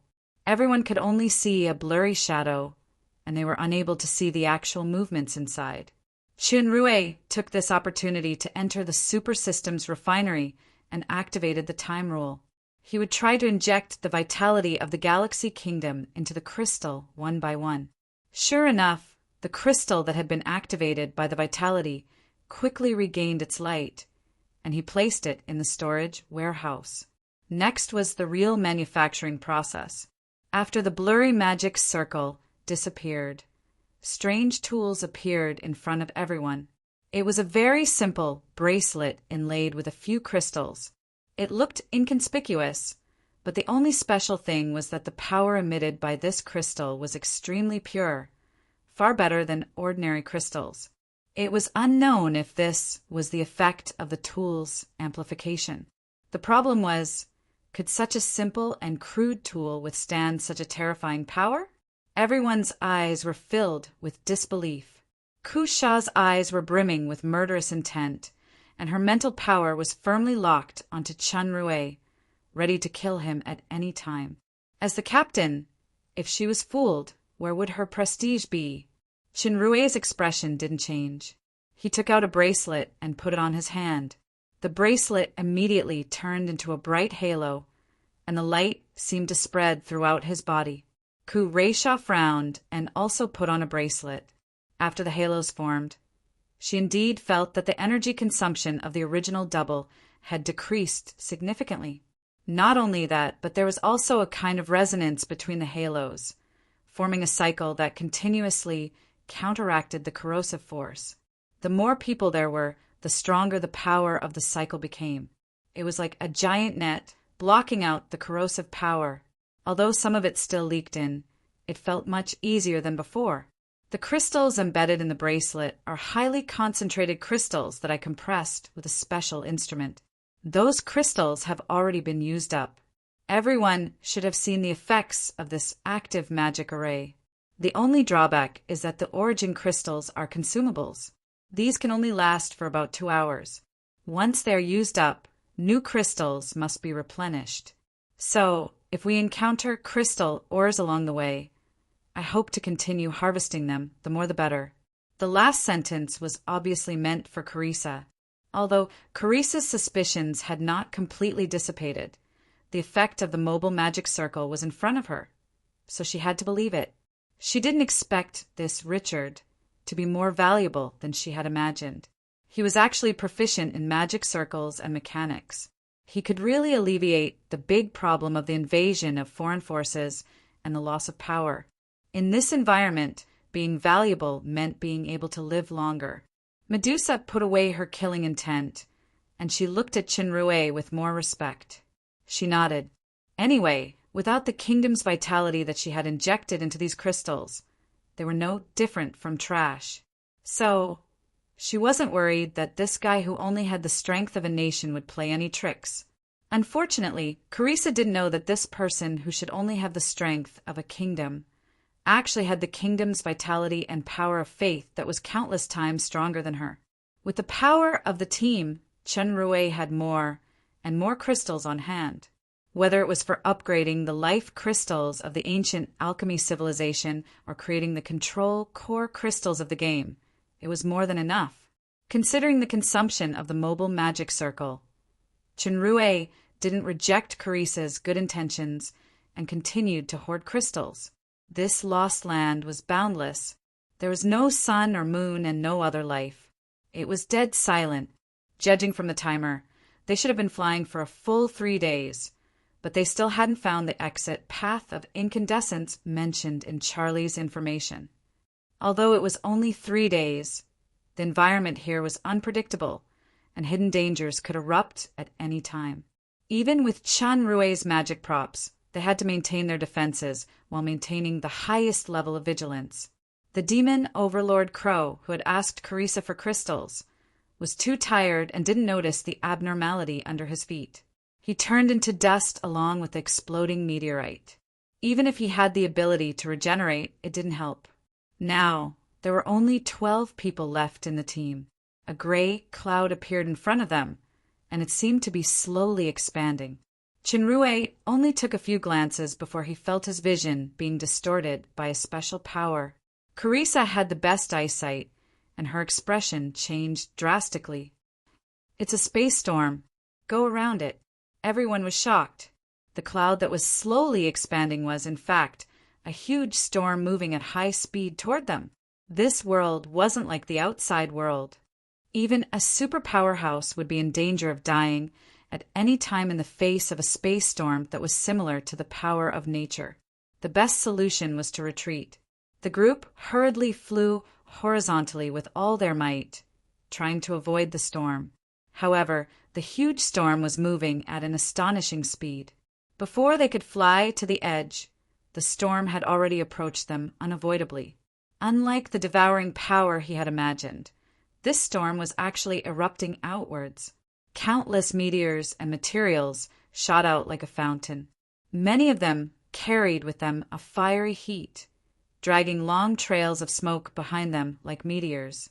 The protective net made of magic props was instantly torn apart by the huge power of the storm, and the invisible force threw everyone out.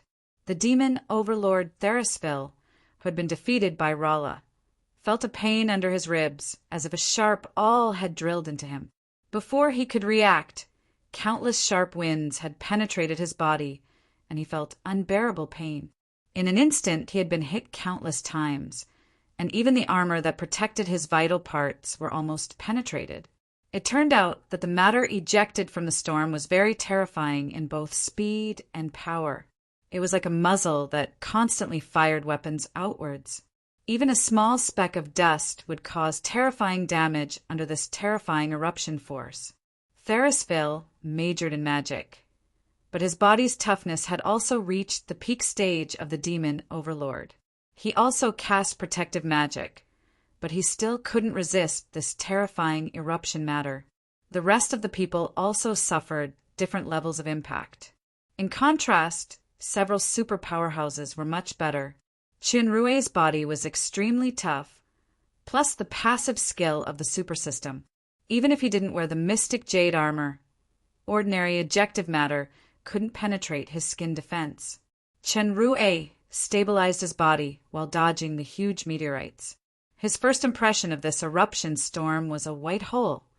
A white hole was a hypothetical hole that existed in outer space. Energy, stars, and other celestial matter appeared or burst out from it. It was the opposite of a black hole that devoured everything. There was no doubt that this storm should be a force field similar to the principle of a white hole. Chinrue suddenly remembered the incandescent path described in Charlie's information. With a thought, he used the power of the evil eye to look into the storm. Sure enough, he faintly saw a faint white light spot. It should be the source of the eruption matter. Just as he was about to speak, Glacia's voice sounded in his mind. Incandescent path! The incandescent path to leave the lost land. Everyone's spirit was refreshed as they heard Glacia's voice transmitted with a strange power in their hearts. The incandescent path is in the center of the storm. Immediately rush into the storm with all your strength. Everyone reacted at the same time, and they all used their strength to rush into the storm. The repulsive force of the storm was very strong. Those who were slightly weaker were blown away before they got close, but they still rushed forward wave after wave. Some didn't even care about hiding their strength, because if they didn't find the exit to leave, even if they didn't encounter any danger, they would be annihilated by the strange power sooner or later in the Lost Land. Chun Rue was the second to rush into the storm, second only to Glacia. This storm was much larger than it looked, and it was filled with all kinds of matter. It was almost like an independent space. The light spot in front of him had already become clearer, and the matter that was ejected turned into beams of light. The closer they got to the core, the more terrifying the speed and power of the objects that were ejected. In previous battles, Chun Rue had used the Star Devouring, which was similar to a black hole many times. This was especially true for Shura, who had turned into the embodiment of destruction. He could even fuse his body with a black hole to unleash even greater power. This white hole in front of him gave Chun Rue a completely different feeling. It wasn't destruction, but creation. Back then, when Chun Rue had completely defeated Shura, he had used the enlightenment of creation. After the ultimate destruction, there would be the beginning of a new life. This feeling was very subtle, just like what he had seen that night when he was hugging the woman he loved, the Dawn. The premonition of danger caused Chun Rue to immediately wake up from his subtle state. He only saw a flash of light in front of him, and he suddenly felt his face heat up. He had actually been cut open, and this meant that his body was no longer strong enough to withstand the damage from the ejection. Immediately after, an even more dangerous premonition appeared in his heart. Chun Rue did not hesitate to throw a punch, and a 4 to 5 meter tall meteor in front of him shattered. The fragments flew backward at lightning speed, and many of the fragments even left another bloody wound on Chun Rue's body. This was still thanks to his quick reaction. Otherwise, even he would have been seriously injured if he had been hit at such a high speed. Chun Rue didn't dare to neglect. A defensive shield appeared on his body, and his hand was in the shape of a knife. A faint light appeared as he drew an arc and slashed out continuously. This kind of force was very ingenious. It was not a completely straight line attack, but it was deflected diagonally along the impact force. The matter that pounced on him was slashed or knocked away. At this time, everyone was quite close to the core position. The repulsive force was getting stronger and stronger. The white light spot in front had rapidly enlarged. It was indeed a circular light door similar to an exit. It was the path of incandescence. A demon overlord named Blanc couldn't dodge in time.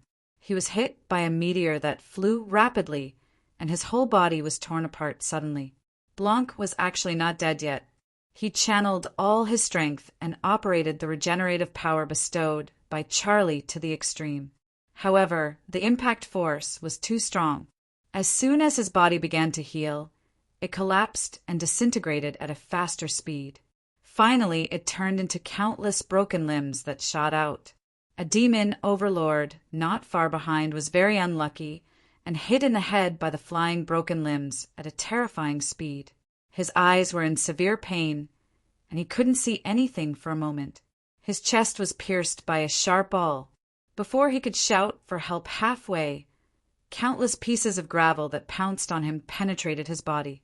His entire body, which had lost its strength, shot backward rapidly. Before he could fly out of the space of the storm, he was torn into pieces. At this time, there were only 10 people left in the team. Most of them were seriously injured, especially with a great loss of strength. Due to the repulsive force being too strong, everyone could only barely stabilize their bodies against the thrust while avoiding the spewing attacks. They could no longer fly forward, and it was the same for Glacia. We must create a vacuum period of repulsive force. Otherwise, we can't enter the light door. Glacia's figure appeared at the back. Her body was steaming with powerful strength, and her voice sounded in everyone's heart. I need to delay time to launch the kingdom. All of you, launch your strongest attack together now. At this point, there was not much time to think. Everyone hesitated for a moment, and all kinds of light attacked the front. However, the core repulsive force of the path of incandescence was extremely strong. Even the light produced by the attack was distorted when it approached the light door. However, the repulsive force produced at this moment gave Carisha enough time to launch her attack. The cloak that was riddled with holes spread out and turned into infinitely long hair that fused with the void. The light in the surroundings suddenly dimmed. Two demon overlords with the most serious injuries suddenly trembled, and their bodies rapidly withered as if all their flesh and blood were rapidly sucked out. Those with good eyesight could see that the black, snake-like hair on their bodies was rapidly receding. Without a doubt, these two demon overlords' life force had been sucked out by Carisha. At the same time, the life aura on Carisha's body suddenly became denser. Her eyes turned into the vertical pupils of a snake, and they emitted a strange light. The light spread forward, and everywhere it passed was a dead gray. The dazzling light shot out by the white hole quickly dimmed. In the blink of an eye, apart from Carisha, Chinrue, and the others, everything turned dark gray, petrification. This terrifying petrification was no longer targeted at ordinary life or ordinary matter. Even the entire space seemed to have solidified. Taking advantage of this momentary pause, everyone rushed towards the blazing white path without any hesitation. Soon, they disappeared into the white door of light. Almost in the next moment, the solidified dark gray suddenly burst open, and countless streaks of white light filled the entire space. The two dried corpses that had lost their lives in the void instantly turned into ashes under the powerful impact of the white light and dissipated. Chapter 888. After the dazzling shuttles, a few figures appeared in the void and were flung away by an invisible force. They were all extraordinary people, so they quickly stabilized themselves. In front of them was a new environment. They were on a cliff. To be precise, it should be the edge of an island. There were also a few islands like this in the distance. They were actually floating in the air with white fog floating between them. It was also a vast space, but there was almost no gravity. On the contrary, the buoyancy in the air was very strong. It was just that the surrounding light was dim, and the sky was gloomy.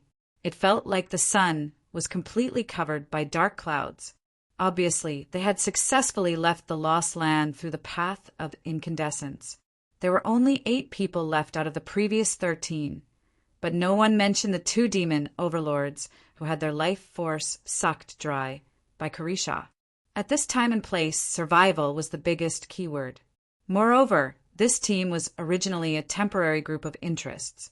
At this point, everyone was well aware that Carisha had formed this team not only to gather strength to increase the possibility of completing the mission, but also to raise her teammates as food.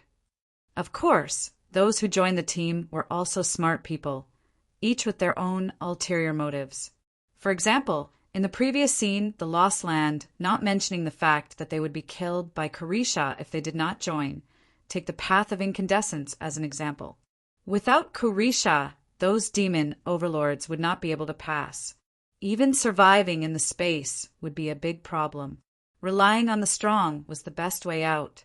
Meanwhile, the national-level powerhouses were more in a wait-and-see state. They would use the demon overlords and Carisha to test the waters.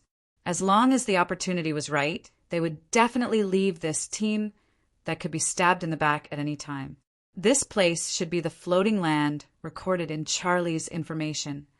The most important place here was the gate to the Chaos Realm where the silver box was located. As long as they found the gate here, they could enter the final location to find the silver box and complete the mission. The location of the gate was not fixed, and to enter the gate they had to find the key or the entrance to the gate. The key was naturally Tiffany. Charlie had already clearly imprinted her image into Evil Eye's spiritual imprint. Different from the perplexed lands, there was a type of wandering soul in the floating lands. They were powerful souls that had lost their consciousness and would attack any living creature. That was the end of Charlie's information. There were no more detailed records, including his final destination, the realm of chaos. The UFO land did not have the strange power that constantly eroded one's body and soul like the perplexed land. The energy loss had also returned to normal. The only thing that was special was the cold. It was not a normal drop in temperature, but a kind of cold that penetrated deep into one's mind. Even one's soul could not help but shiver.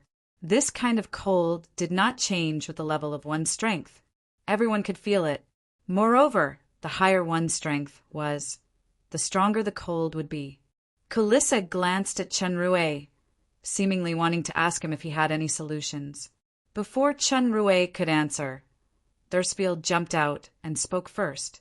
Thursfield was one of the only 2 demon overlords in the team. When he thought of the 2 demon overlords who had their lives drained by Calissa, he could not help but be secretly horrified. He did not want to become the next sacrifice. I should be able to solve it. Although I am not of the Samuel royal family, I have a special flame talent. I can stimulate a mutated spiritual fire, which happens to be the nemesis of this kind of cold. Thursfield said very cautiously. An eye appeared between his eyebrows. It was Evil Eye. Evil Eye's eyes glowed red, and his body began to glow with a red light. Suddenly, everyone felt the area around them warm up. The red light spread to all of them, and the cold that had been plaguing their souls began to dissipate. Seeing Clatia nod her head slightly, Thursfield appeared extremely respectful and cautious on the surface, but he was secretly pleased with himself. My value has obtained Clatia's recognition, so my chances of survival will greatly increase. At the very least, I can win precious time, allowing the sequence of sacrifices to move back and then wait for an opportunity to make a move. Chunrui did not care about this kind of cold.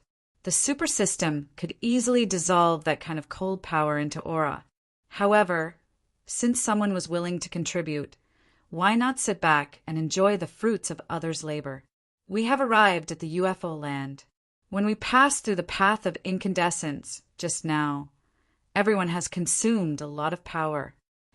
Calissa said, this space is very large.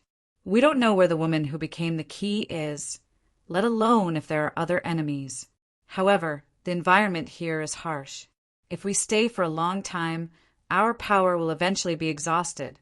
Moreover, we must hurry to find the door. If we end up with nothing, even if we can leave, we can't bear the anger of Sir Charlie. I suggest that we first send 2 people to investigate the nearby situation. The rest of us will wait here to recover our power. What do you think? Sir Calissa's idea is very good. Thursfield was the first to agree. The others thought about it and did not raise any objections. Calissa nodded. Then we'll go investigate. Thursfield's reaction was very fast. He immediately, subconsciously, glanced at the female demon overlord, Enlil and Chunrui. This expression was very knowledgeable. In the entire team, Thursfield and Enlil were the weakest. Generally speaking, they were the best candidates for cannon fodder. However, Thursfield had shown his value now. This glance was equivalent to pushing Enlil and Chunrui out. Enlil was fine, but that Richard was good at magic circles. Thursfield felt that he was his biggest potential competitor. Although he was weaker than the other party, it was obvious that Calissa had the strongest fist. As long as he held on to Calissa, he naturally did not have to worry about offending Richard. Portia understood Thursfield's intentions in her heart, but she didn't point it out. The others were happy to see someone sticking his head out, and their gazes fell on Enlil and Chunrui.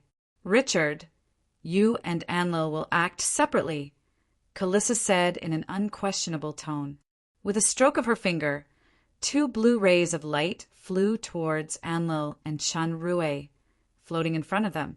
They were 2 strange runes. The interference power of this space is very strong. Items like magic maps cannot be used. These 2 runes have condensed the power of my kingdom. If you lose your way, they can guide you back here. When you return in 3 days, I want to see the most useful information. Calissa's last sentence was faintly threatening. These runes definitely had a tracking function. Chunrui thought for a moment and grabbed the runes. The runes immediately turned into a curved mark and sank into his palm. Enlil had no choice but to accept the runes. Looking at the figures of Chunrui and Enlil flying away, Thurspield's eyes flashed with pride, although Kulissa's strength was still above Lala's. Chinrue's current strength was also far stronger than when he was in the martial arts competition. Especially after receiving the bonus of the Star Seal, his understanding of the Crimson Pole Emperor and the laws had deepened. The power of the Crimson Pole transformation had also greatly increased. If he really faced Kulissa, he would not be afraid.